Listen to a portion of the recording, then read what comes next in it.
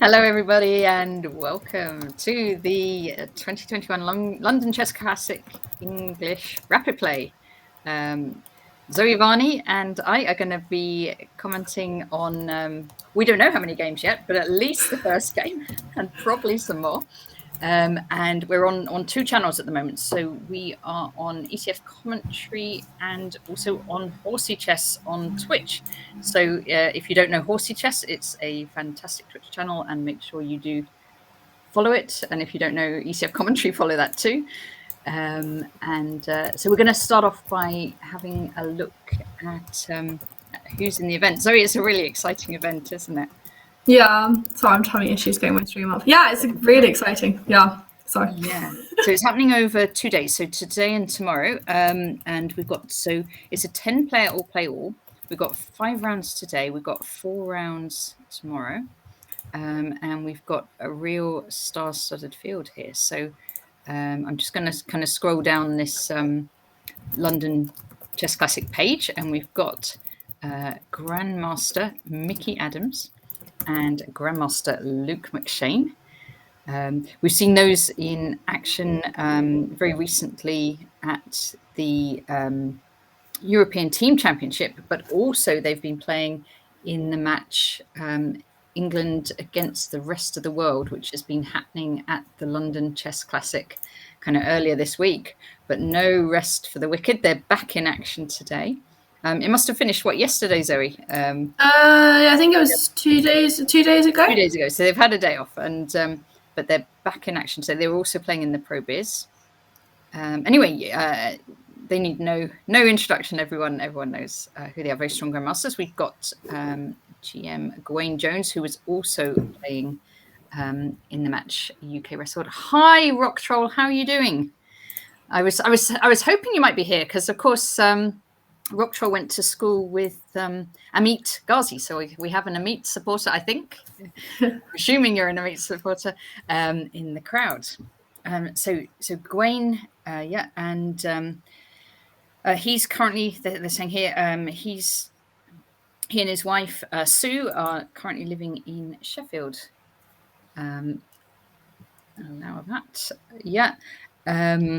and so Gawain playing in really good form at the moment. What do you think? Yeah. I was saying to Natasha before the stream that I actually rate Gawain probably favourite at the moment. Given, I mean, it has been standard play he's been playing exceptionally well in, but both at the European Championships and at the England versus the rest of the world match, I would say, is probably the star performer from the England team and playing against some of the best players in the world. So I'm very, very excited to see what we get from him. Oh, hi, guys. Thank you. I got my antlers on. Yeah. I'm going to, in the background, just going to set up so I can see your chat as well, Zoe. I've got all these different places where I can look for the different chats. While I'm doing that, so John Spielman is an absolute legend of English chess.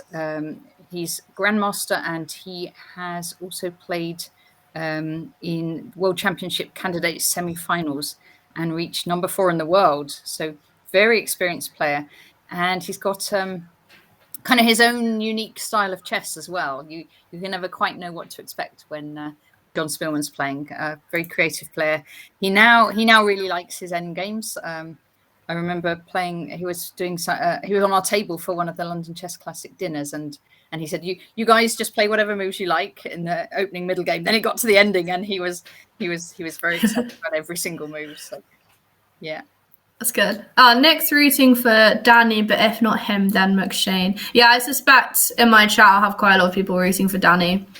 Yes. Danny, actually, I think Danny played John in the 4NCL a couple of weeks ago and just got a quick draw. I believe. Yeah, that makes sense. I think so. Yeah. And then we come on to Ravi Harrier, who is England's most recent grandmaster. So he's had an absolutely amazing summer of chess. Yeah. And he got 2 gem noms, didn't he? Or if I'm remembering right. And he got the rating as well. He got the rating at the Europeans, so he was playing in a couple of all-play-alls and then the Europeans. Oh, also there was the World Cup. Yes. He had a great result in that as well. Didn't he? He was... Who did he beat? I'm trying to remember now. Yeah, it says on the page, Vadim Zvigintsev. I cannot pronounce it at all for the life of me. But a Russian grandmaster who was significantly higher rated than him. And then, so Ravi was born in 99, so he's like the same age as me, which is scary. But I think he's been working. He's written a book as well, hasn't he? I think, and he's been working really hard on chess. So, and it's really showing. Then we've got Amit Ghazi. I am Amit Ghazi, and actually Amit, as well as being massively strong in classical, is very good blitz player. And he always play. I don't know. I've seen him play so many like King's Indian attacks and just bash out the moves and just wins really, especially even the faster than this. But blitz, he's awesome player. Have they started playing? Probably. I was just going to allow them to play some moves and go through. But Amit is known for being rapid play and blitz specialist, so he's another one to watch. Yeah, and then Danny, take it away on Danny, Zoe. I mean, what can we say about Danny? He's a good friend of mine. Obviously, appears on my stream quite a lot. Bit controversial, some of the stuff he says, but he is obviously a very strong, well-established grandmaster. And some of the stuff he's coming up with, an analysis on stream, is absolutely incredible. Yeah. He drew with Stockfish a few weeks ago in some game. He was playing game against Stockfish, managed to get a draw with Stockfish.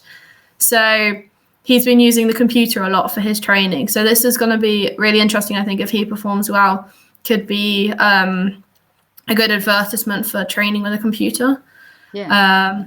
Because that's basically all of his training. He's been working really hard, hasn't he, for this tournament? Yeah, he really wants to make it serious. Yeah, if you look on his back, it says former English Rapid Play champion. So 2017, because I couldn't find the official results. And he's won the British Rapid Play 2006 as well. So he's won some high-level Rapid Play tournaments in this country before. Yep. And he wants to make it another one. Excellent. But good luck. Very tough field, so we'll see what happens. Yeah. And and Marcus Harvey, another very talented young player, has been getting. Marcus went to the school I was at one point. Did he? I didn't realize. The school I was at in year 7 and 8, which was just like a local state school to us because he lived like 5 minutes from me. So he was at the same school as me. Yeah. Oh, very good. And we have Lawrence Trent, who I think he's a last-minute sub. Is he, Zoe? I believe so. Or maybe Andy Horton is. I know at least one of them's a sub for Nick Pert, who had to pull out, sadly, due to COVID. Yes. Okay. And I know Lawrence Trent, he's been saying on Twitter that he's going to become a grandmaster, so let's see. You can't get norms here just because it's of the time control, but he'll be up against a tough grandmaster field here. So let's see how he does. A very, very popular commentator is Lawrence Trent. Yeah. And Andy Horton, another younger player, born in 1998, and an international master and former British under-21 champion. Okay, so shall we have a look at some of the games? Oh, let's see well, first of all, let's see who's playing who. Oh, you want the pairings for each round? Yes. Okay. Let's do that. This one. It messes up my cameras when you start sharing the screen. Your camera there. you have to do this. We haven't tried this joint one before. Okay, and so in this round, what we've got is Marcus Harvey against Amit Ghazi. We're going to have, as we pointed out, we're going to have huge clashes every single round because of the field. Yeah, it's worth just pointing out that the way they've done the seeding, it's not based on rating order. I believe it was randomized based on some of the juniors that were playing with the schools, because obviously this is all sponsored by Chess and Schools and Communities. So they picked names out of hats or played games to decide the order or something. So it's not seeding by rating, which means that you get massive names like we've got McShane and Adams playing in round 1, and they're probably the 2 top seeds based on rating. So yeah, it's gonna be fascinating. And I also wonder if like say McShane and Adams, who must have played each other so many times before, whether they will, whether they'll just halve out because it's round 1 and let themselves get going a bit later, or whether they'll go all out. I don't know.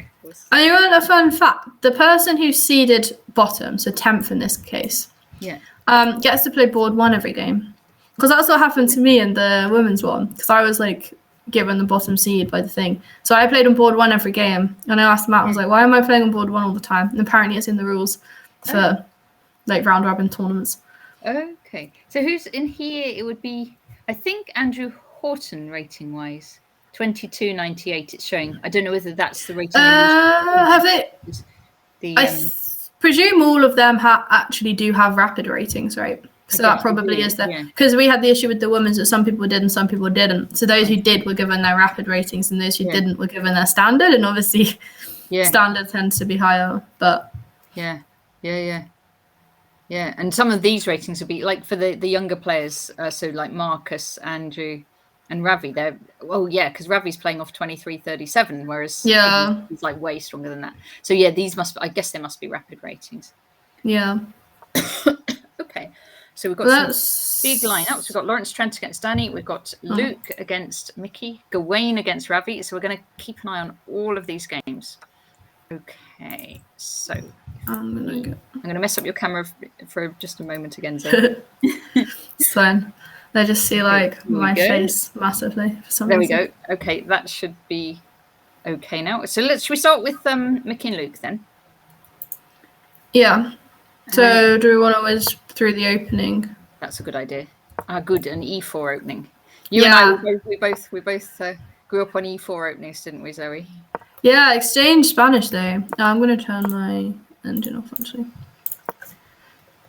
Yeah, I like this. Bishop d6, d4. Oh, this is what I play as black now with f6. D takes, yeah. Yeah, and it's like queen takes d4, f6, knight d2, bishop e6. And then the idea of that is they can't go knight c4 straight away because of bishop takes h2 check. Ooh, yes. That's... I don't know if I should show. Yeah, so basically when white goes knight d2 here, they want to play knight c4. We go bishop e6, and if they go knight c4, you play bishop takes h2 check. Obviously, if they take with the knight, we just take the queen. If they take with the king, you trade queens and then take on c4. And we've just won a pawn. Yeah. Okay, yeah. So this is takes here, yeah? Sorry, I'm not looking at your screen. Oh, you're not looking, yes, okay. After bishop e6. Yeah, so if knight c4, you go bishop takes h2, yeah. Bishop takes h2. And okay, and if you take with the king, queen takes queen, knight takes, and the knight on c4 is loose. Yeah. And if you take with the knight, the queen's loose. So that you cannot do. Very nice. Okay. So, right. Go back to the moves. Bishop e6. So he did play bishop e6. Yeah. And he went e5, and I don't really know much more than this yet because this is a line I'm still working on. So. Okay. Well. Well, I know you are meant to play f takes, knight e7, rook e1 castles, but like I can't really tell you why yet. Because I found it interesting that you can't take with the bishop and then trade queens and then like win a pawn, but I guess it's really bad after rook e1 and stuff. Yeah. So yeah, this is still theory of knight e7, rook e1 castles. I like it for black personally because we've got the bishop pair. If this knight on e5 moves away, you might have tactical ideas involving taking on h2. The f file's open, which makes me very happy as an attacking player. So yeah, I have to admit I like the opening for black. And I play this myself, so yeah. Nick says in chat it's one of the best lines for black. Yeah. Hi, Nick. Bishop d5, bishop g5, h6, and Luke decides to give up this bishop. I mean, I guess this is all like theory he's worked on, but he's given. another bishop. Yeah, I mean, this means Mickey's had a think for bishop d5, didn't he? And I think that the bars by the moves is how long they think, isn't it? Yeah, if you look at the moves, yeah. So bishop d5, he thought for 1 minute 40, which in this time control is quite a long time. Yeah. H6. And then he thought about bishop takes f3 as well. Yeah, I was going to say this. He's a good quick player as well, isn't he? I think Mickey's just all around a very strong player. Yeah, that's true. I wouldn't want to have to face it myself. But yeah, I do understand this decision to play bishop takes f3 here, to give this up. I don't like that. I like this bishop. Yeah, you don't have to, do you? Is he worried about like knight g6 or something? Looks like the thing that that Luke will do next. Yeah. Okay, so why couldn't he have done that instead of rook d1? Is there some kind of tactical? Oh, Rock Troll saying, how do we deal with c4? Maybe bishop f6. C4. C4. Rook d1. C4's the threat. Yeah. But you could always take the knight after c4, couldn't you? Yeah. Could you not wait until they play c4 and then argue? Oh, pass pawn. Hello, nice to see you. How are you doing today? Hey, hello. Okay. C4. How do we deal with c4 in general? So I suppose it's coming at some point. I know. I just personally, I like my bishops. I don't understand this decision to take. So I think we can't really ask him about it. Yeah. Or if you are going to do that, can you throw in a move like bishop d6 or bishop f6 first? Maybe Mickey just wants to get the queens off.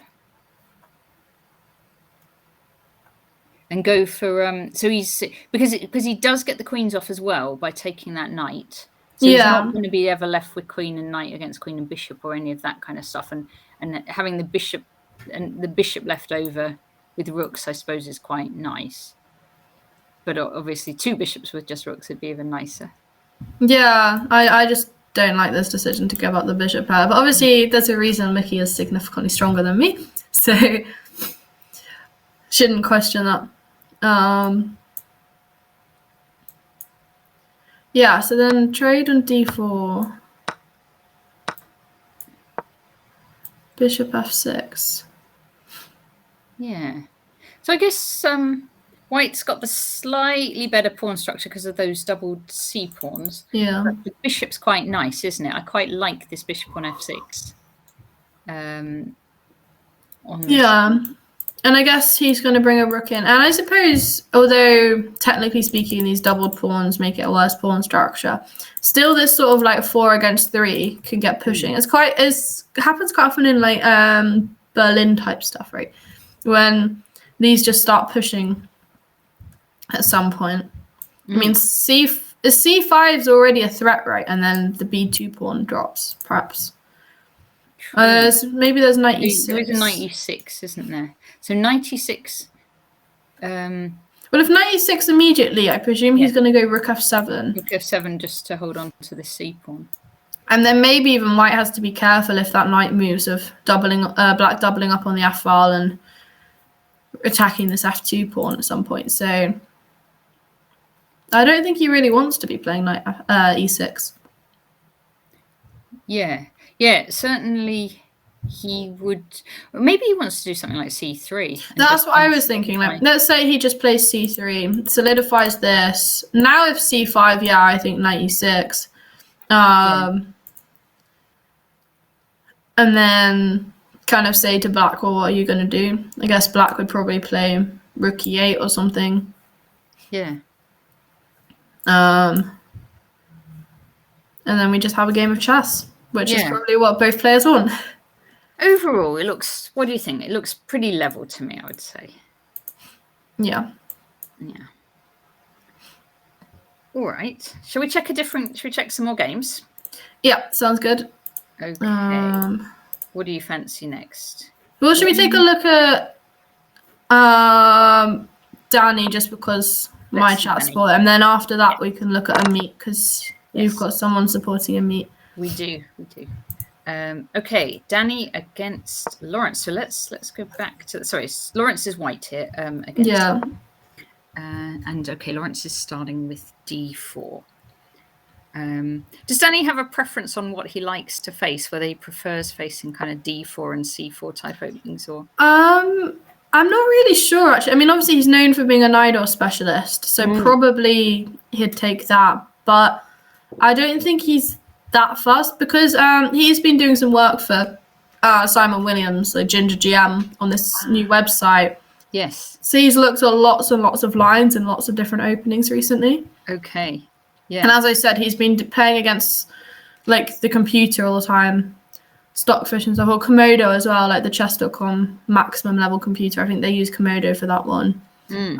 He's been playing against the computer a lot and getting ideas from the computer and all these different lines. Yeah. So,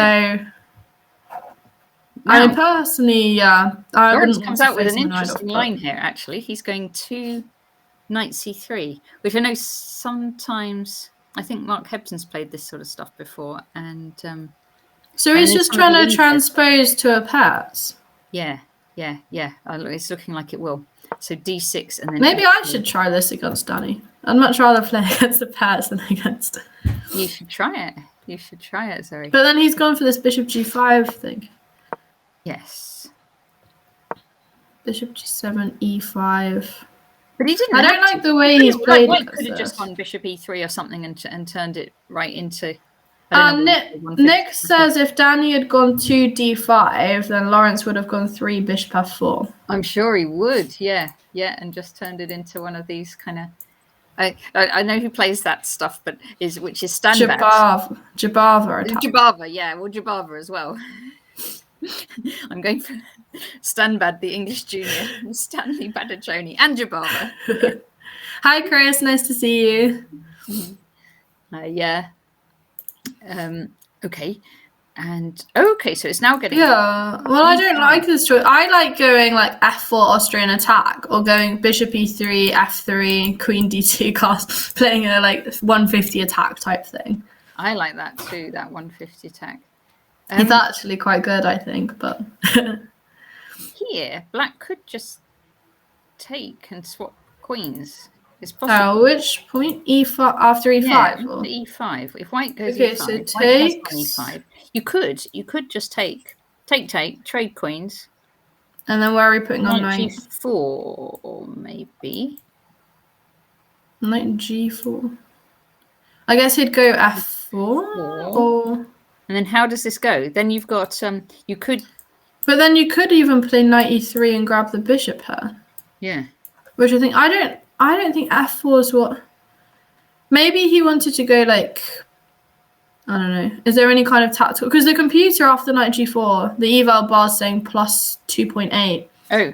So there must be something... You can't do that then. Okay. And is it something involving like some kind of knight D5 or knight B5? Maybe? Yeah, what about knight D5? Yeah, okay. Computer does not like this suggestion of mine. That's fair. Knight D5? Knight D5. Yeah, okay, because you can't go knight A6 just to defend that pawn. Yeah. And then the E pawn's at risk as well as the C pawn. Fair enough. So I guess you'd have to go like knight D7 or something instead of knight G4. But then I'd always be worried about moves like E6, sacking that pawn. Yeah, if you can't go knight G4, then or even just F4 then and solidify. Yeah, I think. Yes. Okay. So takes isn't going to be anything special. So. Knight D7 and then he trades. Yeah. So is this another point where you could consider flicking in like E6 or something, or is that just really stupid with the pawn structure like this? So E6. I know it's a typical idea in past lines. Yeah. I suppose you take it off. After knight D5, he has bishop takes E5. Wait. Sorry. But then do we not take on knight D5, bishop takes E5? Then I was going to potentially take on E7 or something. Or you might even throw in like H3 or something at some point as well. Erica Sinnett, thank you so much for the follow. Appreciate it. Yeah. A rock troll. Rocktroll says with bishop g5, it doesn't make sense because there aren't knight g5 ideas. Okay, that makes sense. So if it was like instead of bishop g5, we'd play knight f3. Then if taking, we might have like knight. Yeah, that makes a lot of sense. So maybe not. I still think but yeah, maybe it's just running into trouble. Black can castle quickly, and maybe black's the one getting an attack. e5 happens. Yeah. But okay, so he takes on d6. Knight f3, h6.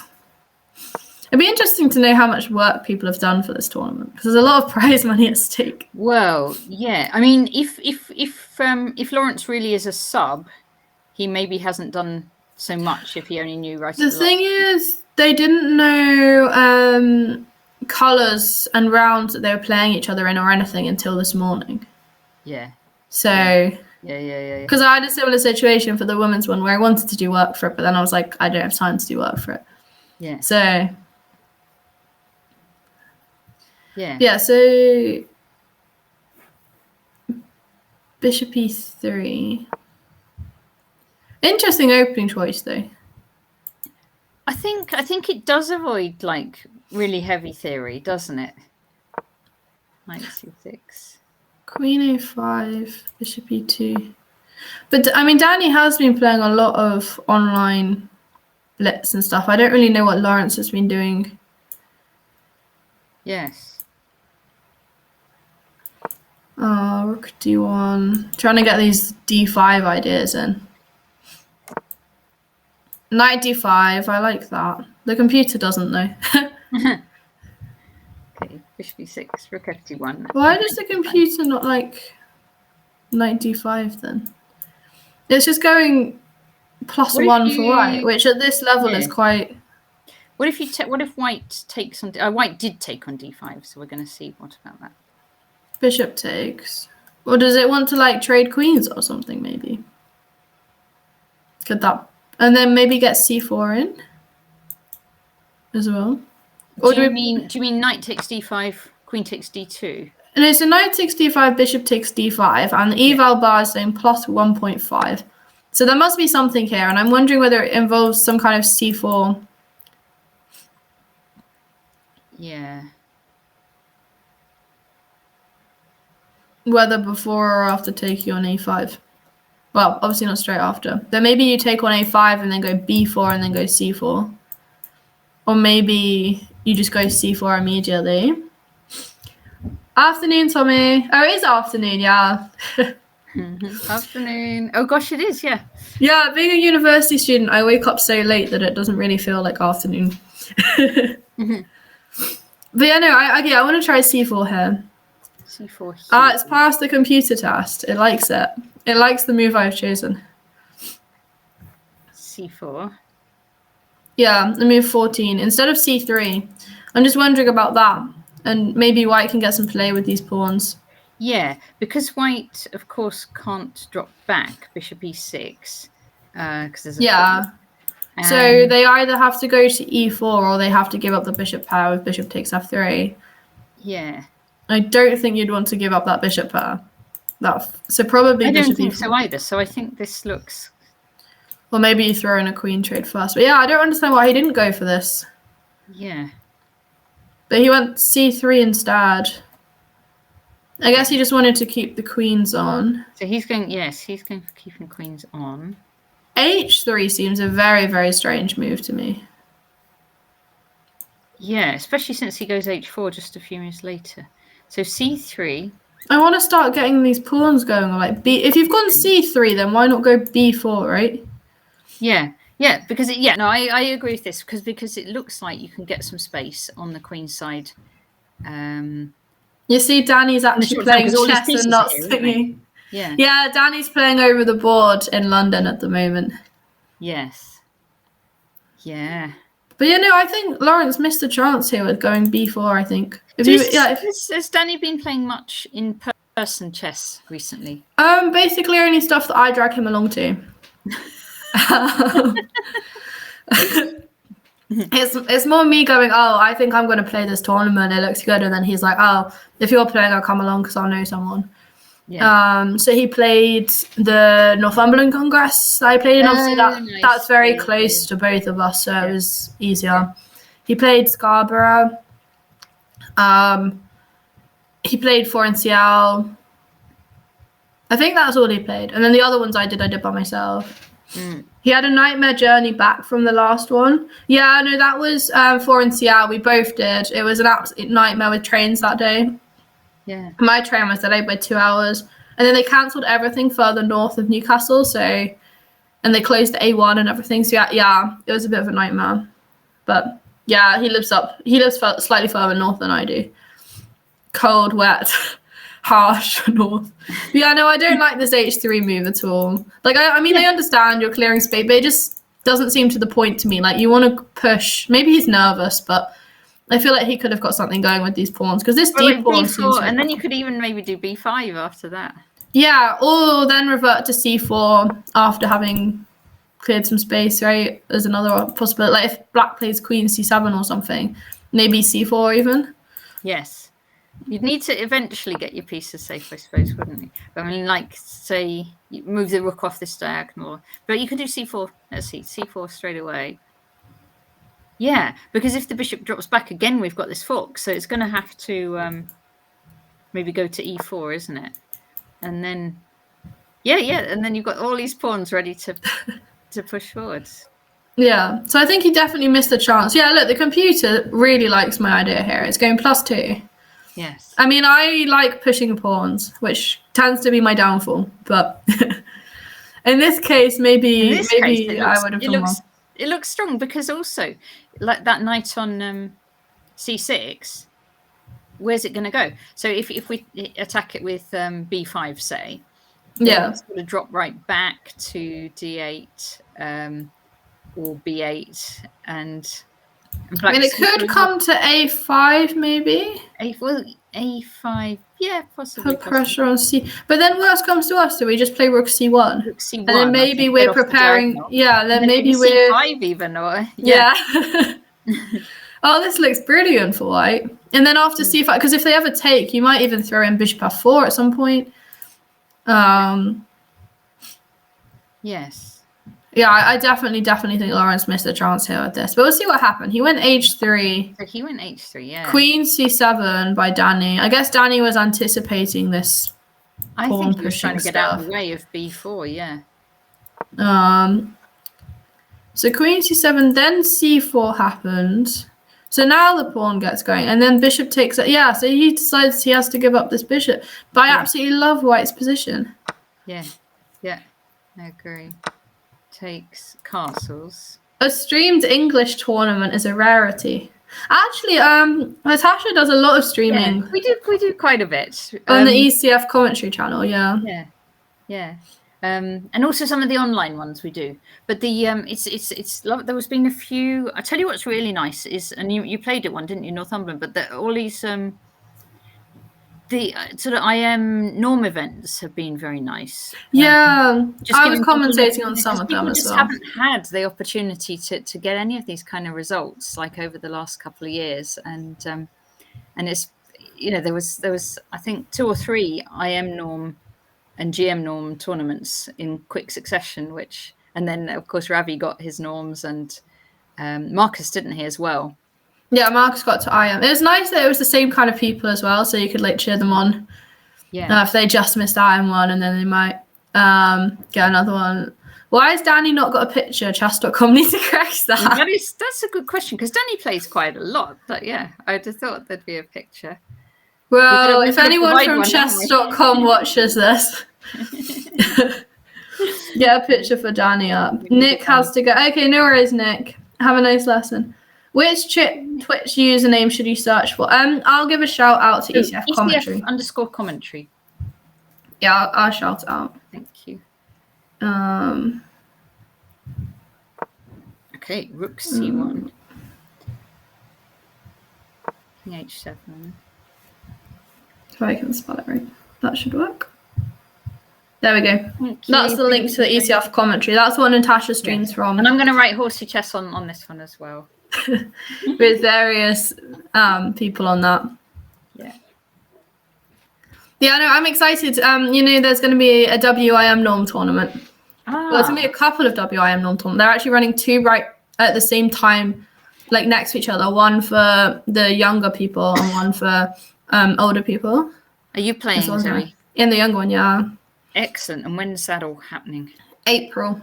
Louise and Cassie are playing as well from very England. Nice. Very good. Very good. Very good. Yes. So very excited about that. Yes. Okay. Oh, so you're going to need to do a lot of prep. You're going to study it all up. Yeah. And somehow within that, remember that I have a degree to do as well. But yeah. You better do that too. What year are you in, Zoe? 4th year. So it's my final year. I'm doing a master's research project. Okay. Which I should be doing stuff for, but it's fine. But you're streaming instead. Yeah, fair enough. I just love have chess. A break. You can't work all the time, right? Love chess too much. Yeah. But yeah, no, I like what White's got here, and the computer, agrees as well. So it looks like White's got a really good position, but it's kind of how do you finish this off? Because Danny's very, very good at defending.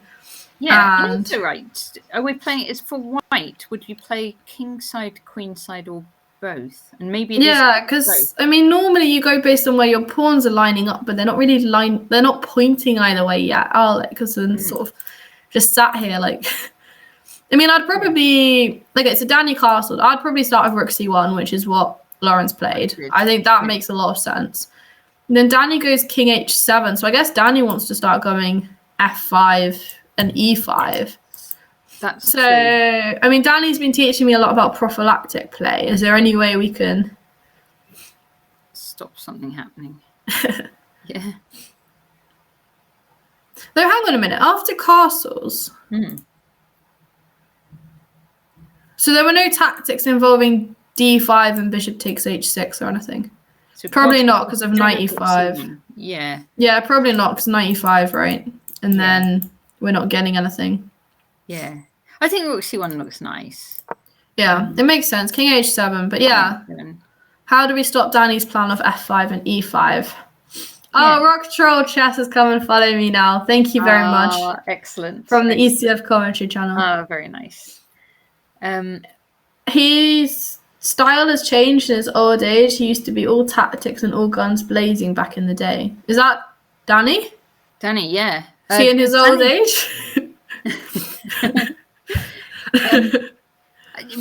Maybe both of them. But Danny, I know when you play Danny, you have to watch out for a lot of traps. He sets a lot of traps when he plays, so you kind of got to watch out for traps. Yeah, he's very tactical. Given it would be interesting to see how this continues. How do you guys think English chess is doing? Look, Lawrence is down to less than 3 minutes now. Yeah. Eric Clive, thank you for the follow. Yeah, the clock. Yeah, maybe we should whiz through. So he went for h4. I don't think h4 feels right personally. Alpha zero. It's probably all right, isn't it? But I would still maybe do. Look what he's swapped off. He's given up that beautiful bishop. Now I rate Danny's chances. Takes. And then he takes to the bishop. b3. Rook e8. I guess it's just whether this d pawn's weak or not. Yes. So he's going to try and come after it. Queen d5. I like this queen move because I don't think Danny wants to trade this off. And this queen's quite nice and centralized. And obviously you're also threatening to take on f7. You still got to go for the cheapos. He's not going to fall for them, but so rook e6. Okay, so Lawrence is going to try and route this. It's not going to be a checkmate because black can always just swap queens, if it starts getting dangerous. But then if you look at the eval bar now, it's just going dead equal, and it was +2 for him. So he's definitely missed some chances there. And now the clocks are about equal though. I don't know how accurate they are, but it's quite interesting. Someone's asked how we think English chess is doing. They said they're quite new and don't seem to have much of a presence on the world stage. English chess. Yeah. No. Well. Gwaine got a medal at Europeans, but it was like a board medal. And David very nearly qualified, didn't he? Oh yeah, David came in the Grand Swiss, but then it's more individual results rather than an actual team result, I guess. Though England has done pretty well in the past in the our open team. And we were actually chatting about trying to put in a serious attempt at seniors level. You just think how strong we are. We could be really, really like because Mickey's just reached the age, so you could have a team like Mickey, Nigel, and then we've got John Spielman, right? Yeah. John Spielman we could have, John Ems we could have Keith does quite well in senior tournaments. Yeah, we've got really, I mean, really, if you... And then you've got Hebden as well as Hebs, we've got another one that's regular. Peter Wells, we've got, I mean, so many grandmasters that are now just old enough. So you could John Nunn as well. Chat's pointed out. Jules, if we can get him out of retirement. No, really. I mean, I like this idea. We could very much win this event, you know, and be the world champions if we can get it all together. My thing's not syncing up properly. Right, Bishop D2. Do we want to stick with this game in the time scramble, or should we move on to? Let's look at also Gawain and Ravi. I think we should check out. Okay. We can. Okay, so they're in a. Ravi played the French, his pet opening. He did quite well with the French at Europeans, and it was funny because the rest of us were like, isn't the French just a bit like, it's not great. But yeah, no, he did really well. It's a good solid opening, isn't it? Okay, so... the eval bar just drastically changed. For white. Yeah. It was like on first sight, rook and 3, v rook and 3, but that white rook there on b7, and it's now taken the pawn on b6. But what would you have done to stop that? I don't think you could stop it from where we joined it. I don't think that pawn was savable. You play e5. Oh, and swap. And then just try and make it so there's like less pawns. Yeah, I know that makes a lot of sense. Nepo played it in the candidates, but it can be so bad. Yeah, no, that makes sense looking at this. But then obviously in time trouble, it's not that simple to see. But it's just this idea of, you're going to lose this pawn anyway, and this is going to come through. So if you swap off a pair of pawns, then there's one less pawn to worry about. And then you can like bring your king back to try and stop this b pawn. But yeah, I think... so I guess Black gets this rookie now onto b1 behind the pawn. I suspect Gawain's going to win this though. Yeah.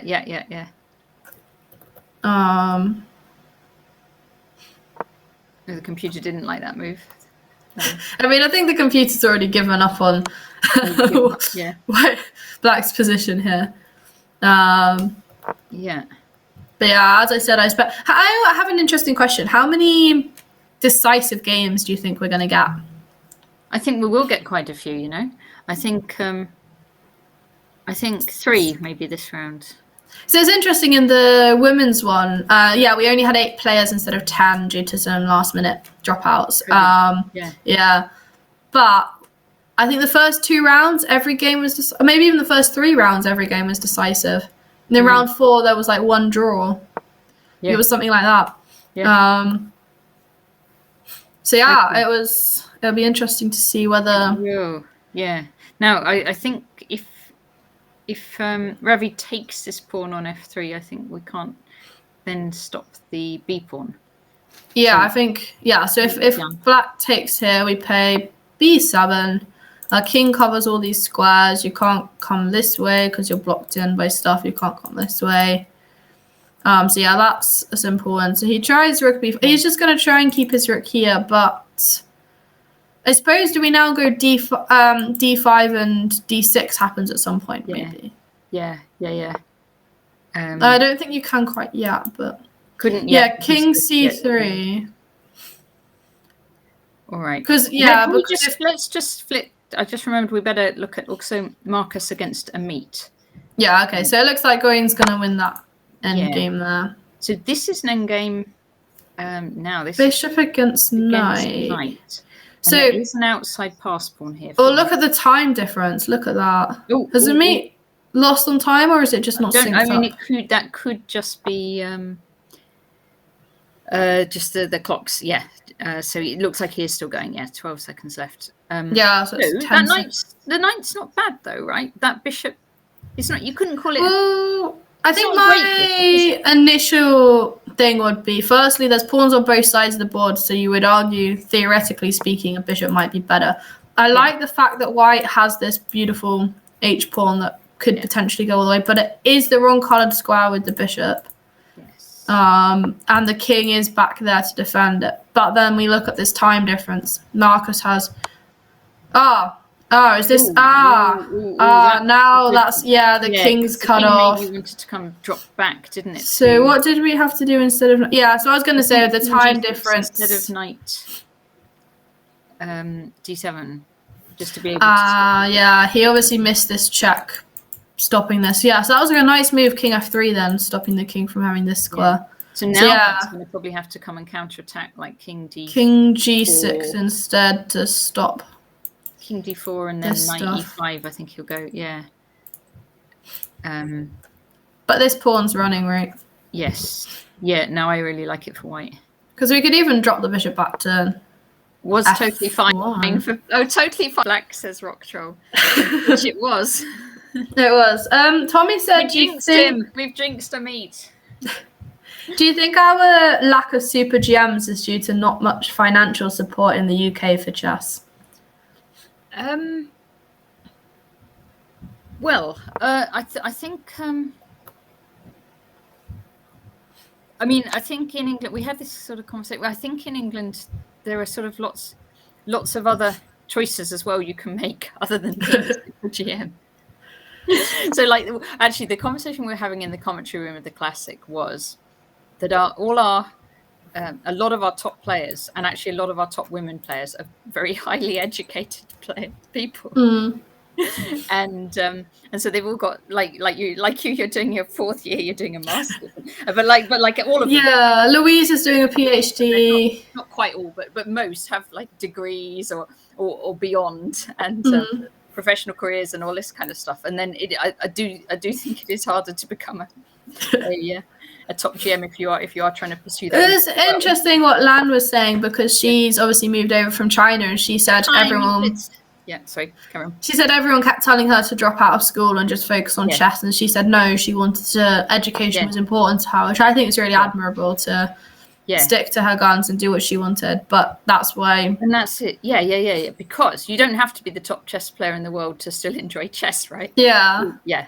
And then she's saying that like she won this Chinese national championship or something for her age group ahead of all these people who had dropped out of school to play. But her federation didn't give her anything because she refused to drop out of education. Yeah. So it's just a different world. To be able to play chess to a high level and still do other things as well. Even Anand went to uni and did a degree. Yeah, that's interesting. Yes. So Minkfitz is saying Black had a fortress with a5, leaving the knight on c5 where it covers e6 and sitting the king on g7. Yeah, so I think it's dropping that king back. So instead of knight d7. This the early point in, before bishop d3 check sort of. I liked your king g6 move as well. Yeah. Yeah, I think, this knight d7 allowing bishop d3. The problem is because your king has to move this way, because we cover all these squares, this pawn is just going to push through. And so I think we're going to see some good technique by Marcus here. He has a lot more time on the clock. Yes. It's interesting. On other games, Wayne has now won against Ravi, and the B pawn did get through in the end. Danny and Lawrence have had a draw. It looks like actually Danny had. Oh, did Danny have the extra pawn? No, sorry, they traded pawns at the end, so it's going to go into a rook and 3 v rook and 3. So that's going to be a draw. Danny will be really disappointed with that. Will he? Well, I suppose Black again. Lawrence is a strong player, and Black in the first round. Then. Oh, Audrey, who would drop out of school when chess is so wonderful? It's nice to see you here, Audrey. How are you feeling, by the way? Hey, how are you doing? Isolation. No. No, I hope she's doing okay and is not feeling too ill.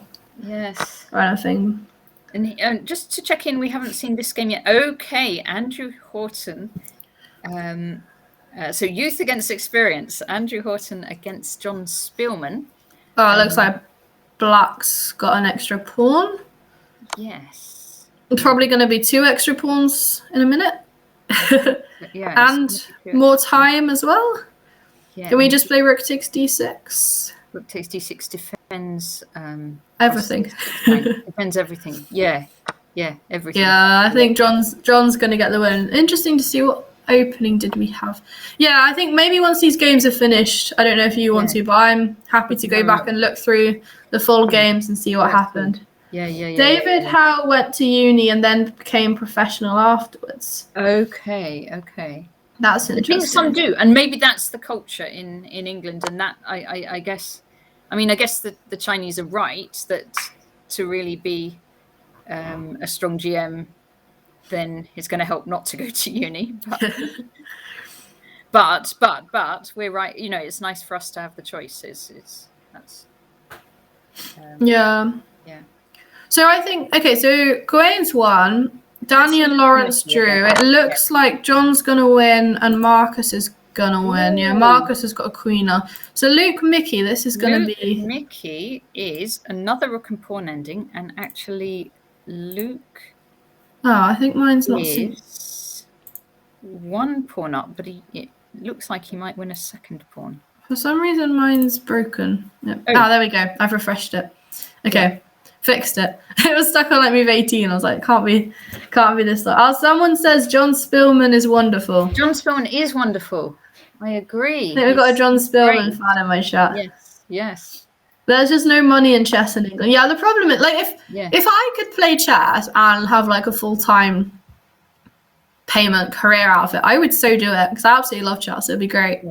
Yeah. But certainly when I was making that kind of decision, my parents were not.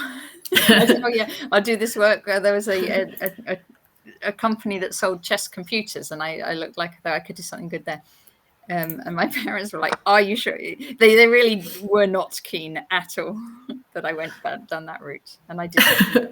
This looks like Luke's gonna win this now, which surprised me actually, because obviously rapid play is very, very different to standard play. But I was saying earlier that Luke has been struggling quite a bit recently in standard play events. He had some poor results at Europeans and in the England versus rest of the world thing. And so I was wondering if he was going to struggle. Be interesting to see. I was wondering if they were going to have a quick draw, but none of that. No, not at all. They're playing a proper... chess streamers, commentators, authors. Okay, so the point is there's options within chess. You can stream, you can commentate, you can write, you can coach, but none of them are actually playing professionally. And I absolutely love streaming and commentating and coaching and all of that stuff as well, but it would be nice to be able to get paid to play. Like in India, well, when they become a grandmaster, they get a full salary for the rest of their life from their government. They used to have that kind of arrangement in Greece as well, didn't they? That they got a like the people who I knew from the World Juniors, the women players, if they got to, I don't know what length, not what strength, but like WIM, I think maybe something like that, then they would get some kind of income throughout their life. It wasn't like, I don't think it was huge, but it was enough that there was some security there, right? Yeah. Seems like Luke might be messing this up a bit. I know it's difficult in time travel, but the computer doesn't really like what he's doing. Maybe this will boil down to a draw if he's not careful. He needs to come the other side of the board, I guess. Try and get his king to b3. Because how far if say he lost his c pawn, you have to cut the king off by a certain amount, don't you, for an h? Yeah, so can Mickey... I thought it would have to be cut off further than this, actually, wouldn't it? To get the Lucina position. No, I did study this. I think Hawkins wrote about it in his book. Here, right? King e5. I think so. Yeah, because you don't want to allow the king, because it has to be like more than 3 rows across or something. Yeah. It does. Yeah, Audrey. It's not the official Lucina position anymore. It's like similar. Chris Baker IM says 5 ranks away. That's good. Thank you. So maybe this will be a draw now. Maybe I should take back what I was saying about being impressed by Luke was playing. I think this is. Okay, so you can cut the king off one more, can't you? Now by going rook c6, but the h pawn's on pre, so that's the only thing. So maybe just h4. Well, what does black play? Is black's? Oh, sorry, it's black's go. But if we play king c5, yeah, king c5. I don't know. Maybe. Oh, that was played. Predict a move time. 3 rows to unside pawn, and now it likes white though. This is really, really tough. I have to put it into. Oh yeah, there's a table. There's a new table-based function I think on chess.com. So I'm gonna turn the table base on. Yes, get the table base on, then we'll know. Then we'll really know. 5 ranks, king c5 says Chris Baker. Yes, so that was played. Okay, so after king takes c4. Yeah. Rook h5 was winning. Yeah, because you need to like cut the king off everywhere. Everything else is drawing. But then king c5 is losing. You have to play king b5, rook a1, b5, or rook b5. Really? That's or rook d3. So what about this position here then? Hang on, the current one. So h4 is winning. h5 is winning. I think everything's now winning. Everything's winning now. Yeah. So that's really tough to be fair. How would you like rook e6? Rook d3. Yeah, hang on. Do you want to question this rook d3 thing, Audrey? Yeah. So apparently rook d3 is drawing, because I guess if you go for this check, we play king b5, and if you take, this is a draw because we can catch the pawn because we can come into the square. Nobody's playing that.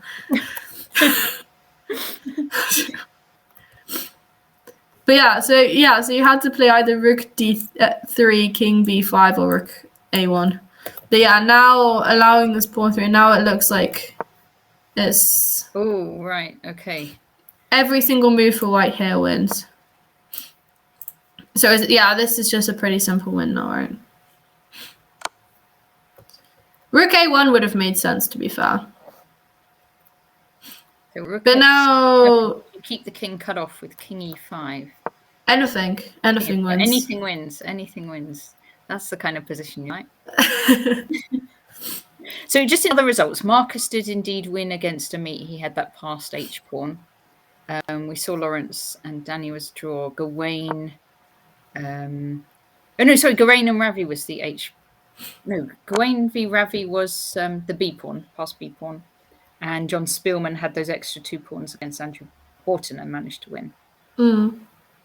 So we've got 3 decisive games. This is going to be 4 decisive games. Yeah, Luke's going to win this now. It's a shame that Mickey didn't find that stuff, but to be fair, it's a lot easier when you have a table base in front of you. Yeah, I really like that chess.com's added a table base on now, actually. I have to admit. I appreciate having a table base because you never know what's happening otherwise, because they never used to have one, and people would be watching the events and then you'd watch the official chess.com stream and someone would go off and look it up in a table base and tell them. Now they've actually added it on. That will give me it. Table base. Yes. Okay. Yeah, and then it tells you like which moves win and which draw. Very good. White wins. Yeah, so if you look, at some points there are still moves that draw and some points not. But yeah, it looks like Luke knows what he's doing now. Pokeram, hello. That is Steve Wooten, by the way. Don't know if you know. Hi, Pokeram. Definitely chatted with Pokeram before. Yeah, I think he's friends with Lee Bullock, so I know him through. Okay, yes. Because Lee set up the Chess Patzers team. Nice. Yeah, now Black's run out of checks. Yes. So the threat is just h7. I am quite interested to see how we got this endgame from the opening, though. If you're happy to look at that. So I think already. Yeah, okay. Yeah, I think this is just gonna be a simple win now. Okay, I'm gonna put it in on analysis. And so we last saw it in move 17 with bishop f6, and I was suggesting c3 for white, but he chose b3 instead. Okay, so bishop f6. Yeah, we were looking at c3, weren't we? Okay, b3. Yeah, he chose b3. Yeah. Which to me, I guess it makes sense, right? When your opponent has the bishop, you put your pawns on the opposite color square to their bishop. Yeah, they can't attack them. Yeah. But I mean, I do like this diagonal. So rook d8, yeah, and that forces a rook trade. So maybe rook e8 was another idea, because I liked rook e8, I think, more than rook d8. Here, yeah. I'm just putting rook here, but to kind of discourage knight e6 type. Yeah, because I mean, if you go knight e6 now, then maybe rook f7. And then if you're going to trade a pair of rooks anyway, I think it's nice to have the open e-file. Yeah. Quite like that. Oppenheimer, thank you for the follow. That brings back memories of my degree. I think Oppenheimer, something to do with my degree somehow. I don't really know, or something similar. Maybe I should. What's your subject, Zoe? Chemistry. But you know, because you're an actuary, right? Yes. Because I studied maths. I've got a grad job for next year to train as an actuary. Oh, really? Yeah. Willis Towers Watson. Oh, gosh. Wow. So quite excited about that. Oh, very good. I'll contact you after on this matter, Zoe. Every time anyone asks me what I'm doing, they're like, "Oh, did you know Natasha's?" I'm like, the number of people that have told me that you're an actuary. Very good, very good. But yeah, I preferred rook e8 here, but he chose rook d8. Yeah. So knight e6. So obviously, it's not a problem that they forked, because we can just trade off on d1. Great. Rook e8. And then, to be fair, maybe this transposes vaguely, but I preferred my way, because if we'd gone rook e8 instead, right? So you can't just take on. Sorry, silly question here. Can't you just take on c7? So I was just saying, like, when you went rook d8, if we went rook e8 instead and they traded, then you're actually threatening to take on d4. Yeah. And then go for this check, or even like go for, if they play h3, you could do it you could like play rook d8. I just really liked rook e8 instead, but. Yeah. So Chris, your old flatmate is an actor at Willis Towers Watson. Oh my goodness.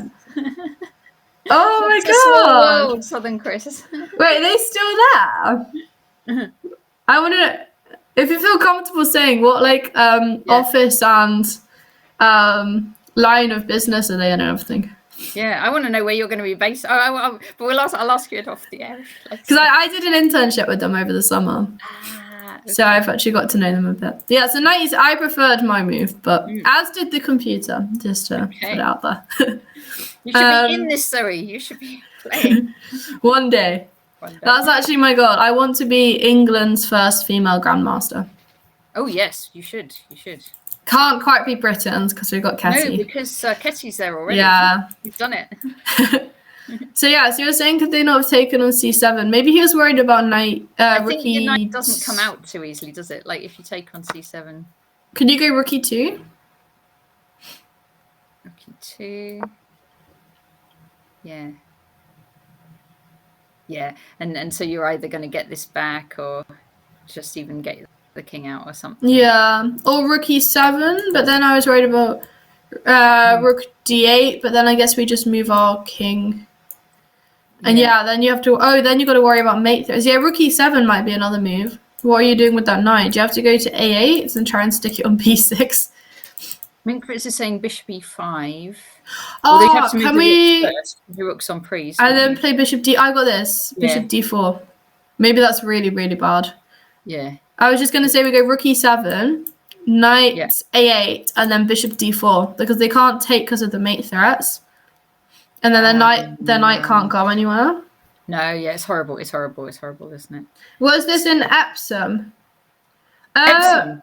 Epsom. No, because I don't think they work there. They're not in Epsom anymore. No, 'Cause I not am. anymore. Wait, which company do you work for?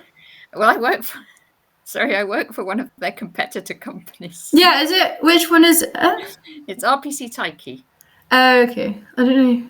Because my aunt is an actuary and she lives in Epsom. Oh, really? But she And works lives in for Legal and General. Oh. I'm going to ask you what her name is. Alison. Alison. Don't think I know her. So, yeah. Alison Varney.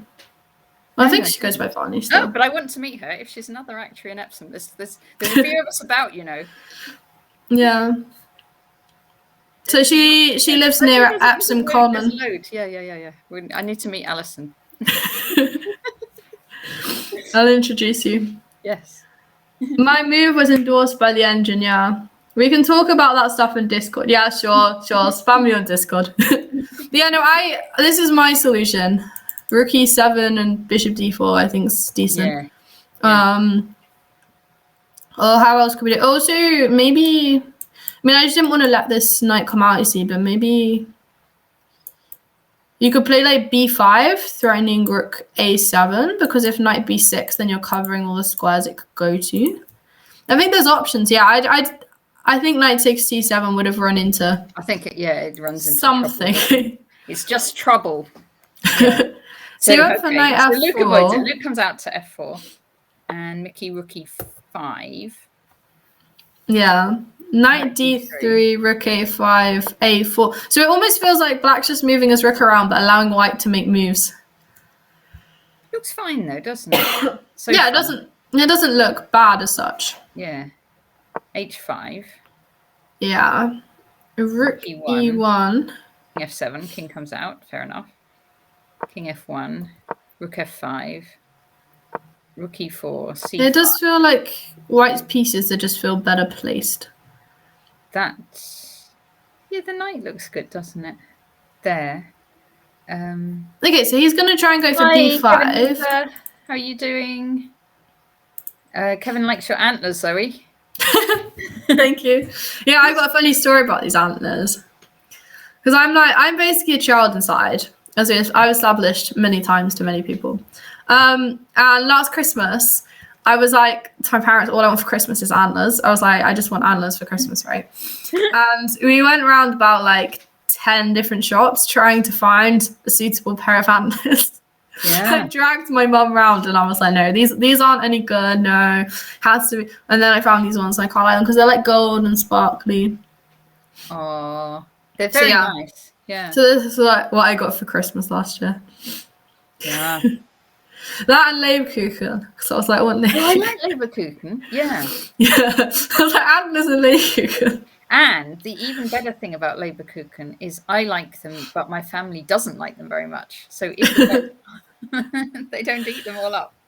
My mum likes it, but quite often some of them have things like apricot jam in, which my dad can't have because my dad can't have apricots.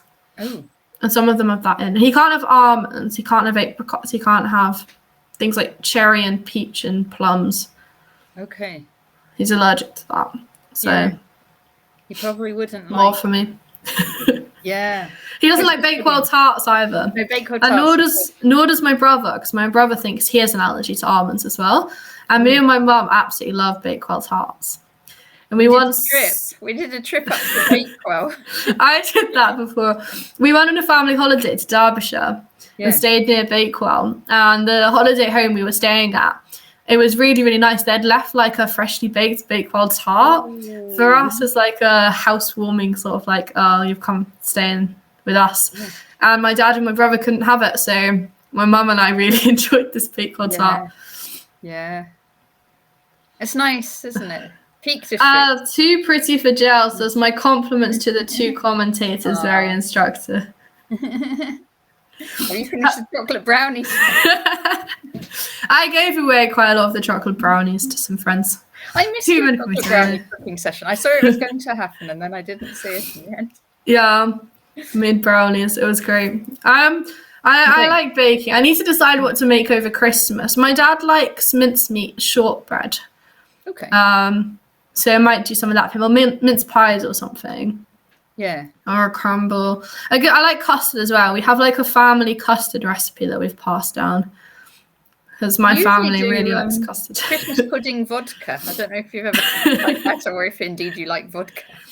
But it's very good. You need a few days. You need to do it each day. You kind of you could just get a bottle of vodka, put in all the fruit, like everything you put in a Christmas pudding, and the sugar and the fruit and all this kind of stuff.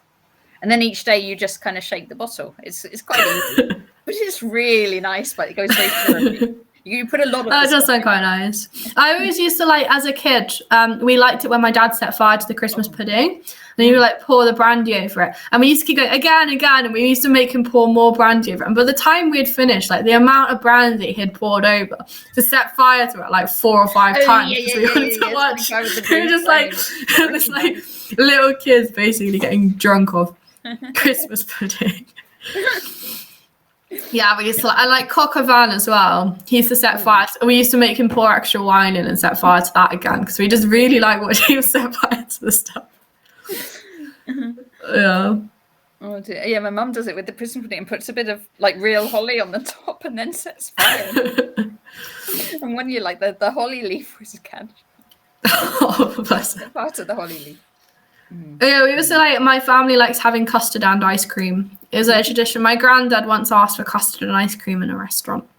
And it's like our thing. We have both custard and ice cream on our Christmas pudding or our mince pies. Don't mind if it's like less of each, but need the mixture. Yeah.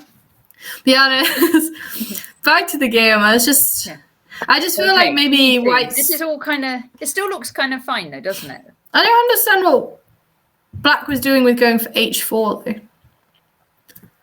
Yeah, maybe trying to stop White doing it. But surely you want to push the pawns on the side of the board where you have the majority, right?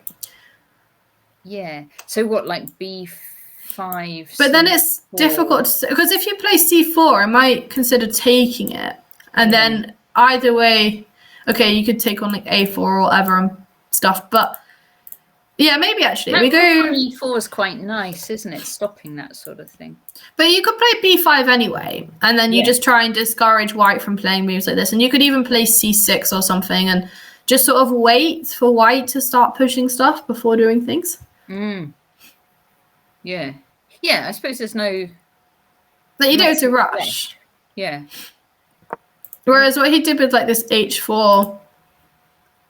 So White just stops anything with h3. But now it feels to be like White has targets. Yeah, I still don't see how White. But we'll see it, won't we? We'll see how White. In my opinion, it just makes it easier for White to make a pass pawn. Yes. Because now you can play g3. Yeah. And then if they ignore it, you might even go g4 and f4. Yeah. Kevin Winter's prediction is Gawain to win the tournament. That was my prediction as well. So wow. You started. Kevin's just started reading Gawain's coffee house repertoire books. Oh, so you got to say when it's a coffee house repertoire, then, which when the opening is coffee house. I like the fact that Gawain plays he plays a lot of openings that I play, like the e4, e5 stuff. Like I do all of that, and then I want to learn the King's Indian because obviously he plays that. And it's interesting because a lot of people go on about how King's Indian's not even that great, but then he gets really good wins with it.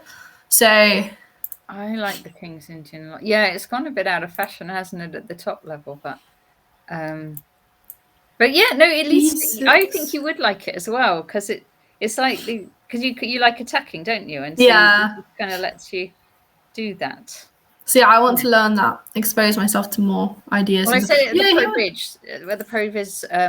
Vitwigoff was my partner there when someone pulled out, and I offered him as Black against e4. I offered him the choice of I offered him the choice of Alakines or e5, and he simply said e5 is the better move. So that's what we played. So that was the more solid. Yeah. Then I offered him as White. I offered him all sorts of choices. He's a lucky man. I offered him either e4 on move 1 with follow-ups of the Mora Gambit and the King's Gambit, or knight f3 on move 1 And I guess he went knight f3. You guessed it. You picked knight f3. And then I offered him, as black, against d4, I offered him the choice of f5 or knight f6 with a kind of King's Indian. And he didn't like f5, he's weakening. Sherry says that. She really, really hates is it the Leningrad Dutch? The Leningrad Dutch was what I was going to go Or to. the stone, really or is it no, he didn't. It might be the stone wall, actually. Stone wall. Anyway, it's like the Dutch in general, because we had this conversation at Europeans, because they were trying to decide on board order as to whether she would sit out or Louise would sit out for a particular game. And she saw her opponent went d4, and she's like, I don't want to play them because I don't have anything against d4. And Lauren was like, don't you play the Dutch? And she was like, I'm never playing the Dutch ever again. And then she reckons it's just really weak. Felt by all Dutch players. Yeah, it's really weakening, and it just gives white an advantage from the start. But it's fine. We taught her. Lauren worked with her on the Queen's Gambit declined, and I think she got a good game out of that. So the thing with Vitrikov, right? And I said to him, well, look, I used to play the King's Indian a lot, but I don't remember all the theory or the moves or whatever. And he said it doesn't matter. He just says, you know the ideas, you'll be fine. It was. He's so strong. But it was fine. It was just like, you do know the ideas, and you don't need to know the exact moves. So we went into this heavy kind of knight c6 mainline King's Indian. He was fine to go into all of that. He just said, well, it doesn't matter. You don't need to know the moves. Just as long as you know the ideas, you'll be okay. And it worked really well. Fair enough. Yeah, maybe I need to just learn the ideas and then just start. Because I think I've sorted out Kevin Winter's recommended Spearman's book, King's Indian Warfare. King's Indian Warfare, that sounds. There's so many King's Indian books there. It's hard to know. Yeah. And I'm sure, Gawain's done a lot of stuff, hasn't he? He's published stuff, hasn't he, on King's Indian? Well, I was going to do some streams working through some of the chess.com lessons. So maybe I should do like one King's Indian one on that. Yes. Yeah, for sure. But yeah, so I don't like this b6. Like, on move 28, he went b6. I preferred b5 still, even though if it's not necessarily doing much. It's just trying to gain space. And b5. Am I predicting computer moves again? No. I think computer didn't mind between b6 and b5. Computer's happy, relaxed either way. But yeah, okay. So I want to see. I don't understand how it went so downhill though. Yeah, let's see. 91. Yeah. Saying slight advantage for white, but he just pushed on the wrong side of the board, I guess. Yeah, you see, now the white gets c4 in. c4. I feel like that makes things difficult because the rook comes out, and then you can't go b5. You can't go b5 because of the c5 pawn. So now I feel like white's basically halted black's structure. Yeah, the 4 pawns are stopped by 3, aren't they, in a way? A5 takes. Now we've got a funny pawn structure. Takes. Yeah, so I like what white did here with the... Yeah. And then, as I said, black's pawns just became really weak because he'd pushed them so far.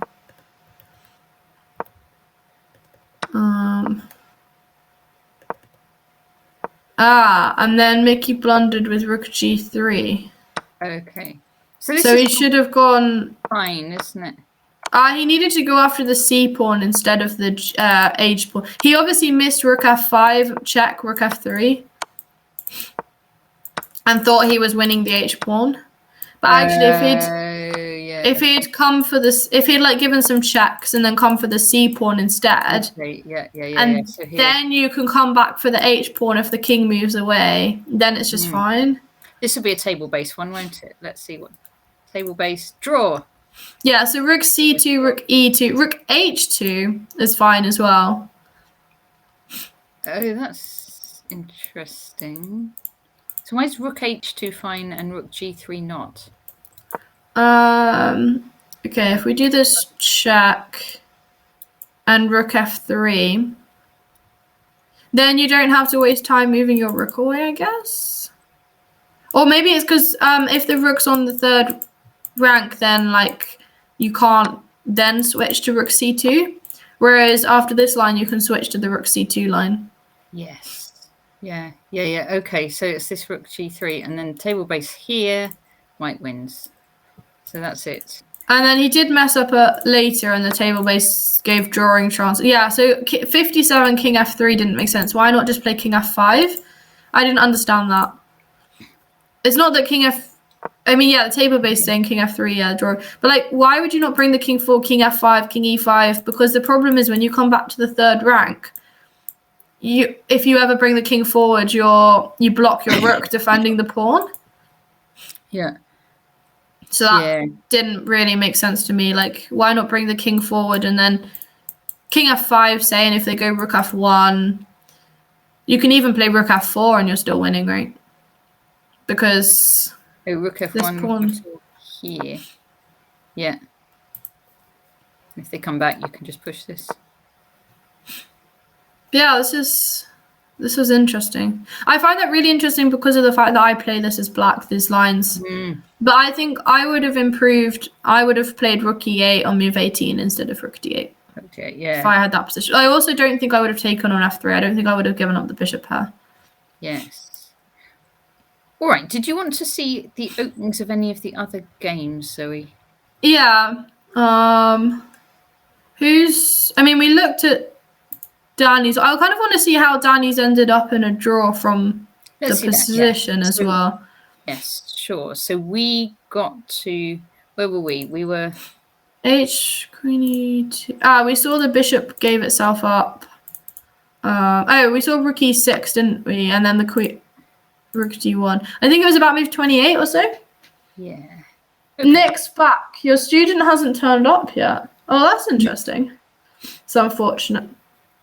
Yeah, Danny had a tough position earlier. We thought Lawrence would have been doing better if he'd gone for like this b4 and c4 stuff earlier. We were looking at sort of gaining space on the queen's side for white. Just a bit earlier than this position, weren't we? When we had a few pieces lined up on the right out of the opening. Could kind of push these pawns and gain time on them, was what we were thinking. Should I see if I might see if Danny's messaged me about it actually? You haven't seen Zoe, is Danny your coach? Yeah, ish. Yeah. I play for the same 4NCL team as him. So he's coached me a bit before Europeans and stuff. But he's a good friend of mine. Where can you watch the games live? On chess.com /events. Yeah, classic English Rapidplay. Yeah. You go on chess.com and you go 10 on minutes, isn't it, till the next game? Yeah, you go on the tab down the side and find today and then click on events, and then that opens up all the different events that are going on, and then there's one called English Rapidplay 2021, and then you can find the different games that are currently going on. So I'm obviously just sharing the board part of my screen. I think Natasha's sharing her whole screen. So I'll show you. So on the ECF commentary one. Yeah, for anyone watching that. There, today. So today, and then events, and then there's this kind of an Op FIDE World Championship. Passport, thanks for getting the link. I need to remove notifications. I find it's really annoying, right? When you have random chatting services, and then you close the program, but then if you don't quit it on the taskbar, you get the notifications for it. It does that like Telegram and Discord and stuff. It's annoying. But yeah, if you're watching on the ECF commentary thing, you should be able to see instructions how to do it. If you're watching on my channel, Passport has put a link to the event in the chat.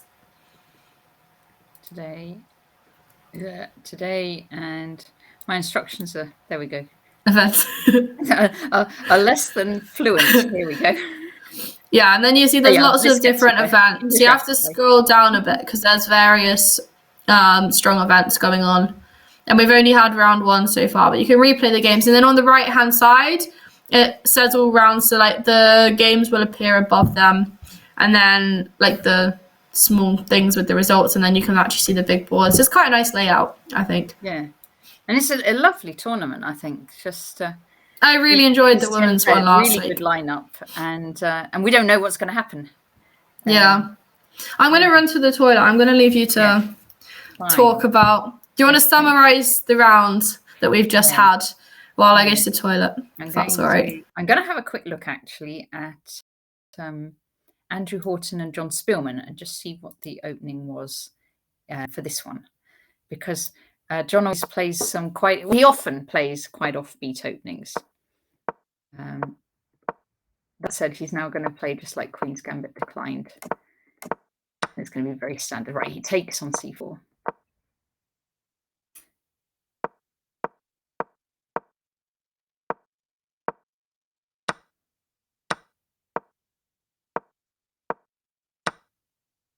And so actually Andrew Horton's doing well here. But I think it won't bother John particularly. He just kind of wants to get out of the opening, and he often says he just wants to play chess. So he will kind of, as long as he's got a sort of interesting unbalanced position, he'll be just happy.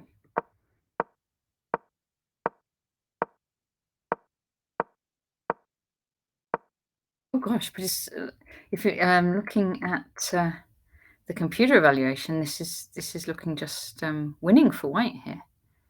Hi, Passport. Yeah, John plays the Catalan as well. Yes, it's true. And he plays all sorts of stuff, doesn't he?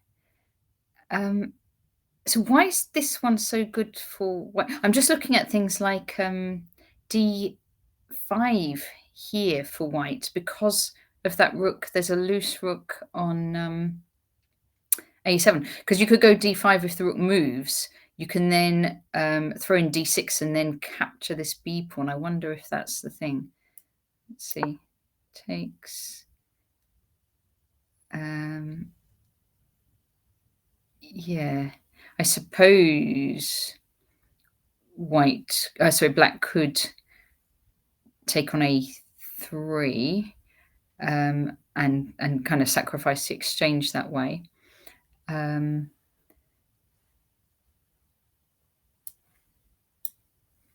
So here, what takes? Okay, computer didn't like that so much, but then I guess that's because of this. So d5, is there another idea? Computer still likes it for white. I suppose you could do queen c5.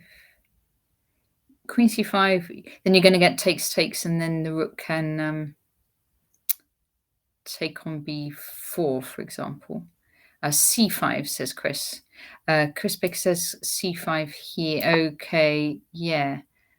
And then I was thinking, my sort of plan was to just play d6. Which one are you looking at? I'm going to show you, Zoe. Have a look at this position here. So this is John Spielman. Andrew Horton against John Spielman. And just... which move?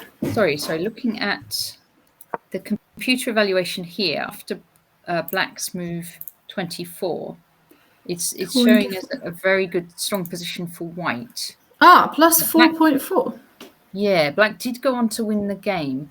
I was just looking at what white might have played, because I was looking at the move d5 in this position. Uncovered tap on that rook on. Yes, I like that. d6, so maybe that's a sort of thing that white could have thought about. He went knight c2 first. Yes, he did. And knight c2. c5. Still doing his great. Yeah. So what happened then? Then d5. Yeah, this is all looking good. Rook f8, a8. Then queen e2, it starts to drop a bit. Is that why you were suggesting moves like d6? Yeah. Or what about instead taking on e6 or something? Yeah. So maybe here, Don. Andy was well on top. Yeah, that's what we're thinking. Andy was well on top. This is what normally happens to me in like every game I play, right? I'm like completely winning and then lose. Yeah, I don't know if he got. It doesn't. It looks like he still had 3 minutes left by the end of the game, so it doesn't look like it was like just. Yeah, the computer likes knight e1 or h4 or rook d2. Basically, those three moves in any order. Okay, but I guess we're just going to go for an attack. We're going to go knight e1, knight f3, h4, knight g4 or something. I don't know. We're going to attack. This is my kind of position. Coming around here. And Nick said he likes how Gawain uses the same openings he suggests in his books and courses in the same variations. It shows you in them, doesn't it? It's a good advertisement for all the courses and books he writes. Oh, yeah. So this is still looking good. Knight e3. So the computer doesn't like it that much, but it's still good for white. Knight f8.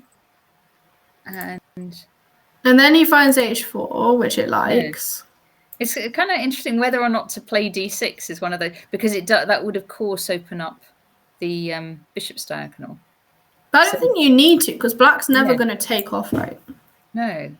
So King h2, that's still okay. King h2.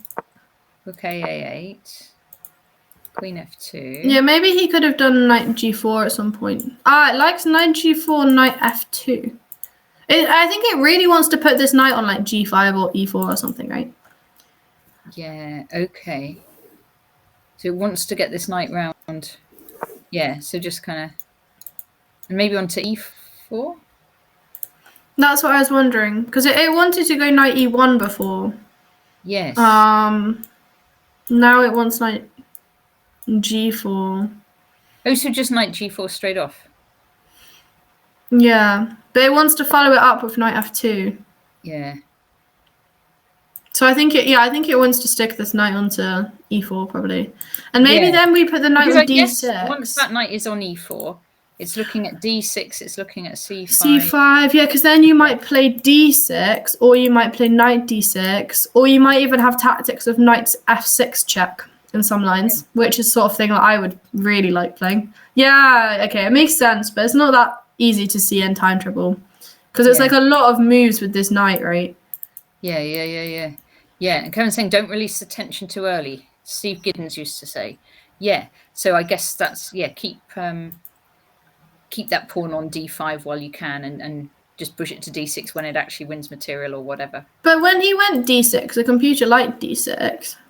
So it still really likes his position. Have you got Zoram in your chat? I love Zoram. I said hello. Hi, Zoram.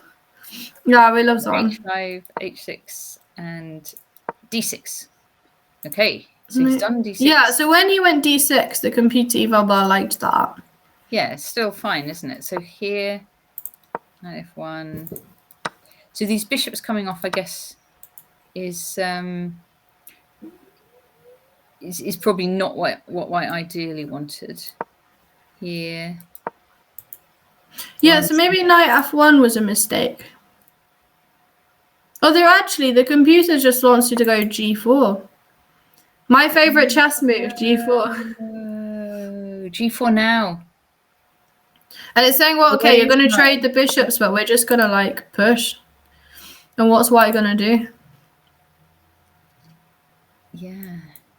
And then you can still put this knight round to e4, can't you? Okay, so trades. But I mean, white's still doing. I don't understand how this all went so wrong. It didn't. Do you know what? It seemed to be gradual, didn't it? Just sort of gradually. Rook a1 doesn't really make sense though. Like, I know you want to defend this pawn, but do we need to? Like, we've got this attack. The computer wants it wants to stick this knight on e4. It wants to go knight d2 here. Yeah. I guess if you ever take on a5, your queen's wandered very far away from your king. Yes. Now knight e4. Knight e4, knight g4, and then you can do this g4, g5 plan, and it's we're gonna go g4, g5, and then knight f6. Yeah. And how would you stop that? Yeah. So it doesn't seem to be any big mistake by white. It's more just a sort of gradual, not quite getting to this plan, I guess. Yeah, which is a shame. It's a sort of plan I would have loved to have seen, because it's exactly the sort of thing that I want to do every time I play a game of chess. Yeah. Yeah, get this knight to here. I think that's the thing, and then you can... But he's probably pleased with, like, the chances he had. Oh, and then taking on f6. Yeah, don't take on f6. So here.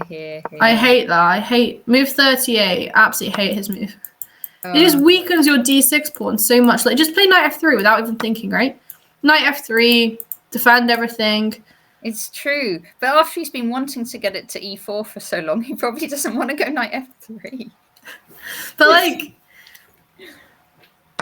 I mean, sure, you've lost some of your advance, but you just can't weaken that pawn. That's just, and then it looks like it all just sort of went a bit downhill from there, right? Yes, once the knight's got exchanged. Yeah, the h pawn dropped. Ah. And then this b pawn started pushing. Yes, and now that's, yeah. And then the d pawn ended up, then the c pawn and the d pawn, and it was a lot of pawns. Okay, should we see if round 2 is starting? Oh, it looks like we've got some moves. Let's go back then. Right. So where do you want to start?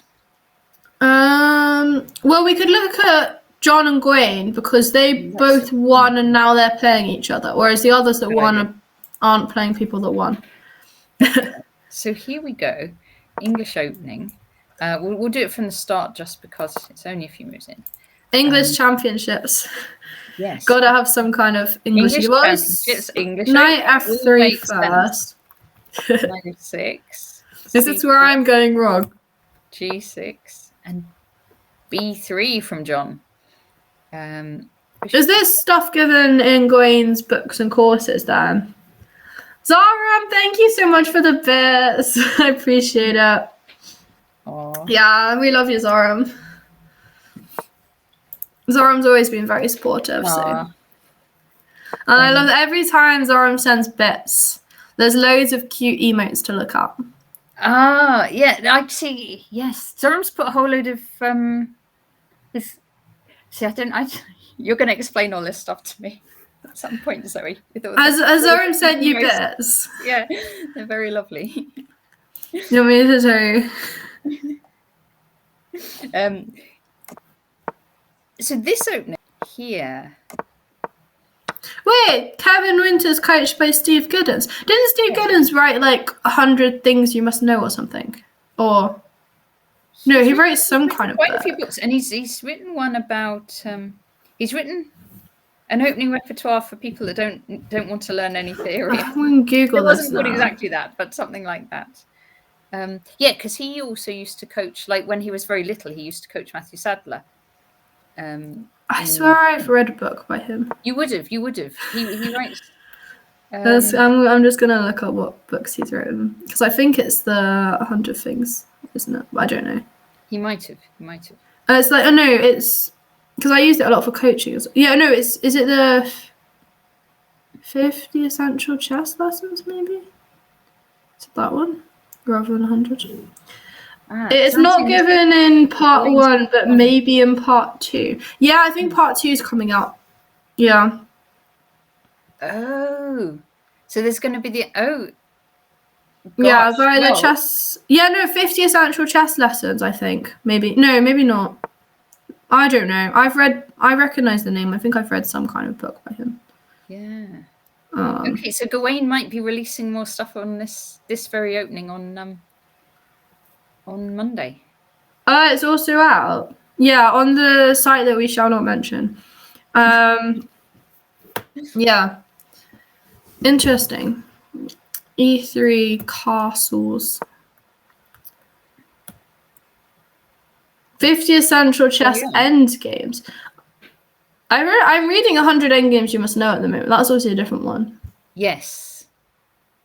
Oh, you meant part 2 on book. That's a good one to read, Zoe. 100 End Games. Yeah, I'm working through it at the moment because I haven't got that far because I'm doing a lot of things at once. I've done like all of this. I've done all of the basic things where he goes, "This is stuff you absolutely must know," like at the very start. Yes. And then I've done some of the king and pawny type stuff that comes next. But I'm also looking at Dvoretsky as well. So yeah. Jesus, the 100 Endgames You Must Know. Yeah. Yes. All right, books by. Maybe I haven't looked at a Steve Giddens book. I just recognise the name. Yeah, no, he's written quite a lot. He's written a lot of books. I was trying to remember. He's done 101 chess opening traps, how to build your chess opening repertoire, 50 essential chess lessons, 101 chess endgame tips, golden nuggets of endgame wisdom, 50 ways to win at chess, and the greatest ever chess endgames. Wow. Yeah, 100 endgames you must know is good. Yeah.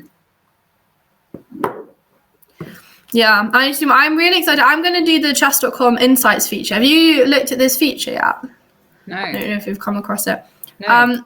So it's a new feature on chess.com called Insights, which I haven't looked at because I'm going to do it on stream. Yes. But it's basically supposedly tells you loads of stats about stuff and what you need to do to improve and what you're good at and stuff and bad at.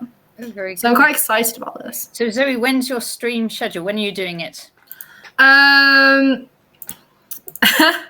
know. Obviously, I've been ill in bed with flu for the last week, but I think I'm gonna try and stream this thing again tomorrow. If you're around, I'm happy to do it with you. I don't know if you're busy or not. I'm hoping to be around, but it depends on something I've got to do in the morning. But hopefully, yes.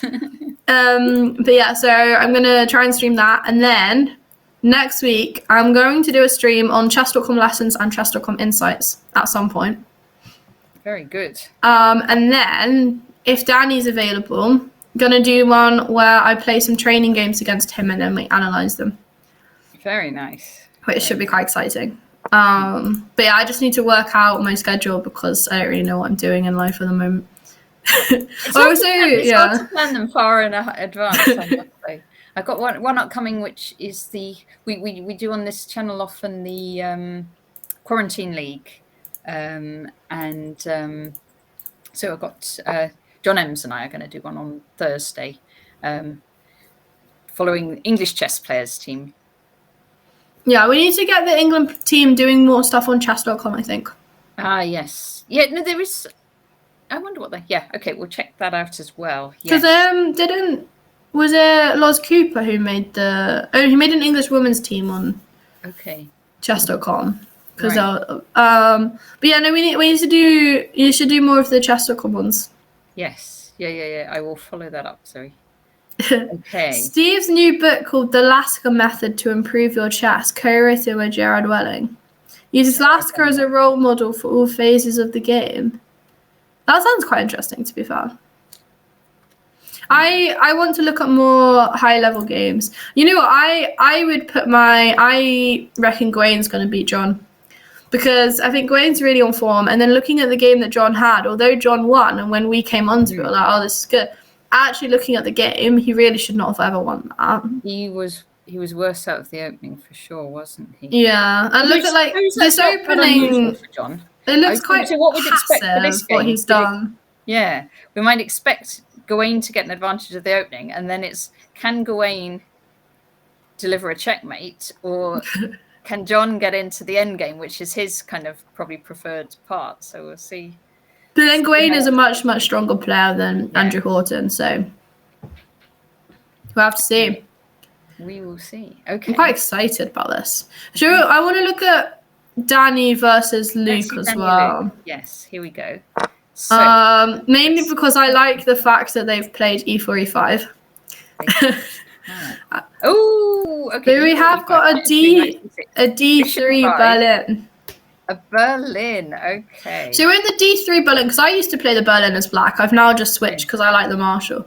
But I used to play against D3. I went D6. Because I used to be coached by Adam Hunt when I was like a lot younger. Yeah. And he looked at the bishop c5 line with me, and then he looked at the d3 line with me as well. And I really like this d3 line. And the idea is if white goes c3, you go g6 and fianchetto. And I had this against Neil McDonald in the Foreign CL a few years ago. Yeah. And I ended up losing in the end, but I actually had an advantage going into the endgame, and then basically was holding it for ages and ages and ages and never should have lost and just blundered in time trouble at the end. So definitely I think it's... I like this for black a lot, to go d6 and g6. D6 is what Steve recommends. So Kevin's saying he thought Danny would get you to play the Sicilian. Danny? Yes. Oh, he's tried. I don't really listen to him. No. He told me that he gets really annoyed every time I don't play the open Sicilian as white. He told me I need to give up all of the other nonsense and just play open Sicilian. And I was like, I don't think open Sicilian is very good because it's too theoretical. It doesn't get me what I want. Yeah. Basically, my advice is if Danny's coaching you, you need to listen to him sometimes. He has actually prepped me with some really, really good lines before. Some of the stuff. So I don't know if you remember, it was a very long time ago, but the English Women's Championships back in 2019. Okay. So I was playing Annam Sheikh in round 2. And she's someone I've always struggled against because the openings that I play fit with her style. So I normally end up drawing when it's games I feel like I should be winning. Yeah. So I said to Danny, I was like, I don't want to do this. And he helped me prep for that. And I had a really good game against her. So he has come up with some really good prep for me and knows what suits me. But I do completely blatantly ignore him sometimes. Well, you can ask Lauren as well. At Europeans, Lauren would suggest stuff and I'd just be like, no, I'm not doing that. I know, but sometimes you don't feel like that. Sometimes you feel like a particular opening or you don't feel like but I think that's why I work quite well with coaches because I know if something's going to suit me or not. And then we get down to something. So Lauren, the game that I went like to D4, that was his idea. That was because he was suggesting something and I was like, I just don't feel like this. Yeah. And then I was like, I want an opening where I castle queenside and attack, but in an E4, E5. And he came up with that line and obviously it worked really, really well for me. So... Okay, do you know anything about this bishop c5? Luke's chosen to I don't really know much about that. I know Gawain does this stuff with bishop c5 as well. I did have a conversation with Gawain at Europeans about it. But I've never played this line myself. I just know it's meant to be like the most active move. Yeah. Okay, so Danny then exchanges. Yeah. And castle. Yeah, queen e7. Knight d2 and bishop g4. Luke. H3, bishop h5, rook e1. Knight d7. Yeah, knight d7 is a move that I've come across in a lot of these exchange lines at some point. In the mainline stuff with a6 as well. And just this idea of like really solidifying the e-pawn once the d-pawn's exchanged off. Yeah. Kind of black's not giving away much here. Not like where is black going to put the king? Well, I think from Luke's point of view, he's just beaten Mickey, right? Which is a very strong result. Luke, you're right. Going f6 as well. Yeah, basically we go 97 f6 against a lot of these things. But yeah, so he's just beaten Mickey. Great result, but very, very long game. And I think he's probably going to go into this he's black against a strong grandmaster. He's just going to try and be solid and hope that Danny messes up. Yeah. Because like this is one of those things where you need some wins, but you're not going to win every single game at this high level. And I think the players have enough respect for each other, even if they significantly outrate someone. They have enough respect to not think it's going to be easy. Yeah, I think they're going to kind of play moves for a while, aren't they? And then see what the positions are. And it's like the women's one. You had people beating each other that were like all over the place. It was really hard to predict. Apart from Lan, who was like did very, very well. They were like, you'd beat someone and then they'd beat someone else who'd then beat you. And then it was like... I know, yeah. It was quite amusing. So knight f1. Knight f5. It's an interesting thing. I like this knight on f5, but then actually where's it really going from there? Yeah. And interesting that Luke chose to take on f3. Yeah, he gave up the bishop. But then what else do you play, to be fair? If you go what else do you play? bishop if g6. You go bishop back to g6, it's just kind of a little bit... Oh, sorry, I was looking at a tactic. I mean, can you actually do knight takes e5 and then... Well, I was wondering if you could go for h4. I know you've just gone h3, so it looks a bit weird, but... And then threatening to trap this bishop, so white would have to go... so black would have to go h5 or h6. But then this almost looks like some of the Caro type positions you get apart from... I think this is better. You also might have ideas of bishop g5 if you go h5. Yeah. And then I think white's just going to go c3 and then potentially queen b3, and it's really difficult to deal with because your bishop can't get back to e6 or Black's not anything. safe yet. So this, okay. So it's probably wisest what Luke did to take on f3.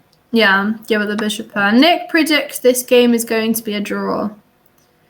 Interesting. Maybe it could be. I think it's really hard to tell this early on in rapid play. Anything can happen. Yeah. So Kevin's asking, have I improved as a result of working with Matthew over the years by osmosis?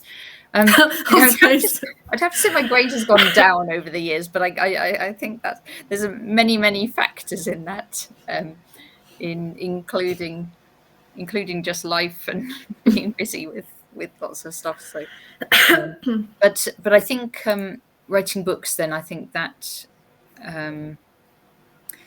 that does help, because you kind of focus on chess a lot, and also new angles. I'd recommend that, Zoe, actually. Yeah, if you ever get a chance, also.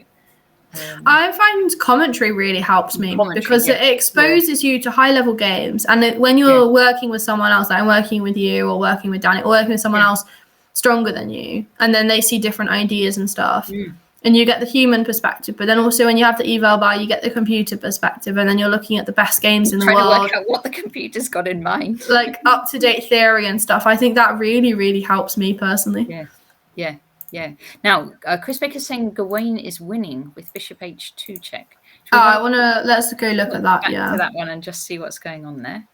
Oh, wow. Okay, what happened? Where did we leave it at? We left it about move 10 or 11, didn't we? Oh, did we? A6. Yeah, we left it something around move maybe 12, and I was like, oh, this is a really passive structure by white. Yeah. Yeah, what's he doing? Queen c2, queen b1. KC8, queen b1. Yeah. And then bishop a1. Yeah, this just looks like John's giving Gawain everything he wants. Giving Gawain a chance to build something up, because white's kind of developing slowly here. Yeah, look at these beautiful bishops for black raining down on this king. Yeah. Gawain's won already. Oh no, rookie one. Bishop h2. Takes king f1. Knight takes e3. Nice piece stack. And queen f5. Knight takes e3. So if it's recaptured, you're just going to go queen e3 and queen g1, mate. Is that? No, you went queen f5. Takes queen f5. So now what's bishop f3? Just take it off. I mean, presumably queen e3. Queen e3 probably. Queen e3 computer absolutely hates. Oh, right. Probably the bishop just moves out the way and the king's got an escape square. Yeah, no, this is much better. Bishop f3 probably, so that we make sure that we defend that, because if you take off, you can't, because we attack your queen, so you can't play bishop takes f3, And if you go queen g1, we go king e2.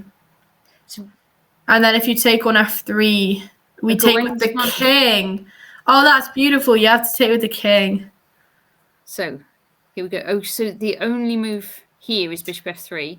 Yeah, so if queen e3, you have to go bishop f3. So let's. And then queen e3, bishop f3. Queen g1, king e2. Bishop takes f3, and you have to take with the king. The king takes, but you're fine. But then and then the computers say it's about +1. But the move Gawain actually played is much better. Queen f5. Queen f5 check. Yeah, but it's completely in a box. It has absolutely, so its own pieces are blocking it. So you have to go bishop f3. Only move is bishop f3. And then we take it off. Takes and checkmate. And so John Spillman has resigned. After 20 moves. That counts as a miniature, right? That is a miniature, I think. Yeah. That's pretty exciting stuff. Yes, so congratulations to Gawain, who moves on. But I do think Gawain could dominate this, to be honest. Because, I think the thing is, as you were saying, John plays some of these like dodgy passive openings. And because Andrew Horton had a lot of chances in round 1 to try and take advantage of that. But didn't quite manage. So I think it's a case with him, like, if you strike in the opening and make the most of that, then you could get a chance to win. But if you don't, then he's going to come back strong in the end game. He'll come back. Yeah. But yeah, really, really beautiful game by Gwen there. Yes. So he's beaten Ravi and he's beaten John. So probably not his strongest competitors yet because, I mean, Ravi's very strong, but also less experienced. And John, although very strong, we've established his openings are quite weak, which gives opportunities. So probably on paper, not the strongest. He's still got to face the likes of Luke and Mickey, which are obviously going to be the really tough games. Reading ahead to which rounds he's playing. Yeah, actually, I think Wayne next is playing Marcus, then Andrew Horton in round 4, and round 5 he is playing Amit. So he's got. So he's got all the tough people tomorrow. And Danny tomorrow as well. Then Luke, then Mickey. Ooh. And in the final round, but then if he can start off with a lot of wins today. Where is the English Rapid Champs being held? It is being held in London, in Marylebone. Yes. Which is very convenient for me when I went, have to admit, because it's a 20-minute walk from Marylebone Station, which is where my train came into. Yes, it's a very nice venue, isn't it? It's like a kind of like conference facility. Yeah, it was conference centre. Lovely auditorium. I don't know which room they're holding the Rapidplay in, but there's this lovely auditorium where you can kind of have the crowd there, and then players up on the stage. I don't know if they're holding it. Lots of rooms. It was a bit confusing with the corridors. There's a Cavendish Conference Centre. I think they just hired out the entire building. So they had lots of different rooms for different things. Yeah. And a VIP area for players, which is quite nice. Yeah, they also had in the evenings, and I think they maybe have one tonight as well. They had Blitz tournaments. And so last week, I think Keith Arkle won one of the Blitz events. Be interesting to see if any of these players decide to play. I wouldn't be surprised if Danny did. Marcus probably.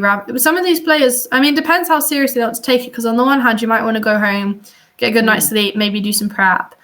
But on the other hand, while you're there, you could have a bit of fun. But yeah, no, I think that was a really, really nice game by going. But yeah, so he's got Marcus next. Should we take a look at Marcus' game, actually? Because Marcus beat Amit in round 1. It looked like he had a nice win there. Yeah. So he could be one to watch, I reckon. Because he's been having a very good summer as well, if I remember right. I think well, he's missed out on GM norms, but he has got IM now. Yeah, so although he's officially still FM at the moment on this, because I think his title's waiting to be verified. Same with Ravi's, like, officially IM on this. But, like, Ravi is now a GM and Marcus is now an IM. They just need it to be confirmed by FIDE. Yeah. Okay. So this one was another English opening. Yeah. Very appropriate. English opening in the English Championships. The English Rapidplay. And what is this? Iron English? This is a sort of Maroczy bind type. Yeah, with the pawns on E4 and C4. But is it still a Maroczy when black hasn't gone like E6 and D? Maybe it's not E5. Because if they've gone this is E5, sort of clamping, but then if they have the option of E6 and D5, it's maybe not quite so much. But yeah, it's this idea of like really controlling the D5 square. Yeah. Okay, F3. That's my kind of move. And the knight comes in on D5. So queens could be exchanged, but if you take on D2, then white will throw in this, possibly throw in 7. So this is like a puzzle rush tactic. Queen takes D2. What is our intermezzo? We can throw in the move. Knight takes E7 check. King moves, and then we recapture the queen. We've still got a way out for our knight, and we've just grabbed a pawn. Yeah. Maybe black gets some play for it, but yeah, a pawn is a pawn. This black, yes, takes on D5. Yeah. And the queens come off this way round. But I quite like white's position here. This pawn chain's quite nice. Yeah, and white's got the bishops again. Be interesting if Marcus wins this. Marcus will be on 2 out of 2 as well. Yes. Yeah. So Marcus, he just beat Amit in the previous round, so he would. Which is a decent result because Amit Very is good result, yeah. Yeah, chief. You know, Louise beat Amit at some kind of rapid or blitz thing. She was very pleased with her. So I think she said it was one of her best ever results in that time control. Because obviously he's a very strong player. Definitely. Yeah. Oh, it is a Maroxy because of. Oh yeah, I mean it probably still is. I was just wondering because they can go e6 and d5 whether it still is. I know it definitely, but I mean fair enough, probably is. G4, my favorite chess move ever. Yeah, Natasha, if you know, we've got a command in my Twitch channel, exclam G4. Oh, I'll put it in my chat, right? Yeah. If I go exclam G4, yeah, you can see what it says. It says, if G4 is a valid chess move, it should be considered. Very good. Yeah. We've got an E5 one as well. It's like E5 patzes. Yeah. Because, G4 is right, E5 is flat. There's a book just on G4 ideas. I imagine that was one of the books you were brought up on, Zoe. If not, I've just literally become obsessed with G4 recently because I've become obsessed with the whole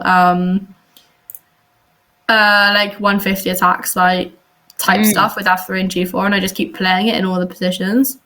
But you know, there's a book one of my mods picks sent in a group chat that I'm in. And it's called Attacking with G2 G4, and it's a new in chess book. So I think that might be going on my Christmas list. Wow.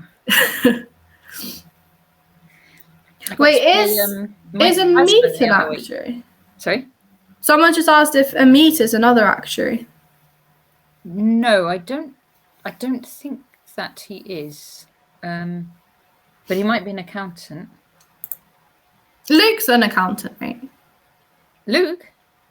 I think Luke's an accountant. Is he? No, I don't think so. But does he not do something to do with like investment banking or something? Doing banking and that kind of thing. Oh, investments. Oh yeah, maybe investment banking, yeah. He does something to do with financially stuff in banks in London and earns lots of money probably.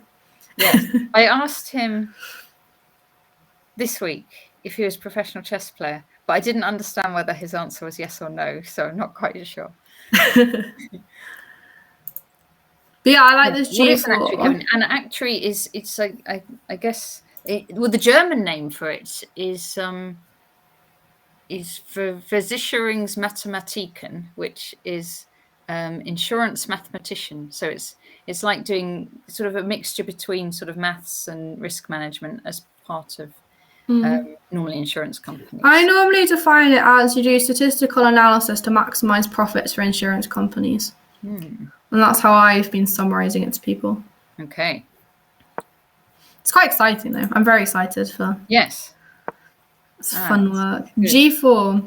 You know, there's like about 5 years of exams before you get. Oh, I quite like exams actually. So I'd be fine. But you know, for Willis Towers Watson, where I'll be working, their new CEO, Carl Hess, is Robert Hess's dad. Oh. No, I didn't know that. Okay. So he's like currently officially, I think he's called like president or something. But then from January the 1st or whatever, he'll take over as CEO. So he's like lined up for that. And he's Robert Hess's dad. How exciting. So there's a link to chess right at the very top. Very good, very good. But yeah, no, I like this G4 move.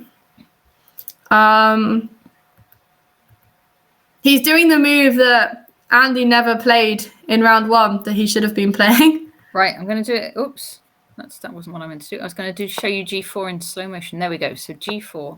So he throws in a bishop. Motion. Well, repeat. Action replay. An action replay of the G4 move here. Yeah. I don't like Rook C4 though. I mean, I suppose he just like, I don't know.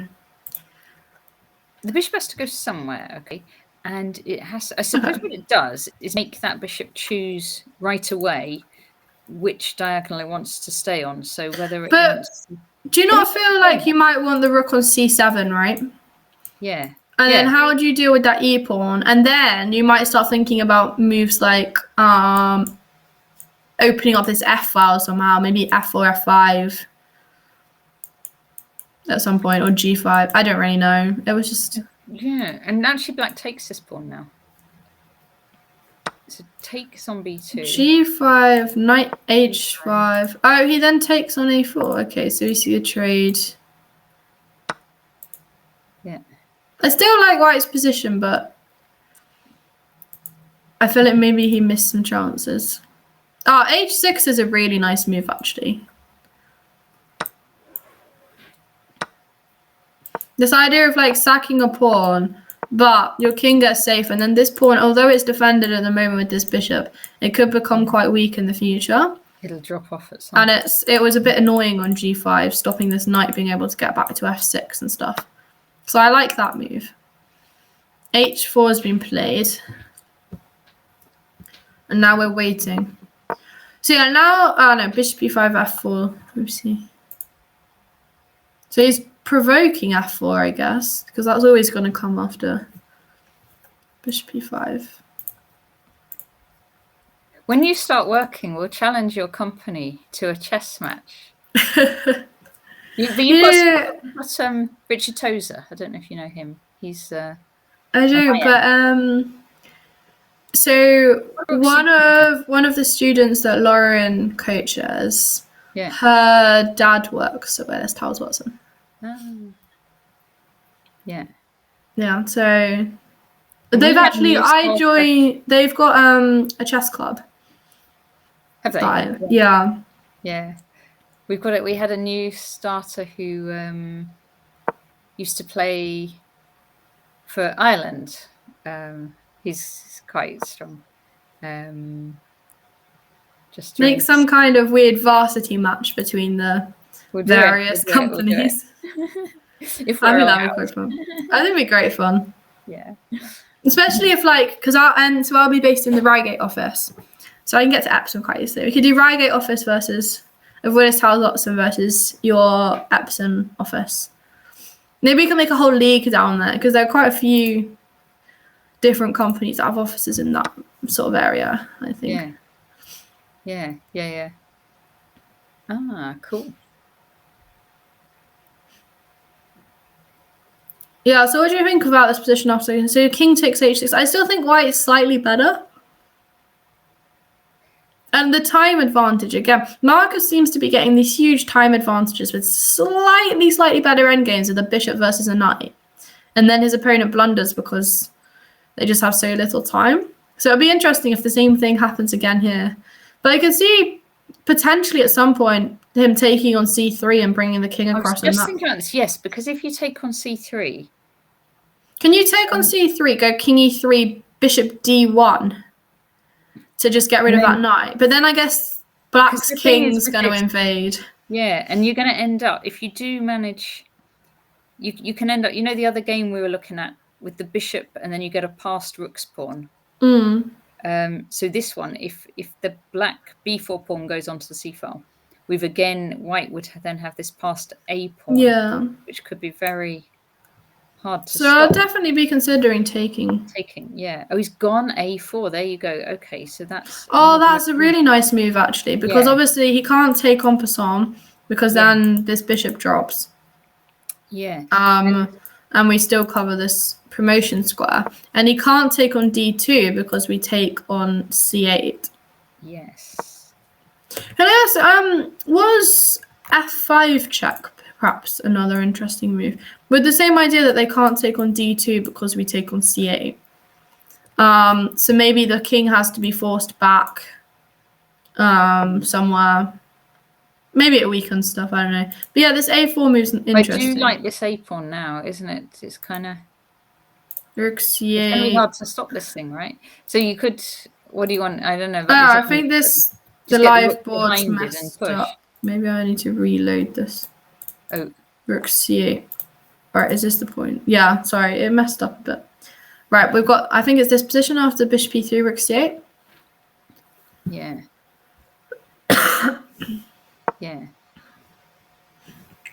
Okay, so I think this is because of this. Yeah, I think Marcus is going to get another win here.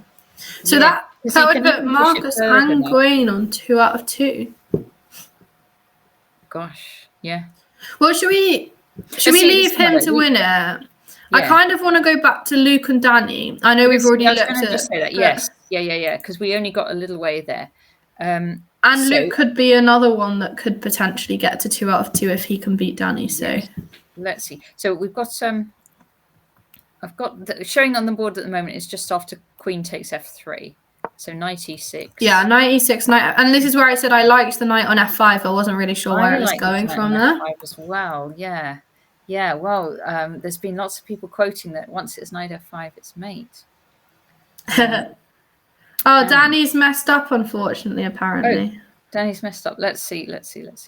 So knight D6. That's an interesting move. Quite a nice tactic. Forces King E7. D6. Kings come off. Okay, so presumably there's a reason he can't take on B7. It's just bishop B6, and then is that knight getting trapped? I think again, yeah. I think it's another one of these knights that's kind of misadventured. Yeah, that's worth just looking up. Okay, so he has won a. Oh no, he's not won a pawn, but he's. It looks like Luke's already won. Yeah. Ooh. We'll just whiz through then. Oh, so every game's going to be decisive then this round. Yeah, okay, let's see what happens. Yeah, Danny's not going to be happy with his performance. You know, he said on Twitter that we're only allowed to commentate if he's doing well. And if he's not, we have to stop. Okay. Well, we can always skip. We can always game hop, can't we, if it's not going well? I mean, to be fair, these players are tough. RRP, the English language. Thank you for the follow. Why are we dissing the English language? No. Interesting. Try and commentate in the style of Danny. I don't think I want to do that. You'd probably be able to, wouldn't you? You've done a few with him. It would be like, let's check the computer. And then he'd go on a tangent and he'd be like, someone give me an actor or actress to give films for. I think Danny also, he sometimes beats himself up a bit, doesn't he? Once if he doesn't have a good game. So I hope he doesn't do that. He's known for punching walls and stuff. Yeah, it's unfortunate because it looks like White was doing quite well. Yes. Yeah, he was fine, wasn't he? Once with that knight D6 and knight C4 looked absolutely fine. Please stop saying Ghana and wanna.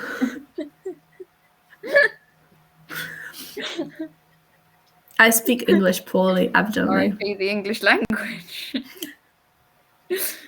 Oh dear. So Mickey has won against Amit. Gawain we saw. Lawrence against Ravi. Lawrence has won. I want to see how Danny messed this up, though. Yes. Okay. Oh wait, did he just leave a rook on pre? It does. What? There was something on H. So where did we get to? Surely not. I'm gonna refresh this to double check. Rook E3. He just, unless the board is messed up, he's just literally left his rook on pre.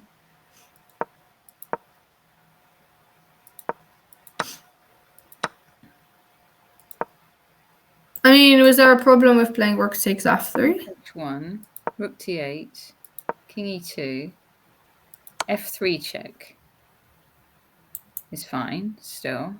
King D2, rook F8, rook H3, knight F4. Oh, he really has, hasn't he? Oh, for some reason I can't see the time spent on each move. But he's got plenty of time left. He's still got 6 minutes left. So wait, but he spent a minute and a half on rook E3. This doesn't make much sense at all. There is a daddy playing. Daddy Gormali. Yeah, it looks like he went rook E3 here and just left his rook on pre. That is actually horrendous. I'm sorry, yeah, because he had a perfectly okay position, didn't he? He just needs to, take on F3? Is that... Nick. Yeah, but then you wouldn't have become my adopted brother, Nick. Oh, no. Oh, dear. Nepo's going to become synonymous for blundering. It's not good. Yeah, I feel really bad for Nepo. It was really interesting that the game where he, went C4 or whatever, allowing c5 and his bishop getting trapped. I did exactly that sort of thing against someone. I think it was against Julie O, maybe, no, maybe not. No, it was against someone else. It was in like the online British thing. Yeah. But I ended up winning eventually, but I shouldn't have. No. But I did exactly that thing, just getting my bishop trapped in with like, it was on a7 or something, and then c5 happened. Yeah. And then I was like, this is a Zoe kind of blunder. Nepo shouldn't be doing that. But did Danny, I want to know if he genuinely did go rook e3 here, or if that's like an error with the eval bar. Looks like that's what he's done. Is the game's actually over? Yeah. I think he probably did. All right. So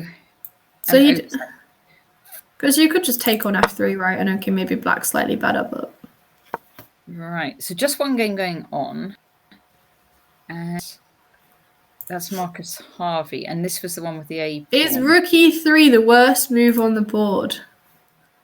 Well, do you know, Natasha, do you know Tim Dickinson? I do know Tim Dickinson, and I know about the worst move on the board. Yeah, he does. He likes posting because he does a lot for like Oxford chess, so I know him quite well. Yes, very nice guy. He works for the 4NCL, so he inputs a lot of games into the database, and he posts worst move on the board questions. Oh no, how embarrassing! Which is it's really really funny. But yeah, it would be funny if we could get a list of every single chess move. And is there anything that's worse than that? Maybe. Is there any way to force yourself into a checkmate? I don't think so. Or maybe because if you could play knight c2 here, that would be worse. But I don't think we can. Teleport the knight to c2. Would win a prize. Rook e2 is rook e2 worse than rook e3? Maybe because how's he going to come back from that? Is he? I don't know. He's probably very angry. It's a short time, isn't it, to recover? Like half an hour, maybe he's got. King e3 is king e. Yes. Okay, Audrey's found the move which allows a mate in one. So king e3 would have been slightly worse than rook e3. Though it would have allowed a pretty funny mate. Which would have been a bit more amusing than allowing knight takes h3. Yeah. So Harvey's winning, so 5 decisive. Yeah, exactly. So round 1 was 4 decisive games. Round 2, 5 decisive games. Assuming he is still winning. So he's a little bit up on the clock. He's still got this passed a pawn. I need to reload this. I'm not sure whether. Yeah. So at the moment, Andrew Horton's kind of counter-attacking by trying to attack this. Let's see. So the question is, can you go? Oh God, the computer's showing it as level actually. No, I think the eval bar is broken because it goes plus 9.23 and then it's like, which is slightly unfortunate. Yeah. So I'm just wondering if but it's 2 extra pawns, isn't it? But it is opposite colour bishop, so you've always got to be worried. But I think the pawns are just too strong. Well, black's starting to take. Oh, if black takes back on f4, then we might have a trick now with d7 check, rook takes, and then pawn on to a7. Yeah, I was also wondering whether there's any kind of bishop takes f7 tactical ideas at some point as well. Yeah. But now why can't we go d7 check? Yeah. D7, yeah. Because if king. Are we coming up with guys? Rook b1 says Chris Baker. Picks. We're rooting for Trent. Why are we rooting for Trent?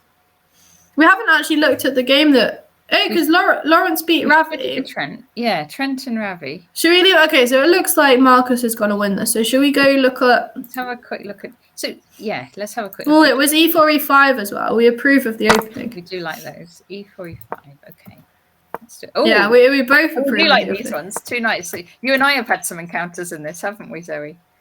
Probably. e3, h6. I don't like h6 though. I was coaching someone the other day and I was going on about how h6 is just the most pointless move to play on move 4 because we don't care if they go bishop g5 because if they go bishop g5 then we're going to go h6. So I was absolutely slating 4h6 to my student. It's not pointless. It's a setup to play g5. Yeah, but we want to set up to play g5 after they've gone bishop g5. But yeah, so that's quite funny. It's not that terrible a move. I was just saying that it's a bit pointless because when you don't need to be afraid of bishop g5 basically. A4 and then bishop e7. Yeah, I like sticking my bishop on c5 instead. Lawrence seems to be just playing stuff to get out of theory. He might be doing one of my. Oh, he is. He's doing my plan with early king h. Oh no, not quite. He's doing an early king h8. But he's doing it with knight g7. But it looks like he is king h8 and. This is also theory. And f5 sometimes. Yeah, but he's probably trying to avoid mainline stuff like. Yeah, sure he is. The line you play is better. Thank you. He's going to push his kingside pawns though. Yeah, actually, maybe I should take this up. I like this. This is your sort of thing, Zoe.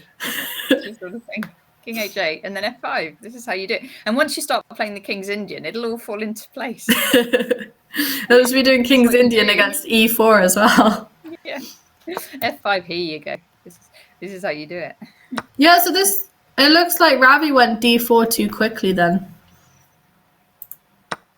Yeah. So what are you meant to do? Are you meant to play on the queen side or go knight d2 or something?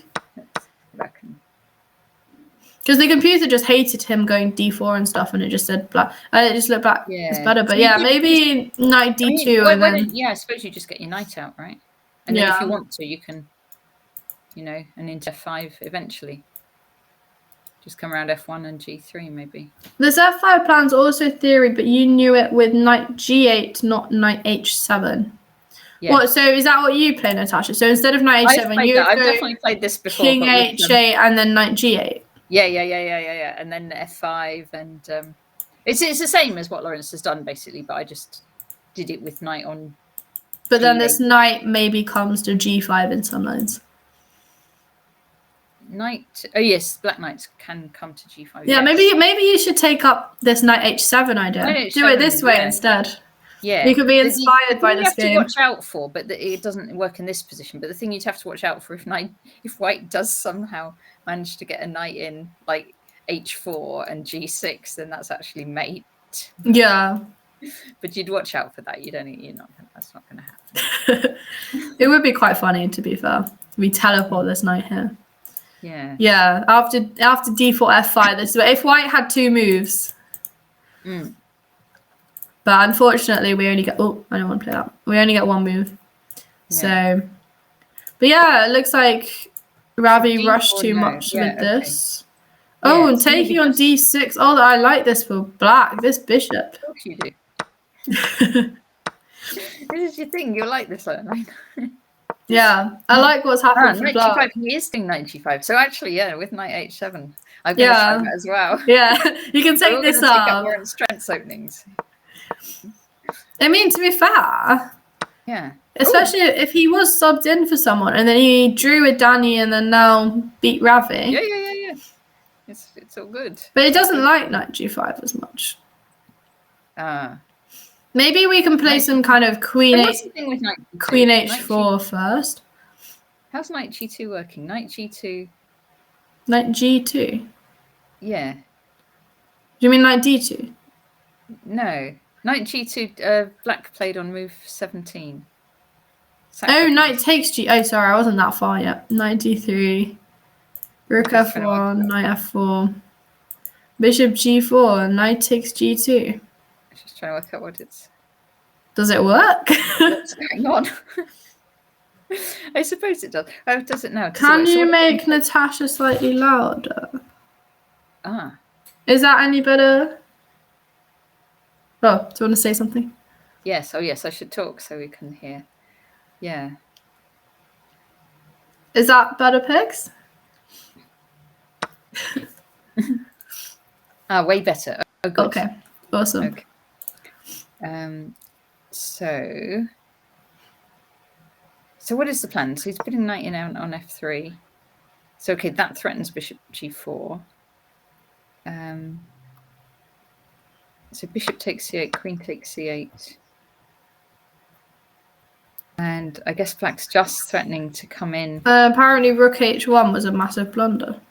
Oh. Does that allow some kind of forced mate? Oh, beautiful, beautiful stuff. But okay, so rook h1 was a massive blunder. So Zoe's antlers are amplifying the sound. King f1. King here.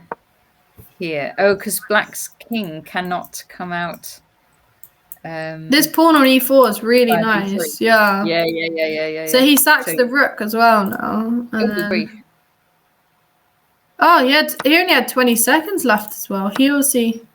So what's the line? If bishop takes, it's queen d3, king e1, and knight g2, mate. Queen d3. The knight comes back to g2, the other knight to g2. This Trent guy seems really good. It's a nice game, isn't it? It's a really nice game. I want to see Trent play Gawain now. Yes. This is why Zoe wisely goes 4 knight g5 to avoid all of this. Yeah. Before knight g5 allows some other interesting lines. This looks quiet for black. It looks like you're being really quiet with d6. Yeah. I like this. Oh, that's nice. So they can't take with the bishop. Okay, so he takes with the king. But then rook f8, and what do we play? So rook f8. If king e2, I guess we go queen g2. It was queen g4. It's actually. Oh, what about queen g4 with the idea? Maybe not. I was just gonna say if king f2. Yeah, that works, doesn't it? Because you have to go. And it's knight g1, so you have to block with one of your knights. And then that's got to be good for black. Yeah, but apparently there's a forced mate. There's a mate in 6. So maybe queen g2. So you have to go bishop f2 is mate in 1. You have to go king e1. And then where's the forced mate? Do we just take the rook? We could just take the rook, to be fair, right? I think taking the rook's good enough, isn't it? Yeah. We don't need to. We don't need to, mate. We can find this checkmate after doing that. Grab the rook, then maybe we look for a checkmate. If we feel like it. Trent was recently next to David and Yavanka, so he might have absorbed some of their power by osmosis. Maybe. Yeah. But yeah, no, that is beautiful. We've had some really nice sort of semi-miniature type stuff here. Yeah. So king, rook, yeah. And that's really, really nice finish. But so rook h1 was a massive blunder because of how this. Was it if so what doesn't go yeah. there? How do we stop that? So if instead, so we're at move. Okay, so the just problem was this. So okay, so instead of rook h1, let's. So how do you defend? So okay, threat is because the eval bar says dead equal, so it thinks that there's a defense. But so presumably h3 is no good because if you go knight h4, you move the king away anyway. So let's say we take on f3 with one of those knights. Let's say.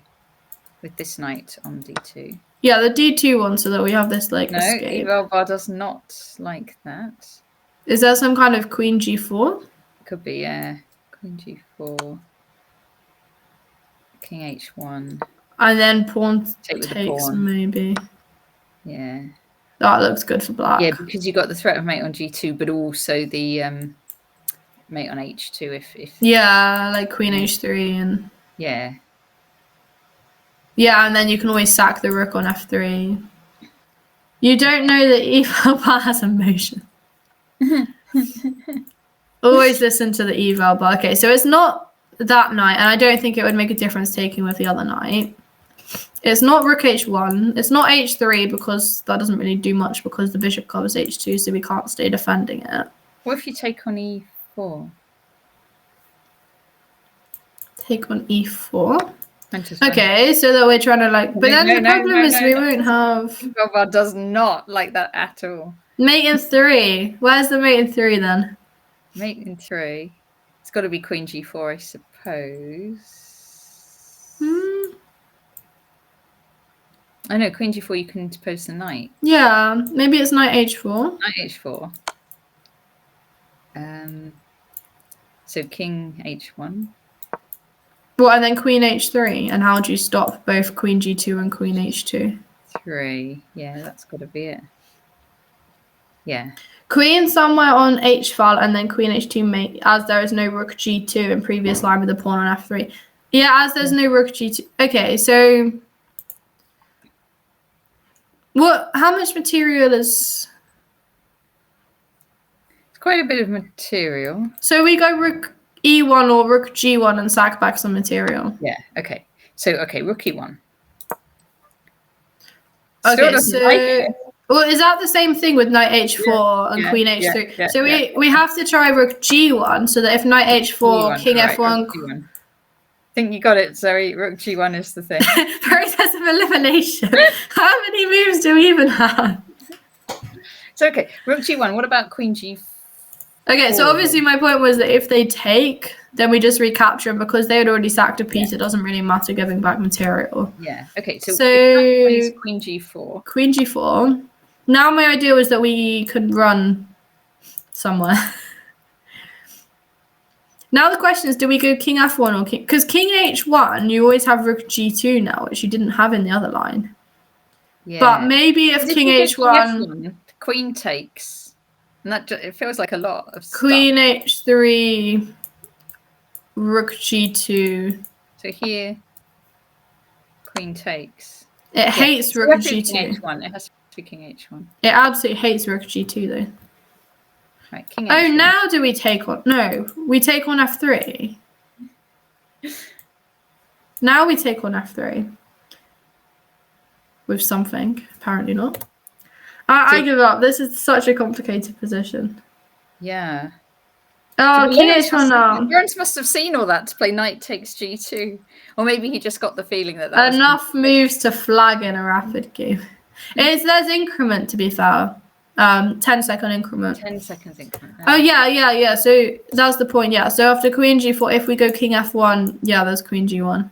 So we don't want that. So yeah, King H1, Queen H3. Now we need a move. And apparently it's not Rook G2 and it's not knight on it's not D2. Rook G2. And it's not the knight on D2. Is it just knight F1? Or is that...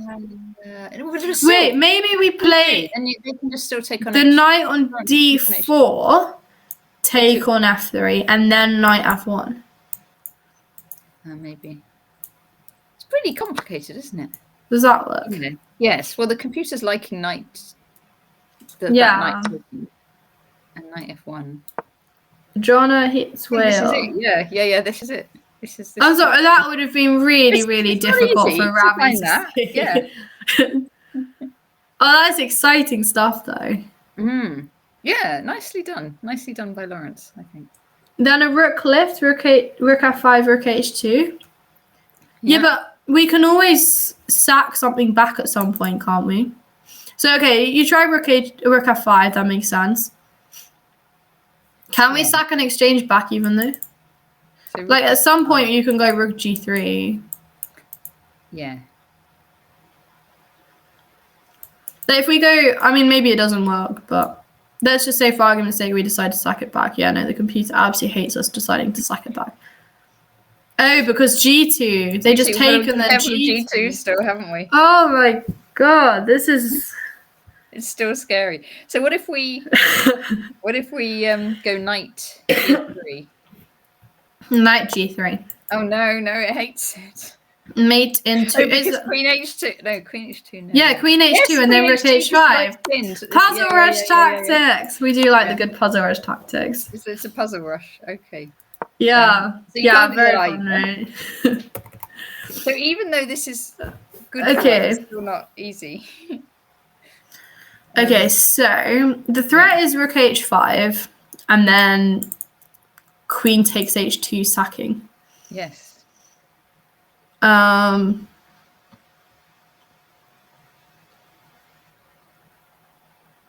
Okay, what about queen d4 or queen d2, and after rook h5 you go bishop f4? Yeah. But the problem is, if you went queen d4 or queen d2, I think you could just go rook f8. I don't know which is. Let's try queen d2. Queen d2. So Okay, so my point is, if you go rook h5, I'm going to go bishop f4, and I think I just about defend everything. This looks fine. Yeah. But then if you go rook af8, yeah, this is when I get a bit unstuck, because now you are threatening this again. Okay, f8. So now, we've defended it for one more move. So it still looks, the computer still likes it for white. Or maybe queen d4 was better because it threatens checkmate, actually. Well, the computer still likes queen d2. But maybe we go queen d4 immediately. Instead of queen d2? Yeah, because now we're threatening checkmate. This is pure martial attack. So you should have this. It's not, it wasn't from the martial queen attack. d2 to g4. Yes, Chris Baker likes that too. Okay, so let's look at... but then do you have to go like bishop e5 or something? Not that one. We go queen d4.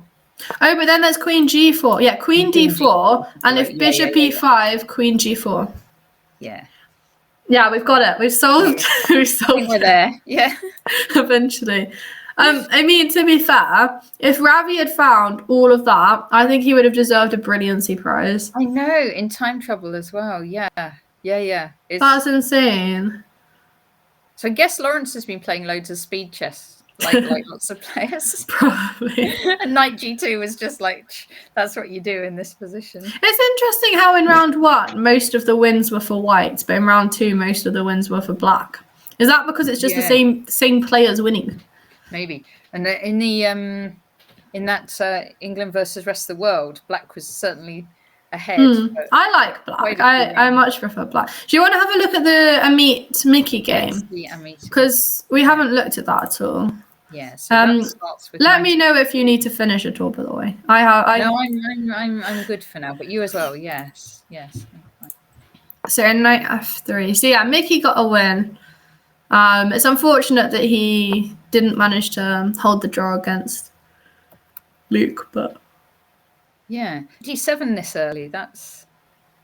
Is this like a little unusual. Specific prep or just trying to avoid prep or what? Yeah, I guess it's to take people out of their prep. So white plays. Yeah, I play like c6 here and then go knight d7. I go knight d7 on like move 3.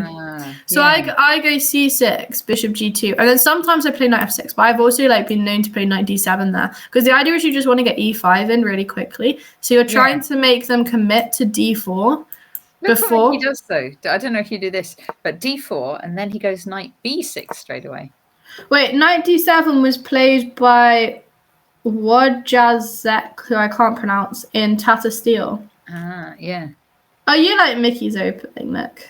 Okay, we've got a lot of support for this knight d7 plan. I want to try it out. Yeah, we're going to be trying out all of these openings. I was expecting him to go knight b6 straight away because I was thinking the idea was to get a quick e5, like you say.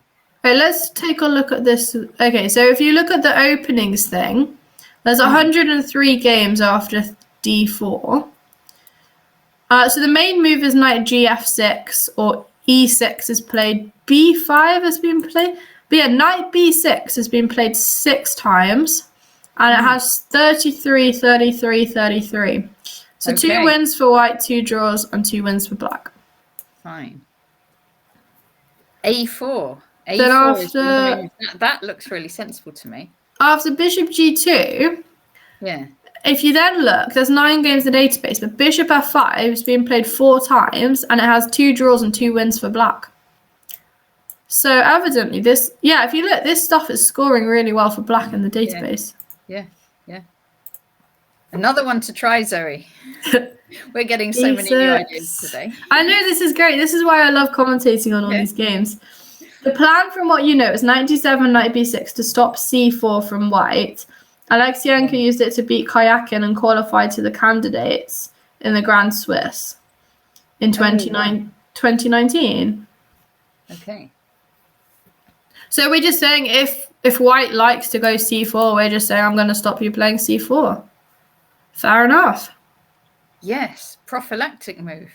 And I guess as soon as they go a4, we're going to go a5. Yes. Yeah, I know. Like as a Alakines player, I think I'm getting this knight over at b6 really early. Sort of familiar. Yeah, apart from normally, like, white would have a pawn on e5. Knights normally, yeah. So this is interesting stuff. So let's see how he... Knight d2, c6. Sorry, I didn't drink. Do you want to talk for a bit? Yeah, castles, e6, knight d2. Sort of symmetric, mirroring black's idea with the knight. C6, and then white comes in on e5. So this is, I suppose, highlighting the sort of drawback of getting the knight to b6 so early, because this knight can come into e5 unchallenged. But to be fair, maybe it's really, really, really stupid. But is f6 ever a move? Not immediately, but like... I was just thinking that, yeah, would you ever do that? Yeah, and just getting... So then you probably maybe put your bishop out first, say bishop d6 or something like that, f6, and then knight drop in behind on e7 you could. And then you could still look at trying this e5 plan, couldn't you? That's what I was thinking. Bishop d6, knight e7, castles, f6, e5. And you're basically doing, in the Queen's Gambit Declined, white basically does that in one of the lines, like bishop d3, knight e2, castles f3. So why can't we do that as black? We could try. It's not Mickey's plan, but we could try, because Mickey goes straight away. Okay, I want to just put this on. Okay. Yeah. I mean, what's white going to do? Because if they go f4 at some point, so if we go bishop d6, right? Yeah, bishop d6, I think. We need to give white some moves. Yeah. So let's say white just goes quiet with c3. Okay. Let's go knight e7. Yeah.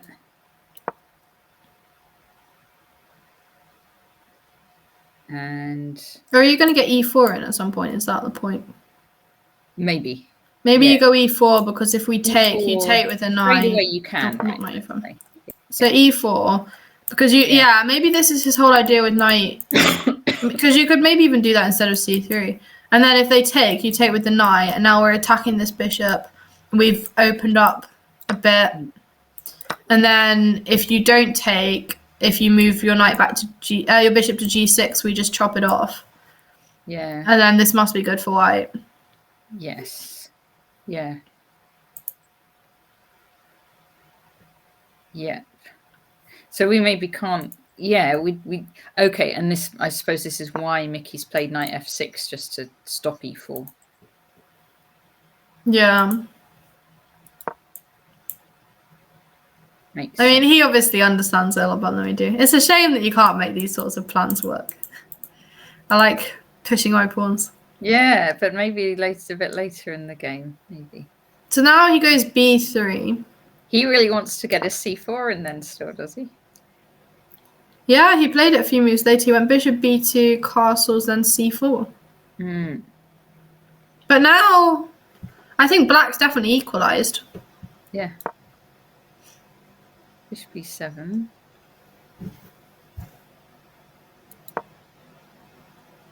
Bishop b2. Castles. And he does get c4. Okay.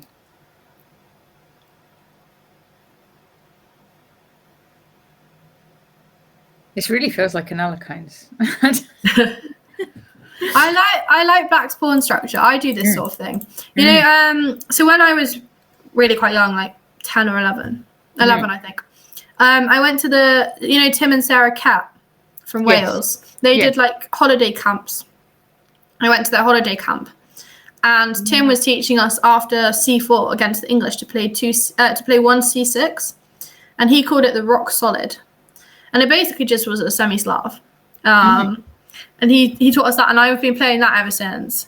But I've now been told I need to stop playing that because white can play 2e4 and force me into a carrow, getting the line that I like as white, but I have to be black. But you could switch your move order, couldn't you? And do 2 knight d7 like Mickey did, and then... No, it's like c4, I go c6. Yeah. but then white can play e4. Yeah. So it's like you need to play something different first. So you could go c4, you could go e6 first. Yeah. And because then if they go e4, like, I'm not forced into the carrow. I can then play d5 actually. And because I've tried e4, e6, c4 before, and it's not very good for white against the French. So I could do that, c4, e6, and then if they go e4, go d5. And that's just good. With the e pawn off rather than the c pawn off. But yeah, so this whole pawn structure with like playing c6, e6, and d5, he referred to as the rock solid, because it's really difficult for white to break down. Yeah. So lots. Yeah. Okay. Yeah. Well, so Mickey's got it in here, and I like this a5 idea.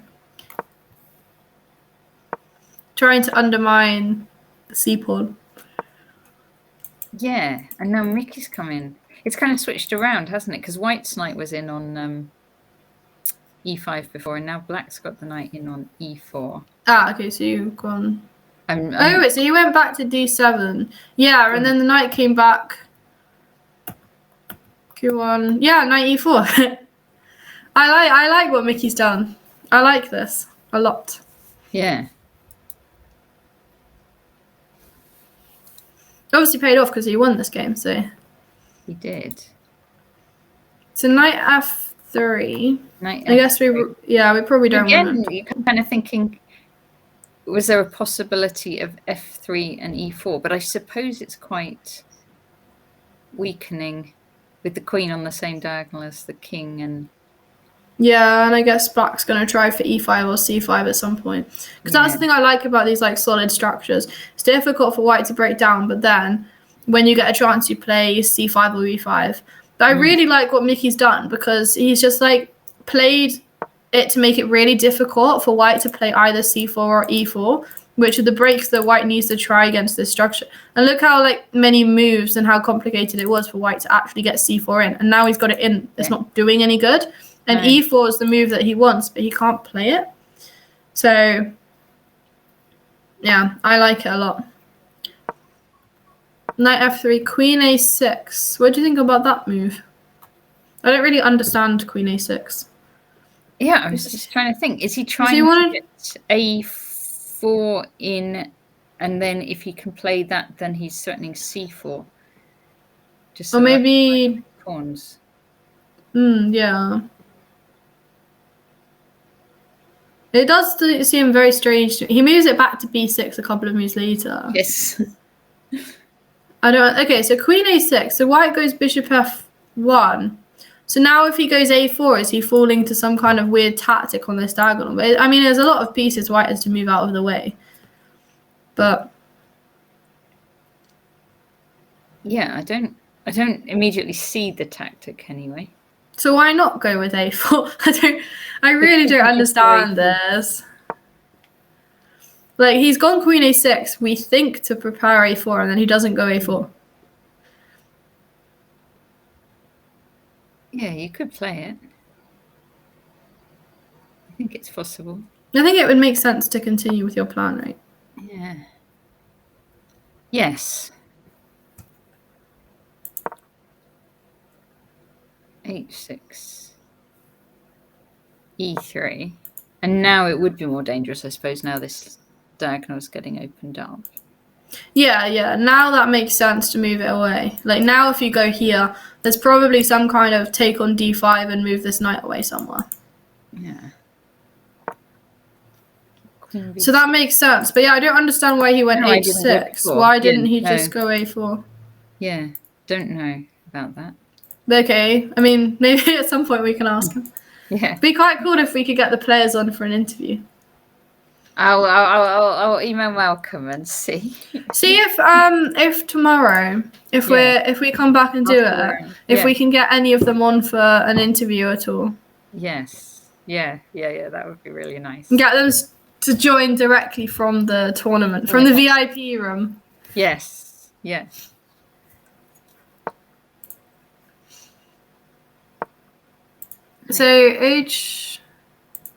So now knight g5. So that's why he went h6, I guess. He wanted to play knight g5 and then take with the h pawn. Yes. So he just changed his plan. His plan was a4, and now he's just completely changed his mind and he wants to go for On the king this side. stuff. Yeah. But I guess, that's what makes a strong player, being able to change your plans, change where you're attacking, all of that sort of thing. Takes. To g2.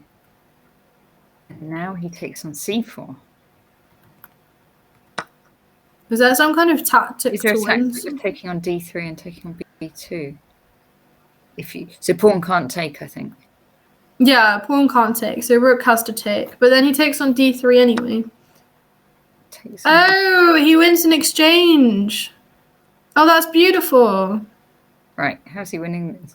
Knight e5. Knight e5, very good. Clever one, Mickey.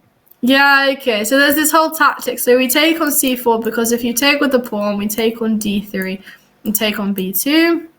Yeah. And then when you take with the rook, which he did, you take on d3 anyway and then play knight e5. Forking the queen and rook. They can't take because of the pin. Very good. Beautiful tactics. Yes. Yeah. So queen c2. Now, So Amit's lost both games then. it's tough. Yeah, and then now it's just a case He's not going to get an easier. No, who's he get next? Around 3. Wait. I'm glad in the women's everyone got at least a couple of points. Yeah. So Amit next has Andrew Horton. Oh, that should be an easier game. Should be. Andrew did. Andrew lost both of them as well. Oh no, he lost. He lost that endgame to Marcus Harvey with the pawn on a7. He's the one that was getting good positions, but didn't really seem to know what to do with them. I think he's just really against Spillman as well, didn't he? I think he just lacks experience compared to the rest of the players. Yes. So these two both.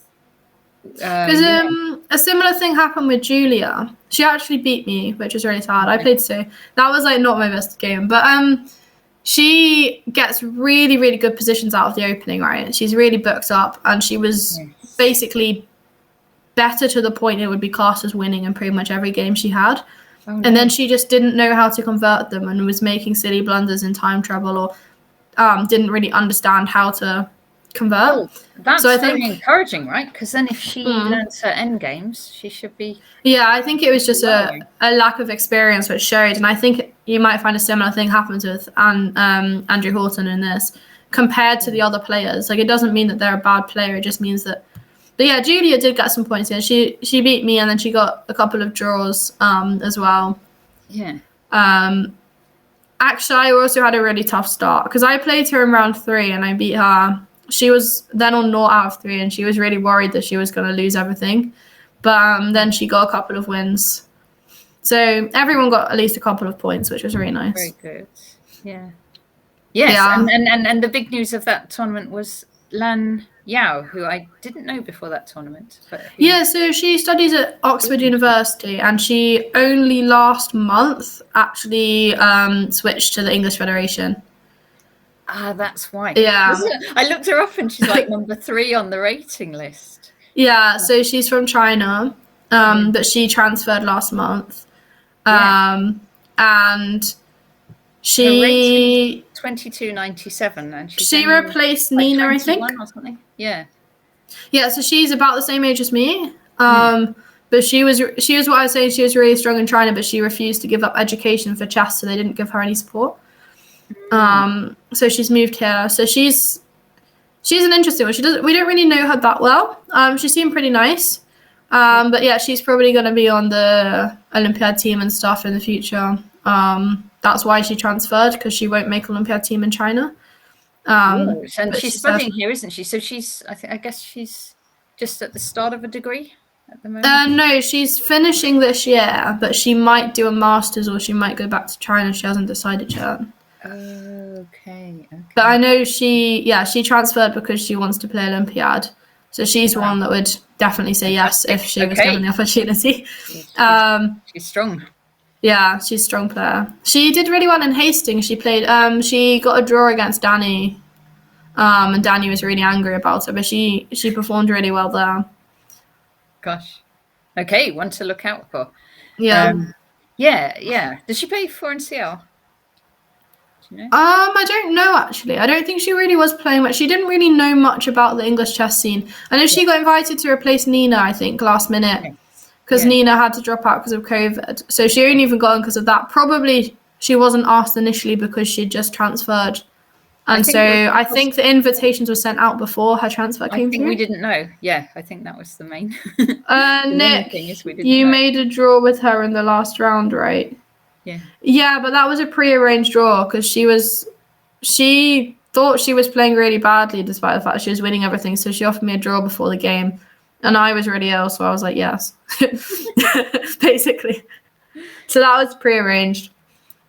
As was the Audrey-Julia game, which surprised me because Audrey doesn't have enough confidence in herself. I don't know if she's still watching, but she definitely doesn't have enough confidence in herself because she's a lot stronger than she thinks she is. And she agrees to draws too quickly when she can go on and win them. Yeah. So I suspect Audrey would have beaten Julia if they'd played on. But you never know, do you? Yeah. Yeah. Okay. Yeah, Audrey's another one to watch, actually. I reckon she'd be a good asset to the team. Yeah. Well, Audrey played, of course, in the most recent online Olympiad. Yeah. Yeah. And she obviously played British Women's Championships and stuff as well. Yeah. And she did really well there. So. Yeah. And then Harriet's getting back into things. Things are actually getting really exciting for Women's Chess. You know, we have to come top 3 at an international event, and then Malcolm has agreed that he's going to go up on stage and do the Macarena. I didn't hear that one. Yeah, because we made a deal with him, but then he was like, "It's never going to happen." So that's why he agreed to it. So we need to prove him wrong. Who knows? Yeah. So yeah, if the English women's team can come top 3 in an over-the-board international event, then he will get up on stage and do the Macarena. Let's make it happen. Okay, 5 minutes till the next round. Do we have? We know the pairing, so let's just. I'm just gonna. Yeah, it's probably not really worth looking through the rest of this game, is it? It'd just be good technique by. Yeah. Mickey a pawn up, and then his B pawn is quite advanced as well. Yeah. Yeah. But another interesting opening idea. Let's see. So, sorry, C5, 25, Queen B3. Yeah, I liked Queen B3. That seemed very accurate to me. Yeah, just take the queens off. And you open up the A file. You have that monster pawn. F4. He's got to try something. Right, takes, rook B8. So he's going to get both. He's going to. Yeah, he's going for B6. Rook C1, and he does 6. Bishop takes. He just gave up this. Yeah, I think he realized that his B pawn was so strong and going for the A pawn was more important. Yeah. And he just ties this rook down. Oh, he did this very nicely, didn't he? Yeah, that's what I was saying. I thought it was very, very beautiful technique by him. Yeah. And then this pawn's just going to be an absolute monster. Yeah, I thought that was very impressive. Nice game by Mickey there. Yeah, so we had some nice games. Yeah, Mickey, beautiful technique. We liked the opening. Gawain and Lawrence, both as black, having really nice attacking chess, which I approve of greatly. Yeah. Marcus again converted an endgame against Andy Horton. So I'm interested to see Marcus playing against John, actually, because it seems like Marcus has been playing these endgames really well. Shame about Danny's game. Don't really know. Yeah. Oh gosh, poor Danny, because now he's going to be black against Mickey, so it's not an easy one to get back into things. That is going to be tough. Yeah, so we've got this next round. We've got Andy Horton against Amit. We have Gawain against Marcus. So this is going to be Marcus is on 2 as well, isn't he? So it's a big game. Gawain against Marcus. They're both on 2. We have Lawrence Trent, who just played that really nice tactical win against Ravi. And so Lawrence is playing John Spielman. We have Luke against Ravi. And so Ravi's been having a tough time so far. So that's, again, so poor Ravi and Danny both have hard matches to come back. Black against Luke and black against Mickey, respectively. I like black though. I'd take black. That's true. Black is okay. Everyone always goes on about black being bad. I was like, I'd be good for a team where you get to like choose colours and stuff because I'd take all the blacks. Take black all the time. Okay, well that is useful. Yeah. Okay, I'm going to just do a sort of just a very, very quick break. Just going to nip to the loo. So I will just switch. If I switch me off, does that mess you up? Or just I mean, you can just leave it and I'll just leave. If you're happy to, Okay. just let me. See you in a second. Just like summarize a bit.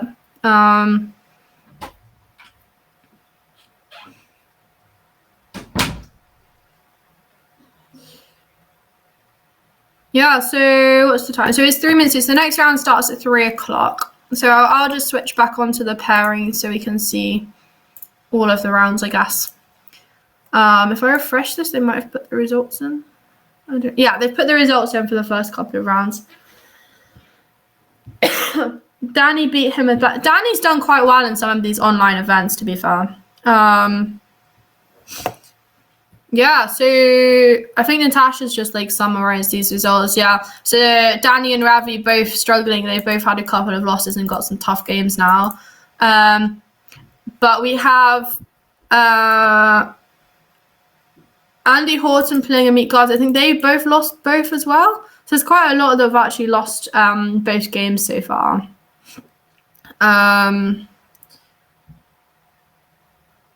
Yeah. Not really sure which is going to be the most exciting. I reckon Gawain Marcus could be exciting because I think they're both on 2 out of 2. If I recall correctly. And Gawain is Marcus. Yeah. So Gawain and Marcus are both on 2 out of 2. And now they'll be facing each other. Gawain will have white. It'd be interesting to see what opening he pulls out. Hopefully he'll get an E4. I know he does like his E4 stuff, which could be quite exciting. Lawrence Trent, he's also had a couple of really good games. He's on 1.5. It's a shame he missed the like pawn pushing stuff against Danny. But he is another one that is doing quite well, I think. John, interesting. We'll see if his openings, because John's been playing like passive openings, and then in round 1, Andy had a good position but didn't take advantage of it. And in round 2, Gawain did take advantage of it. So we'll have to see if Lawrence takes advantage of John's potentially dodgy opening. We've been seeing some really interesting opening ideas from him. But yeah, I think these 2 matches at the bottom are definitely going to be ones to watch as well, because Luke is another one on 2 out of 2, playing against Ravi, who obviously they were teammates together at Europeans recently. And Mickey playing white against Danny, because Ravi and Danny are having a tough time at the moment. Both got tough pairings. Yeah, some very interesting games. Like every game is just full of interesting stuff. We've got some boards, but I don't think they've started the clocks yet. Let me know in chat who you're rooting for, by the way, guys. Be very interested to see. I still predict Gawain could win this, but I'm very excited for when Gawain plays Lawrence based on what's happening. So when will that be, I wonder? Yeah. When will Gawain? Hello. Sorry, I'm just trying to check when Gawain will be playing Lawrence, because that's a round that I'm really excited for. Gawain now. And round 6. So that's first thing tomorrow. Yes. So I think that could be very exciting. Sorry if I was getting a bit distracted, just a bit concerned about COVID right now. But loads of people have COVID at the moment. It's really... Well, we've now got 2 people who were there last weekend who are positive. Yes. I'm surprised. They must be positive. No, from the women's. Oh God, 2 from the women's. Yeah, you're in the group chat. You can see who it is. Oh, okay. And then obviously someone else had to pull out because of COVID as well. Oh gosh. Oh dear. But yeah, it's interesting because Harriet and I both had negative tests afterwards. But now we're both wondering whether we should retest. Yeah, it takes a few days, doesn't it? I guess. Oh dear. Yeah, I was there most of the weekend last week. Have you done a PCR? No, not recently, but I have hardly been out of the house. Well, I've been doing LFTs every day, and then I did a PCR the other day after the first case came through, and that was negative. But yeah, I mean, I think the thing is because I actually did have the flu, and I had it pretty bad. I don't know why I turned up with the flu. It was probably really not good. That's telling us to get vaccinated, but I am double vaccinated and boosted. I'm double vaccinated. I'm double vaccinated, but not eligible for booster yet. Yeah. But I'm wondering, is it possible that because I had the flu, that it like fought off the COVID? It's possible, isn't it? I know that sounds really strange. Yeah. But like, is it possible that the flu virus attacked the COVID virus? Can they do that? Oh. Like, can other viruses? I had never thought of that. I don't. Or if one's replicating so much, does it like overpower the other? I don't know. Because COVID's probably more contagious. The Sicilian. Oh, have you got the Mickey against? Let's keep talking COVID, but Mickey against Danny is a Sicilian defense. It's the Bishop B5 line. He's not going to allow Danny to play an Idorf. Yes. Bishop B5 check. Yes. Knight D7 D4 Knight F6 take. Knight C3 takes. Queen takes. E5, Queen D3, H6, Bishop B3, Bishop B7, A4, A6, and Bishop C4. They're both playing this very, very quickly, which suggests to me that it's all theory that they know. Yeah. Go Mickey. We've got someone in my chat cheering Mickey on against Danny. That is a rare occurrence. You're allowed to cheer for Mickey or Danny in ECF commentary chat, but don't cheer for Mickey on Zoe's chat. No, you're allowed to cheer for whoever you want on whichever chats. It's really exciting to see who's going for who. Mickey's actually such a lovely guy. Yes. Yeah. Surprised because at Europeans for round 1, both him and myself were sitting out. Yes. And so we went for a really long walk together in the countryside. Ah, nice. I think it was like 10 kilometers or something maybe that we did. Oh, it was like really, really long because we thought we'd be able to get back another way, and then it turned out there was no way, so we had to turn around and go back. But yeah, no, he was so lovely the entire tournament. So I hadn't really ever met him before, but I have to admit. Yeah. Actually, they all were, to be fair. Yeah. I was surprised because, like, I mean, I shouldn't sound surprised, but like the entire, like all of these. Pretty ruthless, don't you, to be a chess player? Like Mickey and Luke and Gwaine. Yeah. It was just more because like they're all such strong players, but they weren't full of themselves at all, and they were still finding it interesting analysing with us on the women's team. That was really funny. We'd be analysing something, and then like Gwaine would come over and just be like, "Oh, this, like really quick," and we're just like, "Right, that's why they're like very, very, very strong grandmasters, and we're not." Yeah, it was so lovely. But yeah, so I think Mickey's thinking that. So I guess Mickey's out of his prep or his theory. Yeah. So Danny's played. So he's played Knight C5, and so he's trying to encourage. Oh, yeah, because I was just thinking if you drop the queen back, then the pawn on E4 is just on prees, isn't it? So yeah. See, Guitar Man said most of the audience doesn't. We're old. Doesn't understand kilometers. No, you could have played Queen D2. Queen. Because if you take Knight takes E4. Then White plays Knight takes E4, and your Queen's hanging on A5. But if you take on D2, the Knight recaptures. Yeah. Okay. So wait a minute. So I'm going to just go back and look at that. So if we drop back, Queen D2, you're saying? Yeah, Queen D2. Queen D2. Yes. Yeah. So if takes, Knight takes, and that's just fine. Yeah. Well, more than fine. White's winning. White's winning. Where is Hal this event? I don't know, but he's just been doing a lot of commentating, so maybe I suppose the. Yeah, he's been doing. He probably. He probably thought he was still going to be doing World Championship commentary. Yeah. Yeah, so he could have played queen d2, but he decided to give up the bishop pair. And then knight d5 takes 2. What do you reckon? Do you reckon, I think from Danny's point of view, right? Black against Mickey. Yeah. And you've just had a horrendous defeat where you left your rook on pre. You just try for a draw, right? Or do you try for a win because you've just lost? Yeah. I think it would be sensible to try nothing too fancy and just try and consolidate. Which I think he's doing. On the plus side, the player that he did just blunder, leave a rook on pre to, was Luke, who was always going to be a tough opponent. So at least he didn't do that against one of the weaker players. I say weaker, like everyone's strong, but like if you're gonna drop a rook, you drop it against like Luke or Mickey or someone. Yeah. Eval Bar agrees with Mickey. Yeah, we always trust the Eval Bar. Yeah. Nick says he honestly hasn't met an English player that was not nice to him. That's really nice. I'm glad. That's good for English chess. Yeah.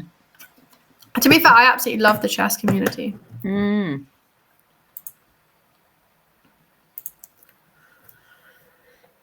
A bit of my cough. It's not a COVID cough. It's not COVID, huh? Not a COVID cough. No, I did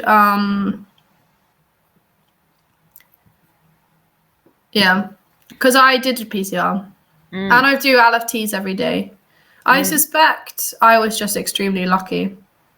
And to be fair, just because there have been a few people at the Classic that caught it doesn't mean that they all spread it with each other. They could have all caught it separately while traveling, which is just as likely given how many people in the country have COVID right now. Yeah, I certainly know. I know a lot of people who weren't at the Classic who also have COVID. I mean, I know a lot of people who have it at the moment. It's like compared with 2 weeks, like 2 weeks ago, I'd have said I only ever really knew one person at a time that had COVID. And then now I know about 6 separate people that have it. It's crazy. Yeah, I mean, I know 3 people within chess already. I think it was spreading at 4 NCL as well. There are a few people that tested positive after 4 NCL. Oh, 4 NCL maybe, yeah. Yeah. Yeah. I know some non-chess players who have it at the moment as well. But I mean, I did my PCR on Wednesday. And you would have thought it would have incubated by then if I'd caught it at the weekend. Yeah. At least for a PCR point of view. It would be showing up by now, wouldn't it? Yeah. You had to go away. How is Mr. Daddy doing? Nick, Natasha, I don't know if you saw, Nick played an adoption match against Danny the other day because I wanted siblings. Oh, he had. Yeah. Yes. So Nick has to support Danny. Yes. Okay. Fine. So, okay, we've got another move, Queen B3. Daddy hung a rook in the previous game. Danny's doing fine, right? Danny's doing fine in this position. He's thinking now, though. Yeah, that's allowed. But yeah, no, it looks fine. I mean, can you play something like... Actually, to be fair, it's difficult to find a move because where do you put this bishop? I guess it's light square bishop. You might go rook b8. Oh, he has gone rook b8. Yeah, rook b8, knight e1. Yeah, just defense pawn, and then when you do want to move your bishop, you can. And then also b5 becomes an idea. Yeah, but I do agree. Where do you put that bishop on c8? Because the other problem is you can't move this rook from f8 because of the f7 pawn. You can't play bishop e6 to deal with that because obviously you just take. Bishop g4 doesn't really do anything now that the knight's moved to e1 anyway. Maybe you do want to go like b5 or b6 and bishop b7 because that bishop on d5 is really annoying. So you want to just get rid of it. Hello, Railway. Thank you for the follow. Gwaine is playing your favorite line against the Caro. Let's see. Can we go look at this? I want to look at this. He played Pseudo-Panov. Yes. Okay. So I actually no one ever plays this. I love it. C4. Yeah, it's called the Pseudo-Panov. Takes. Knight f6. Oh, he did knight c3 as well, which is my line. This is you. This is literally me. Yeah, because like the main moves here are bishop b5 or queen a4 or knight c3, and I go knight c3. Okay. And was this? Did you discuss this one with him? He might have played it after you told him about it at the Europeans. Do I take full credit for this? I don't know. Yeah, you could take some credit. I can't remember, but yeah. I came up with this because of what's his name? It was like began with G. He was a junior. English junior. Yeah. G. I can't remember his name. Oh, wasn't. I know who you mean. Gwilym. No. It wasn't like Gyarados or something. Was there someone called Gyarados? No, I do know who you mean.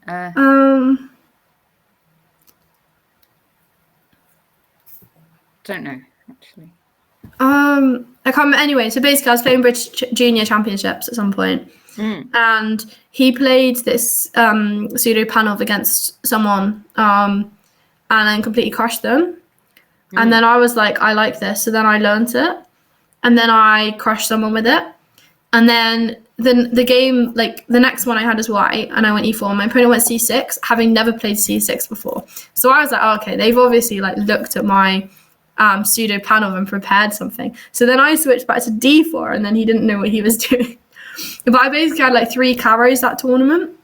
Okay. So I had against Anna Purvis and against Alicia Wang. Okay. And then my game against Alicia won the best game prize for the juniors. It was a funny one where it was a same coloured bishop endgame that I won a pawn up. But yeah, no, I love this line with knight c3. And knight f3. e6, bishop c4. Yeah, no one ever goes e6 there. So I don't know. They normally play either knight c6 when bishop b5 is the move. And then I've had various things tried against me. People have tried bishop g4. They've tried knight c7, which is quite interesting. They've tried a6. But the best move then is to go e6. And then you go like bishop e7 and castles as black, while white does like d4 and castles. And it's just an IQP position, which is interesting. But they don't normally go e6 because instead, sometimes they go bishop g4 at some point, which is just bad. So Nina Pert does this, right? After knight c6, bishop b5. She went bishop g4 against me. And I went queen a4. And then she just forgot about her bishop hanging and went rook c8. Okay, well, I'm sure.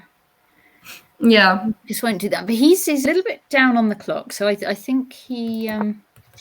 But yeah, no, they don't normally go e6 because they normally delay it just in case they can get bishop g4 in. Out. Yeah.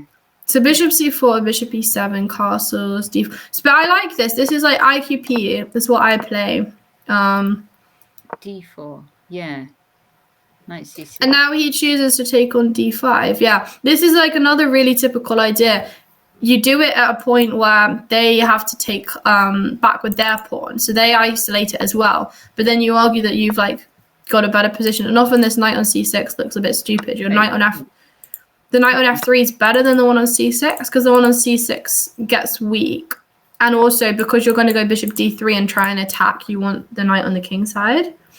Yeah, so why is this line exciting? It's basically just because I play it that everyone was getting excited about it. Yeah, it's more open. Yeah, so if you play the carrot, you probably don't really like this sort of thing as black, right? Yeah. Yeah, and the white bishops are lined up, aren't they, against the king side? With the doubled D pawns. Yeah, there are interesting moves as well, like... Sorry. With like the doubled on b7's not so exciting, is it? So it's going to want to go to d6 maybe, but Gawain's going to put his bishop on f4 to stop that. Yeah, we do K-bar style. Hugs though. Hugs to you too. I do like a good hug. Yeah, no, quite often these doubled pawns, the problem is if black doesn't like take back immediately, quite often you can go d6. So like on move 5. Yeah. If black doesn't play knight takes d5, and what we do if they play, so I've seen people play like g6 there or something. Okay. And then you can start to play like bishop c4, and we're not trying to hold on to the pawn. We're just waiting for them to play knight d7, and then we're going to play d6 and force them to take back. Okay. And isolate that, and then this pawn's going to... Yeah, so there's some interesting stuff in these lines. But yeah, I quite like this because this is like what I do. So I can get some good fun ideas from this. But yeah, you don't normally... This looks good for white, in my opinion. Bishop d3, this is exactly what we want. Yeah, so bishop d3, 12, bishop d3, knight b4, and then you go back to b1. I'm wondering whether bishop b5 was a move as well, with the knight being so weak. Maybe, but maybe you don't have to, right? And then you can just go a3 and then queen to somewhere on that diagonal, like queen d3 or something. Something I will say, knight b4 shows absolutely no understanding whatsoever of the position by Marcus. Because I know that sounds really harsh. Do you like the move? Yeah. I've had this because I do this as white, right? White wants to play bishop b1 anyway. Yeah. Knight b4 is only good when you don't have a pawn on d5, so you can stick the knight on d5. So after b6, let's say instead of taking off, let's say Gawain had played bishop d3. But I mean, you already have the knight on d5. But then sometimes you might do stuff with like knight b4, bishop b1, and then maybe take on c3 and come back, like something like that. But basically, you want the knight on d5. That's important. And quite often, instead of moving the knight... Yeah, because you have the knight on f6. But yeah, basically in IQP positions in general, the knight is what you want on d5 to blockade that pawn. And white wants to go bishop b1 because they want to go queen d3 and try and attack. Yeah. So yeah, to me, I just absolutely hate knight b4. So he's going to gain a move at least. To be fair, the computer agrees with me. And I've had this so many times. People do this because they don't understand that white wants to play bishop b1 anyway. So okay. So I mean, I feel like I'm really slating this. But... No, but I agree because but Gawain's not rushing to play a3. That's what I'm noticing. So, but we don't need to because this pawn's on d5, so the knight can't ever go to d5, so it doesn't matter. Yeah. I quite like this. I quite like this knight e5, making the most of the fact that knight's not on c6. Yeah. Rook c8. Bishop f4, bishop d6, and now you see that eval bar is saying +4. So where's the win? Is there a tactic? Is there a tactic win here? I mean, maybe that's just some queen h5. Bishop h7, isn't it? So bishop h7, queen h5, rook e3, and rook h3. What about that? I hope it is, because this would be an absolutely beautiful advertisement for this opening. Chris Baker is saying bishop h7 as well. Yes. Okay. So should we try it straight away? Bishop h7. I like this. Bishop h7 takes. And then what? Queen h5. I really, really hope this works, and I hope he plays it. And then you can't come out to g6. It's illegal, so you have to go back. And now rook e3. How about that? I like this. Is this checkmate, Zoe? How do we stop it? How do we stop I it? also want to know whether you could play queen h5 straight away and then sack something on g6. True. So this was my other idea. Instead of bishop takes h7, can we go queen h5? Yeah. Let's say they go g6. Can we sack twice on g6? Maybe. I mean, maybe this is a load of nonsense, but... Yeah. Doesn't like it so much. But I'm saying no. It prefers to just launch straight in with this bishop takes h7 stuff. Well, it thinks if black takes first, we're winning. Oh yeah, because we take on d6 even. We can get back a piece. So if they take twice, so after bishop takes, they have to. Oh, they've got rook c7. Only move after. So queen h5, g6, knight takes g6, f takes g6, bishop takes g6. They have rook c7. Only move. Anything else, white's winning. Yeah. But then it's still like just equal. But then there's other line, right? It's with queen h5, rook e3. How do you... Yeah, so bishop h7, king h7, queen h5, king here, rook e3. Yeah. So we're literally just going to go rook h3. We're going to do nothing at all subtle. We're just going to... It's beautiful. It's the best kind of chess. Nothing subtle. Even so slightly. You've got to try f6, right? Because if you take on e5, we just go rook h3 anyway. And then if you go f6... Okay, so f6. Okay. Then we play pawn takes e5. So yeah, you have to go f6 first. Yes. So, okay. What do we do then? So if knight, we do this... Knight g6, apparently. Knight g6. To be fair, he does have to find only moves in this line. I guess that's what he's thinking about at the moment, but... Yeah. I trust in queen. Bishop takes f4, knight e7. Because you have to give up the queen. Knight e7. Check. And if you don't take on f4, then we're going to take on d6 and then play knight e7 anyway. Yeah. I love this. This is absolutely beautiful. This is just winning. It's okay. What about rook c7? Oh, rook c7 we just take on... At least we can take on f8 at the very least. So, but is there something better? Rook c7. Can we take on d6 and then go...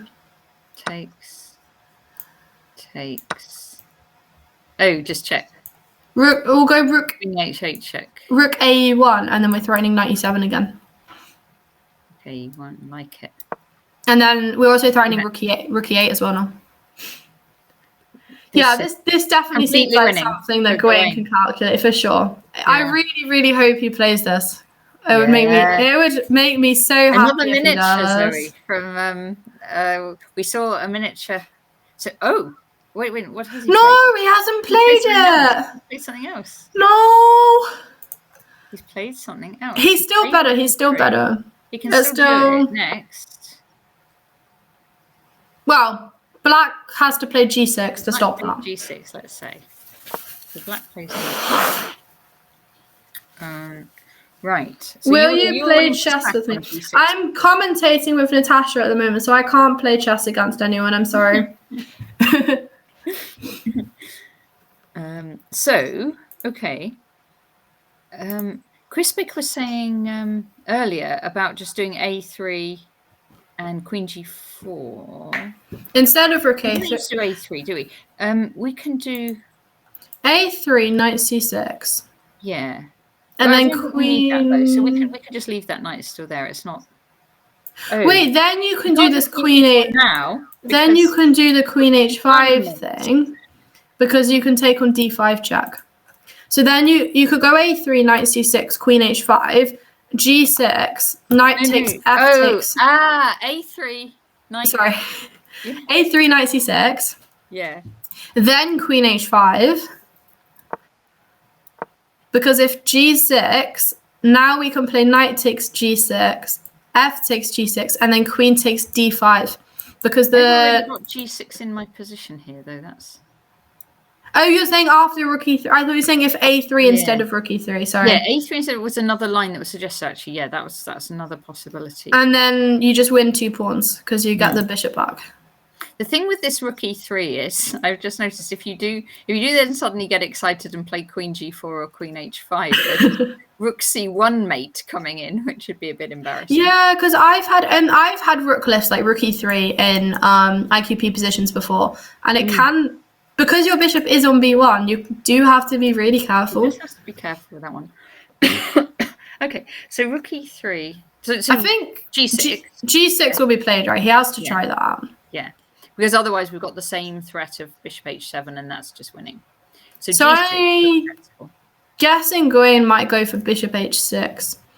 That's a possibility. Or a3. I'm really sad that he missed bishop takes h7. Yeah, he probably saw it, but didn't. This is why I want to interview them, because I want to say. Yeah, because it looked pretty clear, didn't it? Yeah. Yeah. He probably just miscalculated somewhere and wasn't 100% sure. So bishop h6, so rook e8, let's say. And then a3.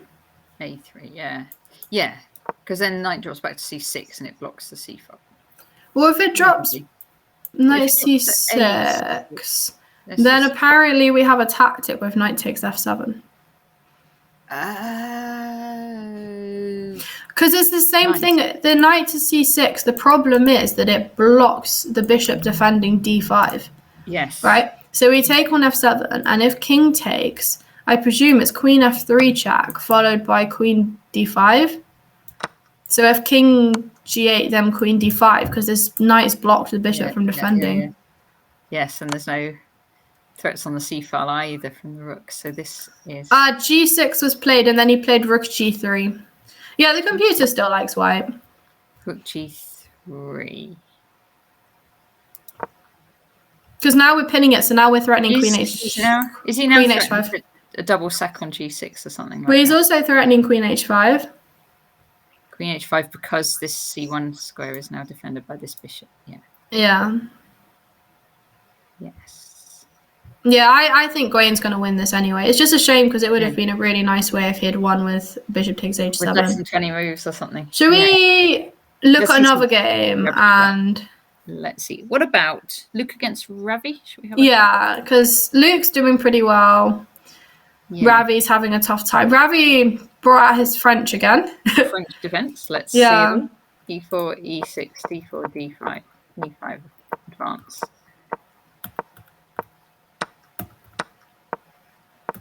Yeah, so he knows the French pretty well. He's done a lot of work on it. Yeah. Okay, and so Luke actually chooses to take this knight off. Yeah, it looks like that is the theory, though. There's been 26 games, and all of them white's played bishop takes f5. Yeah. Yeah. So, I was going to say we maybe see... we maybe see white castle kingside and black castle queenside, but I think we won't see that at all because I'm just looking ahead and Ravi's playing king d7. So kingside. Yeah, so his king's still on the queen side, but he's wasted a lot of time with this, actually. This king wonder. It was like an artificial castle. Yeah. I wonder whether maybe losing time with all those kings feels quite safe to me. Although black could at some point do a sort of g5 opening and up, but that would normally be a sacrifice. Tell you something, after 17, white played b4. Let's see it then. Okay, so king c7, rook b1, king b8, and then b4. That's the eval bar went for black. So this is a sacrifice of a pawn, and Luke's idea is to get the king open, get Ravi's king in the open. So we can't take it because if you take, there's a3 anyway. A3 is true. Yeah. So okay. So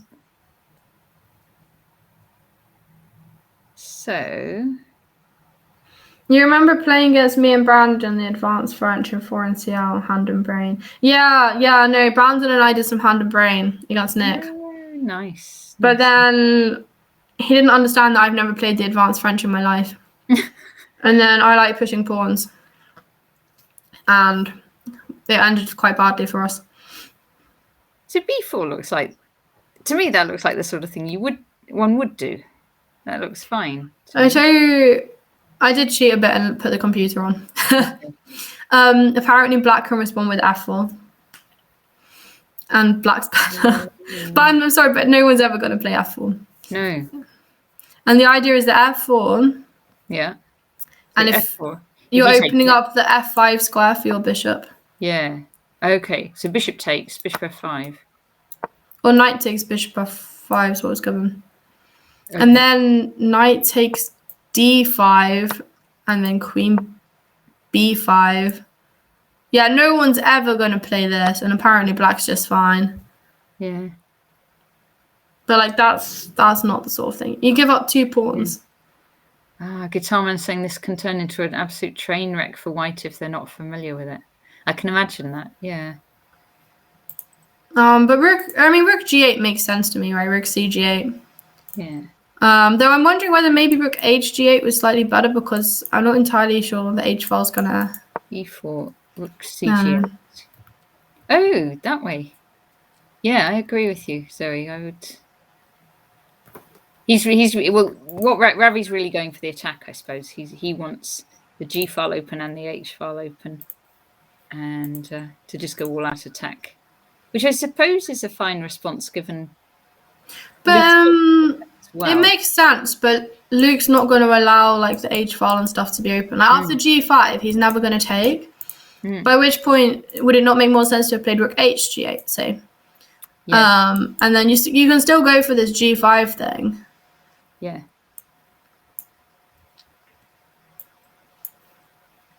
Yeah, he must think Luke isn't going to be able to break through quickly.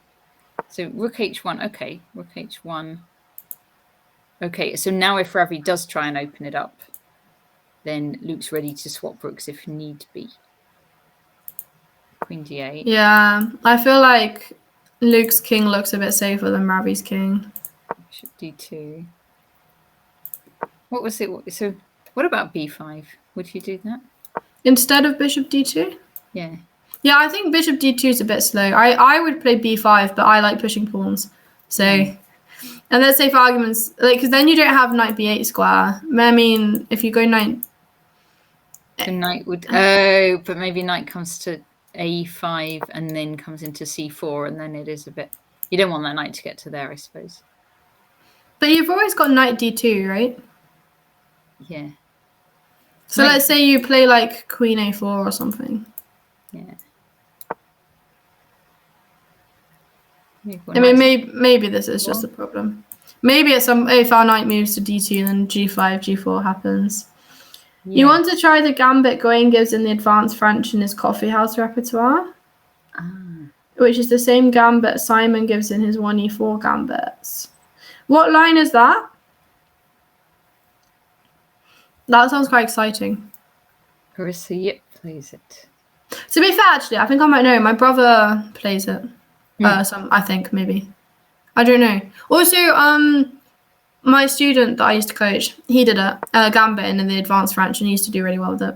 So, but yeah, bishop d2. Okay, it makes sense, right? We're doing that. We're doing this stuff first so that when we go b5, that he doesn't have knight a5.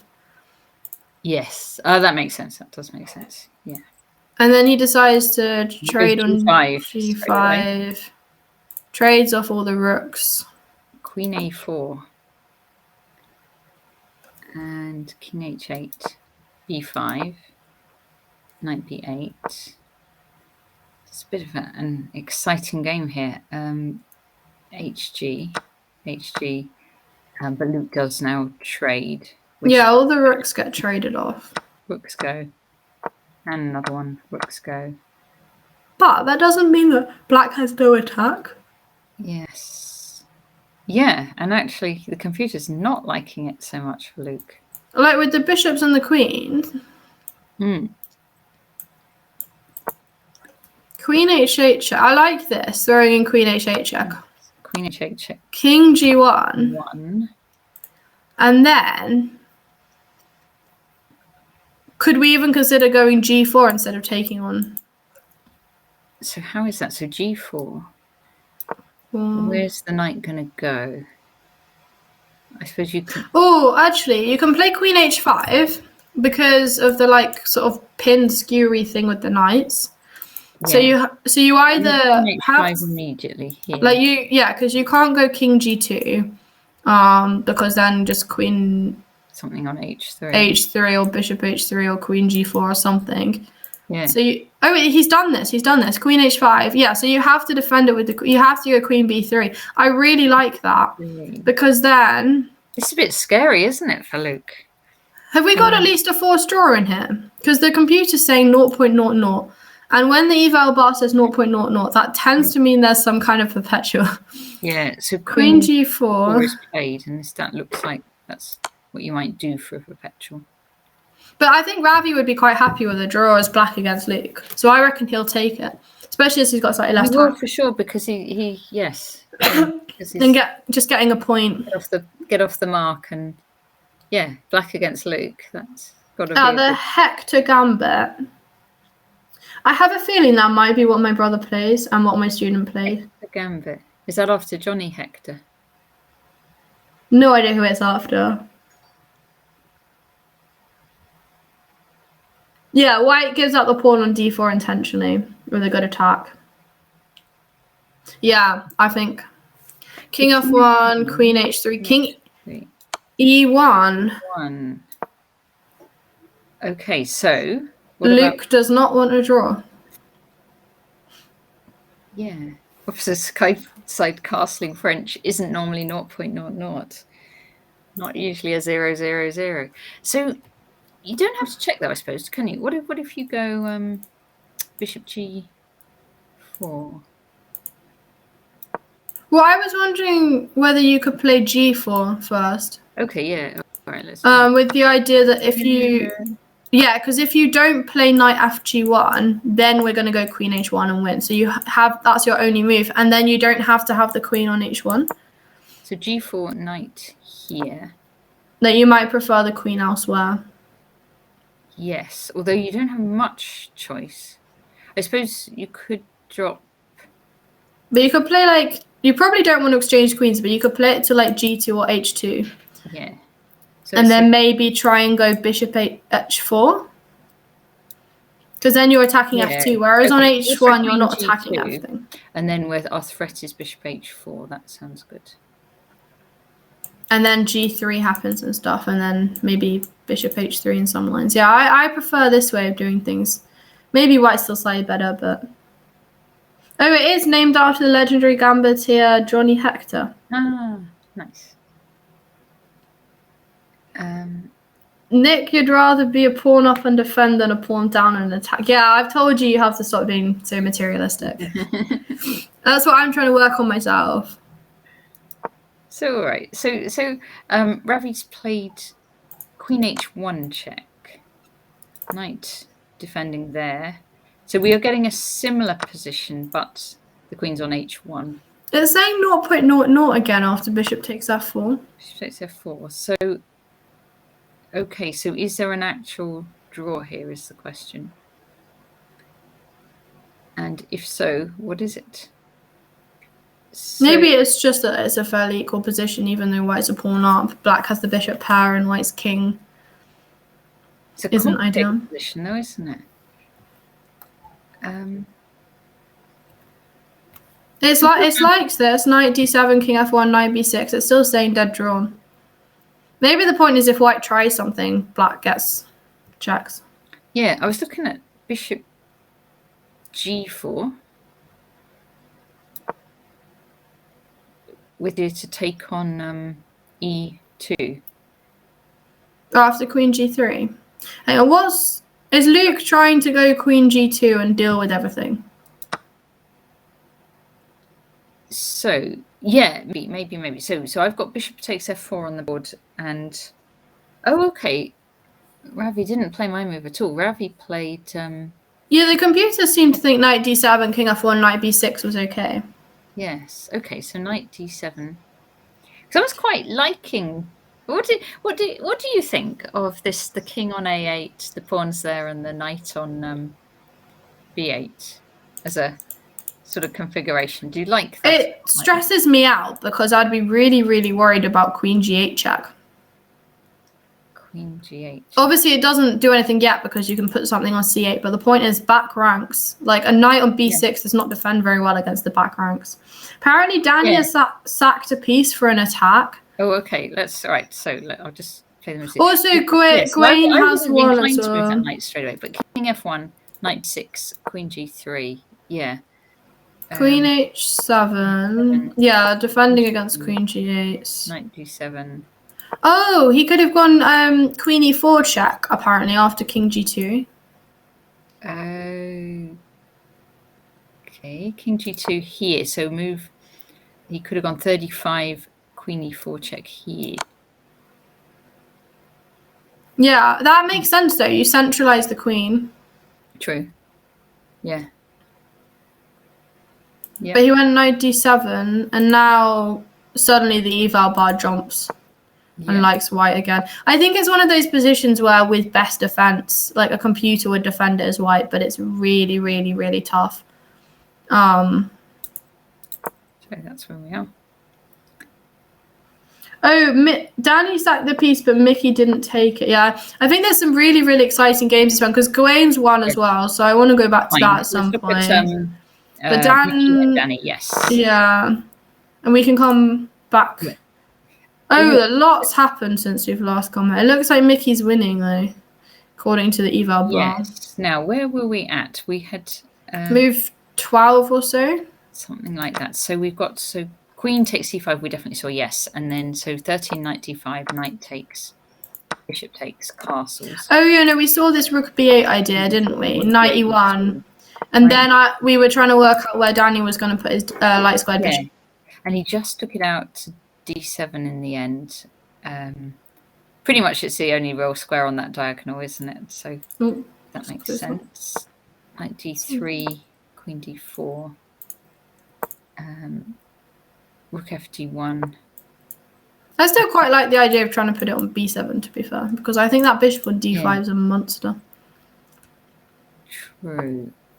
Okay, so Mickey plays a5 to...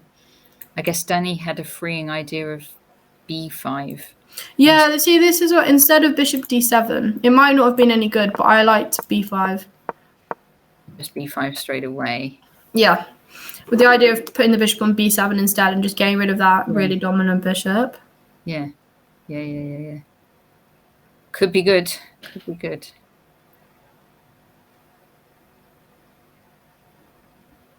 Yeah, that's what I would have played. I mean, white's probably still a bit better because but it's just like this bishop was just too dominating. Yeah. But yeah, he did this weird stuff instead. Oh, bishop g4. I like a5, and Mickey's playing really well, actually. It's a shame Mickey lost to Luke and didn't find the draw.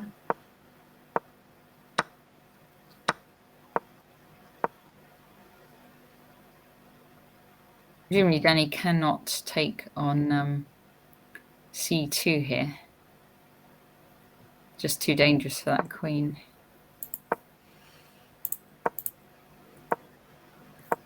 It looks like, yeah, Danny's having a tough time. I know Danny's really stressed about COVID at the moment, though, so he thinks that the tournament should have been cancelled. Because it seems to be like going around the chess community at the moment. There does seem to be a lot about. The party's cancelled, isn't it? Or the dinner, whatever it was, party. Which move are you up to? I've just done 30 bishop g5. And I do quite like white's piece, like the knight in on d5. The pieces seem harmonious, is how I was always told. Yes, they do. Knights on d5 are nice. Yeah. Well, there's a bishop on c6. Yeah, it does look a bit weird. I would kind of want that bishop on like d3 or f3 or something. d3 or, I don't know, maybe c4. No, bishop on c4 maybe. If I can move that bishop to c4, put pressure on f7, and then have the option of bringing it back to d3 if I opened up that diagonal. World Rapid and Blitz was cancelled in Kazakhstan and moved to Poland. Is that because of COVID? Yeah, I think it is because of COVID. Yeah, I heard it had been cancelled, but I didn't know it had gone to Poland. That's interesting, very interesting. F5, Danny's played, so he's kind of breaking out now, which I think's a good idea for him. And just make that knight a little bit less secure there. So takes. It's quite a visual kind of piece. Those pieces, the rook on c4, queen on e4, knight on d5, bishop on c6. It's weird because it almost looks good for black to have this bishop on f5 attacking the queen. It looks like you're sorting yourself out, but the computer just absolutely hates it. Oh. It thinks that white's plus 2.6 already. Looks good to me, that bishop move, yeah. So queen drops back. So Rook f7. Yeah, I don't understand. Because everything Danny's doing looks good. It looks like it's making sense, but... Yeah. Rook f7. Queen c3. Bishop b6. Takes. Okay, so yeah, he just grabs the pawn. So I guess he just defends against the attack. Oh, this is where, I guess, move 37, they said black. Danny sacked. But I wouldn't... So now where's Danny's second? Bishop takes a3 is sacked. Okay. So if we take...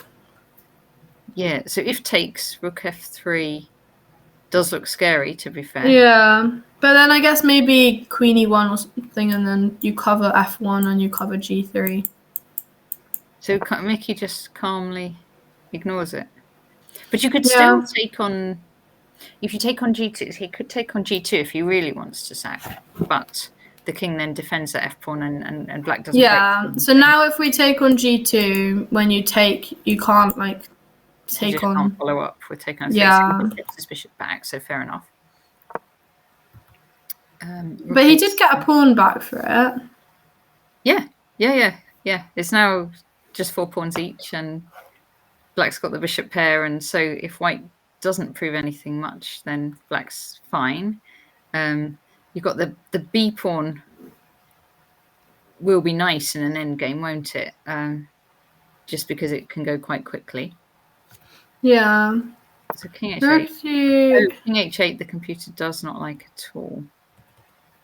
I mean, what else do you play? Oh wait, it's saying it's dead equal until king h8. Yeah. So what's the move? That is the question. What is the move? What about... I mean, the threat's rook a8, right? Yeah. Oh, maybe king h8 doesn't make that any better, if you see what I mean. Oh, it actually makes things worse because then you can't even take. Yeah. Yeah. Okay. So he did it. So maybe I'm just gonna check and see what it says. Something else. Rook c8. I guess because we're threatening bishop takes d5. Yeah. Oh, Nick's heartbroken because Danny's gonna lose. Oh. Bless you. Okay, we do this, and then because we're threatening that, white has to play knight b6, and then you just play rook c to c7, and then black's actually doing okay. So rook c8's the move. Okay. But I mean, that would have been difficult to find. But yeah, king h8. So unfortunately, he allows this stuff. And then this is where you said he gave up a rook. Oh, okay. So rook takes f3 here. I guess he's just under a lot of pressure, so... It's just desperado, isn't it? I'm just trying anything. Mind you, the computer doesn't mind it here. I'm on 43, queen b4. The computer's sort of fine with it. Yeah, after queen b4, the computer's like plus 0.9, and then after rook takes f3, it's like plus 4.4. Yeah. So evidently, Danny thought he had to do stuff when he didn't. But I mean, to be fair, plus 0.9 for Mickey... Yeah, when he has more time, that's probably enough for a win anyway. Yeah, and Danny's maybe thinking there's chances of a draw, a perpetual here, but I guess it's not. Oh, it did go to plus 0.5. What's Danny missed? E4 check. Oh my god! Instead of bishop f5, e4 because Mickey has to give back the queen. Oh. E4 check. Why does... So move 48. I'm there, yeah. E4 check. Because if you go queen takes, then there's bishop f5. And what about if king takes? Bishop f5 anyway, and then maybe we get our perpetual. Yeah, then there's a perpetual. Oh, that is heartbreaking. Oh gosh. I mean, to be fair, that's really difficult to see anyway, even without the time pressure. Especially with time pressure, yeah. And bishop f5 is such a natural move. Yeah, but that's beautiful because so queen takes, bishop f5. Okay, like, white still has some play with a rook, a bishop, and a knight, but now the perpetual seems even more likely. But yeah, bishop f5. Okay, and so now black... I'm up to 49, queen c6. So takes the bishop, but is down here. Yeah, he has 3 pawns for it, but Yeah. Queen A2, G3. There's going to be some kind of checkmate somewhere. Even this looks, yeah, if there isn't, it looks promising. But it's, yes, okay. Danny resigned, I guess. He had less time and... Yeah, now these pieces are in. If king e2, bishop g4, then what? Is that after e4 check? Here. King e2 here. So e4 check, king e2. Bishop g4. King has to go to f2. And then there's queen c2. Queen f4? Queen... There's a knight. Queen c2, then queen d1, then queen e2. We like diagonally check. So king g3. Queen d3. We still do this diagonal thing. Queen d3. Okay, and he can't take the bishop. Queen f3, and then bishop. Queen f. King h4 g5. King h4 g5, and the tables are turned. No, I don't think Mickey would fall for that. But yeah, that's really unfortunate for Danny. He's having such a tough time because he did well to fight back. But yeah, it's a shame he missed e4. Yeah, that would have been really, really nice if he'd found that. Yeah. Okay, there's one game still going on. Should we check that out? Andy Horton. Yeah, and then after that's finished, I want to go back and see how Gawain and Luke both managed to win. Yes. Also, to be fair, there's an instructive rook and pawn endgame in the Lawrence John game. But look at this one. It's a bit of a... Oh, wow. A bit of a pawn, a bit of a blocked pawn structure here. But Black does have this A and B pawn. Yes. If only White had the other one more pawn to block, then it'd be one of those kind of weird positions where no one can make any progress. But yeah, I suspect that. So now, what? Take on A. What happens if you take? If you take. He didn't want to for some reason. And he's gonna. Queen D2 looks scary, doesn't it? Oh, I guess if Bishop takes A4, there might have been some Rook A8. Or Queen A5. This can't be good. Queen D2. Mate in 11, according to Eve Alba. I don't think it's actually going to be a mate in 11, but...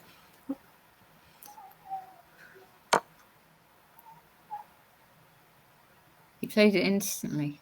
I suspect he's just checking for a bit to gain some time. Yeah. It's mate in 3 now. Both players are playing instantly. Black's in, and that's... Black's just going to take the pawns. He doesn't have time to try. Yeah, White resigned. So that's good for a meet though, because you've got an meet supporter. Yeah, we do. We have Rock Troll is an meet supporter. Is he a Frozen fan by any chance?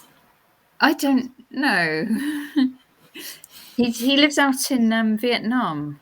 Because and so it's always much later there. So I don't know whether he'll still be on. Well, rock trolls are creatures from Frozen. Oh, there are those things that can like take your memories. Oh. Nick believes in Danny. Nick, maybe send Danny a message telling him you believe in him. Tweet out your support because he'll appreciate that, I'm sure. Yeah. Yeah, I want to go back and see how Gawain finished it off. That's okay. After G6. Because this is like a good advertisement for an opening that I love playing. Yes. So we had the rook was on G3, wasn't it? Yeah, so rook G3, then knight C6 was played. Knight C6, yes. And okay, and White played... Oh. Wait, was this where... This is where I wanted to play Queen H5, wasn't it? But he didn't. Yeah, he did not. He did the similar sort of thing, as in putting a piece on prise. He did Bishop F5. But I liked Queen H5. So H5.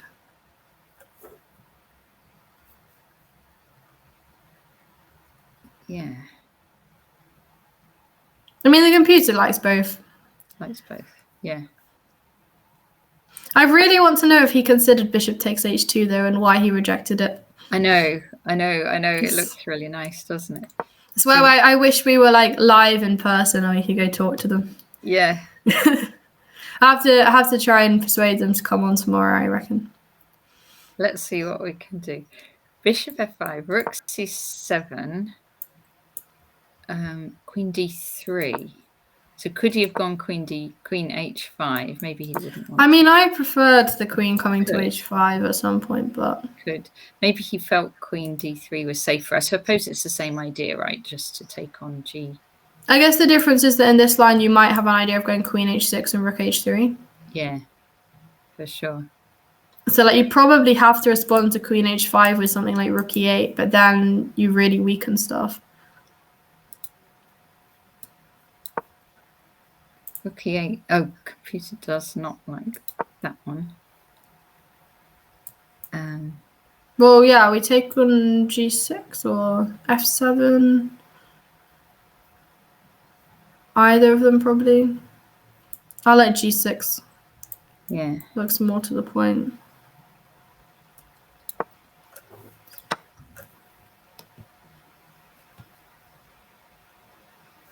Yeah. Okay, he chose queen d3. Queen d3. And Marcus, I guess to stop knight g6, played knight e5. Takes. Okay, so if we go rook e8. Here? Instead of knight takes e5. The idea is that we're just trying to clear another space for our king.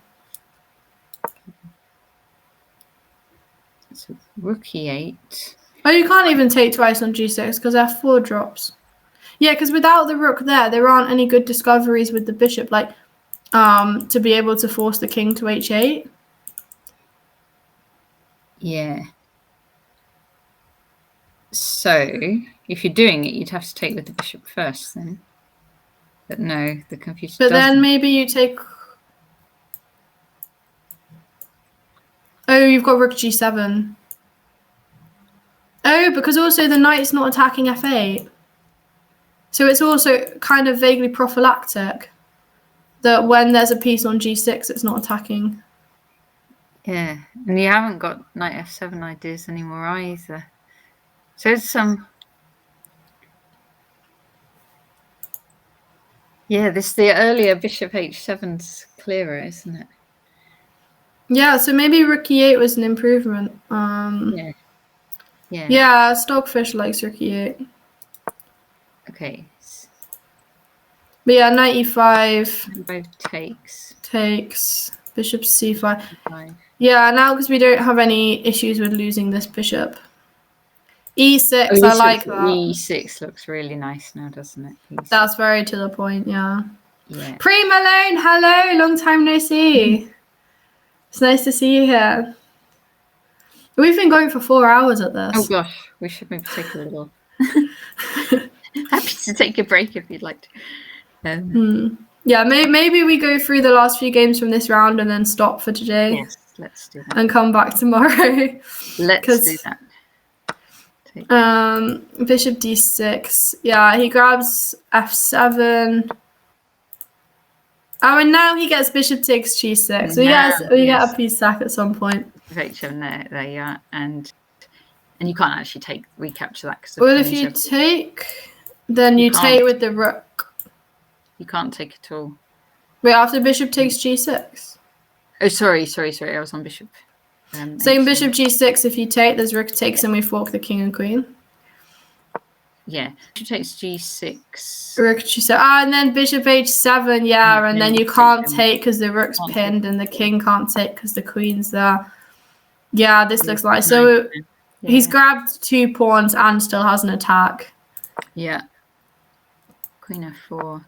Bishop back to g6. Queen f4. Okay, so rook c1 counterattack. Rook e1 is very instructive. Bringing your last piece into the game. Yeah. And so it takes bishop c8, rook e8 check. Rook G8. So you're gonna have some forced thing. Queen. This is nice because of Queen C3. Recheck is better than what I was going to do. D4. Yeah, this is why Green's got 2600, 2700, and we're like 2000. And Queen takes, and so now White's a piece up, and does still have C1 covered as well. Yeah, King G7, Bishop D3. Fine. Excellent. Okay, so any more that you wanted to see on these? Shall we, just before we finish, quickly look at how Luke finished Ravi off and then whiz through Lawrence John, and then we'll finish up for today. Yeah. Okay. So we got somewhere because I've got some analysis here. I think we got quite far with this, didn't we? Yeah, we got to. So we had. Because it's when I suggested. Yeah. And you were suggesting Queen E4 check, which could have been stronger there. And so 36 Bishop G5. Yeah. Was what Luke did. Bishop B4. Queen H4. Okay, Queen H4. Yeah, so he wants to try and swap because he's a pawn up, right? Yeah, he's a pawn up. So if he swaps queens off, then yes. Let me just go back to. Was that the end? Queen H4. You might need to refresh. There's reload board if it's not caught up with it. We still got a lot of decisive games again, though. Only one draw. Wait, Lawrence is the only one getting any draws. Yeah. Okay, Queen H4. So sorry, Queen G7. Knight G3, breaking the pin. Yeah, makes sense. B6, trying to give his king some space. But then Luke just untangles his pieces. A4. Yeah. I think I like that. I don't really know if I like that or not. I'm conflicted. On the one hand, it looks quite nice to solidify that pawn, but on the other hand, if A6 is going to happen anyway, could this pawn become weak? Can we do something with our pieces instead? I quite like that, cementing that pawn on B5 because it stops the king coming out any further, and it's sort of. Yeah, it's whether you wait for them to play A6 before you play A4. Yeah, maybe. Do you have time to go what about knight F4? Knight F4, he does. And AB, knight F8. I mean, he played it after. I meant instead of A4, but I was trying to get. Yeah. Okay, A4, A6, knight F4, AB. I guess it just transposes to what might have happened. Yeah. Knight F8. Bishop E7. Oh, this is just absolute domination of his pieces, isn't it? That's a really, really nice move, Bishop E7. I didn't see Bishop E7. Yes, that's yeah. Trying to swap off that. Well, it's obviously threatening. Just get the queen in, isn't it? Yeah, because the point is, if the bishop takes after queen takes, they're in check. They have to move somewhere, but then potentially we might take on E6 at some point, right? I guess, or maybe queen D6, queen C6, queen. Yeah, we might eventually win B6 board. And of course, if the bishop sides it, which he does, then Luke just played bishop D6, and still the queen can use that square to come in on E7. Yeah, D8 and E7. So he takes on F4, and this is really instructive. Instead of recapturing. He doesn't even recapture. He just goes for the checkmate. I mean, probably he's still winning. That is nice, isn't it? Because Queen B8 will be mate. In one. I reckon if he recaptures, he's still better. But yeah, that's really, really nice. Queen D8, not recapturing, going for the kill. We want the king. Yeah, because if Black captures on G3, you'd not recapture for a second time in a row and just go Queen B8, mate. Yeah, to be 2 pieces down, but you got the king. And this is still going to be. Wait, what is the mate? Wait, so after knight D7 and queen C7. Queen C7. Then it's going to be. What is the actual checkmate? Oh, queen C8, queen A6. Queen C8 and queen A6 is checkmate. So king A8. And then if knight b8, we obviously take it. It's just, yeah. And checkmate. More puzzle rush tactics. Nice, wasn't it? That was nice. Yeah, I like that finish, actually. That was a lot cooler than we could have expected. Yeah, we looked at Mickey and Danny, we looked at Gwen. We looked at the ending for Meat beating Andy. We just like quickly take on. We don't need to necessarily go over the whole game. Yeah, let's see. But that one was, what was that? That is a Caracan. E4, yeah. 6. But Lawrence sidesteps a bit with knight c3, d5. Yeah, Lawrence is playing. I think all of his openings. None of them have been mainline stuff, right? Mainline at all, is it? No. No. E6. And when he gets this pawn set up that you like, Zoe, with the E6 and C6 and D5. Maybe I should take up the carrow. Maybe you should. Maybe you should. Here. But yeah, normally I like the setup without allowing E5, to be fair. Yeah. I take back on E4 when they go E5. That E5 does cramp it all, doesn't it? It's kind of, you get the knight's going away from the king side. And but yeah, what I predicted for this game is I said if Lawrence wants to win, he needs to try and get something out of the opening because John's been playing these like passive stuff. Yeah. But then Lawrence has been playing kind of sideliney type things himself. Yeah. Queen G3, A6. Actually looks like John played the opening better this time, in my opinion. Looks quite... Actually, although the moves were unusual, it sort of looks like a normal position. Yeah, you see it. Like a French defense, really. A weird move order, but yeah, kind of standard position. I like White's position. It suits my style better, but I think John played it better than he did the other two games. Oh, knight takes d5. Threatening. If takes, threatening. Well, he did take, and he went e6. Yeah. Oh, it looks like White's doing great here. Yeah, because if the queen gets taken, just take on d7 check. So yeah. So although we haven't actually won material, we've exchanged queens, and then this d pawn's really weak. White just has a really nice position. So it's unfortunate he didn't convert this, to be fair. I actually think I quite like to cheer Lawrence on. I don't really know much about him. I know some of the chat were... Oh, he's nice. Lawrence is nice. So is John. They're both nice. That's the problem, isn't it, with the English chess, but they're all nice. I have a feeling John might have been... Was John the one that, like, insulted me slightly on stream? He would have. John, he would have said... Because when I was a teenager, what did he call me? Hubristic, and I didn't even know what it meant. I was at a league match, and he said, "Yeah." And my parents were there, and he called me hubristic, and I was like, "What on earth does that mean?" And it's overweening pride, and it was because I turned down a draw, I think. But he doesn't. He doesn't mean anything by saying. Because I know you were streaming with him before. I think during Europeans and stuff when I was watching. Yes. And he was quite. Yes. And if he doesn't like a move, he'll. Yeah, he's quite harsh. Say it. Yeah. Yeah. But yeah, he's obviously like well established, very strong player. We've got some really good players in England. It's a shame that the whole world has strong players, to be fair. Yeah, I like his position. Hubris is similar to Chutzpah. No idea what any of that means. Yeah, because if you look at the final position, it was basically a rook and pawn and game a pawn up. But so you just recapture with the bishop here. So that's how this all works. And so White's a pawn up. Yeah. But then it's like not that simple. It's a shame. It looks like, to be fair, a very, very high class game for a rapid game. Yeah.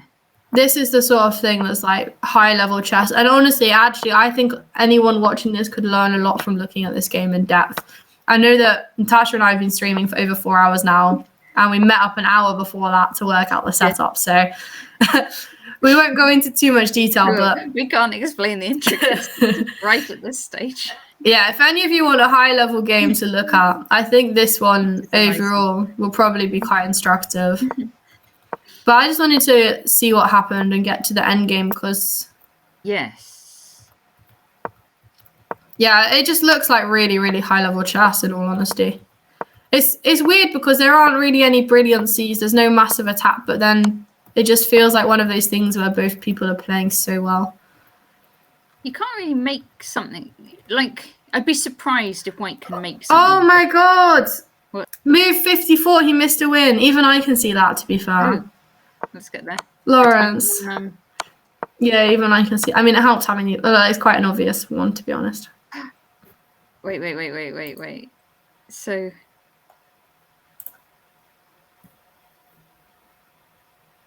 what? So White. Right, where's the win? Takes. Knight Rook H7 is just a winner. Yeah, because we trade off the. It's just a winning king and pawn in game, right? It's just a winning king and pawn. Absolutely right. It's just a winning king and pawn because you can even play G4, right? Yeah. Gosh. That is disappointing to miss that. To me, that seems really both obvious. Both players kind of missed it, really, right? Both players did. That seems really, really obvious to me. But I mean, as I said, like we're looking at it from a commentary point of view. Yeah. We're not under pressure and everything, but that's devastating for Lawrence.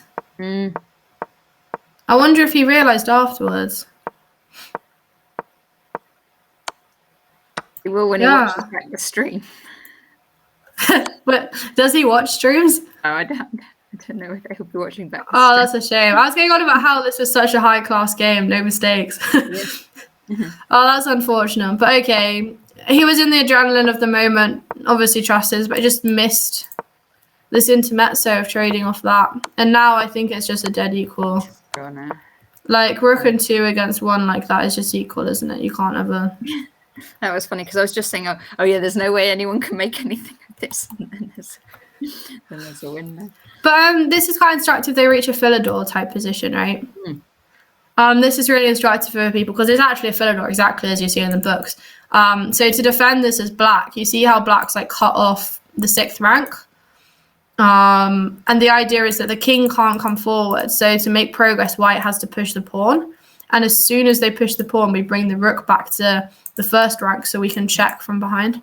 Check. So yeah, any of you watching who have looked into Philidor position and want to know anything about, you can watch, if you go back to like the point where basically there was 1 pawn each. Yeah, so from about move 65 or so, you can see how black went about setting up a Philidor position. You've lost this from black. Lots of people lose this from black. If you don't know, if you know it, it's really easy. But if you don't and you're in time pressure. But basically the idea is that it's really, really important to come and cut off the 6th rank. And as soon as the pawn goes, we come to the 1st rank where we can check. And then it's just a draw. Yeah, passive defense on the 8th rank's losing, exactly. Differential forms, thank you for the follow, appreciate it. Interesting name, is that mathsy related at all? Sounds mathsy, doesn't it? I like differentials, actually.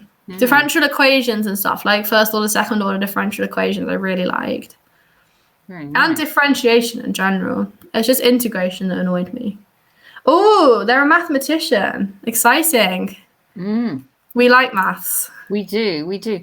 I was watching last night my my son's computer lectures. He was catching up on his computer lectures. Like throwing exceptions and all this kind of stuff. I was learning a whole load of new stuff. Yeah. Well, is he at university then? He's just started. He's in his 1st term. So he's quite lucky kind of COVID-wise because last year I think was a bit of a washout for university. Yeah. Which university is he at? He's at Cambridge and doing wow. computers, yeah. That computer science at Cambridge, that's really difficult course to get onto. Yeah, so he's enjoying so far. Enjoying life. Yeah. Yeah, that's really exciting.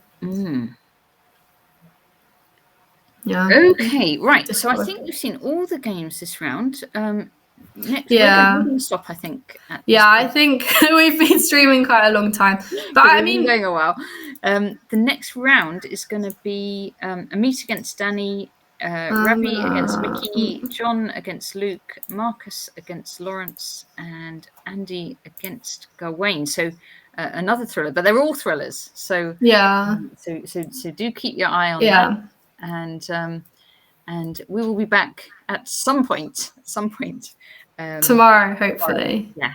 But yeah, so yeah, thanks to everyone who's come and watched. I've just left the pairings up on my stream for now for you to take a look at the ones that are up and coming. As I said, if you go on chess.com, you can watch all of the games on the events page and see yourself. And if you're active on Twitter, cheer the players on, let us know which games you think are interesting and stuff. Because I guess if we start a bit earlier tomorrow, we might have time to recap a couple of the games from rounds 4 and 5, if there's any really interesting ones. Yeah. So if anyone finds any really interesting games from round 4 or 5 that you want us to go through, then let us know on Twitter. Yeah. And if we have time either before or between, then we can take a look at them. Excellent. All right. Thanks everybody very much for your comments in the chat, and thanks everybody very much for watching. Yeah. Thank you everyone, and hopefully see you all tomorrow. See you.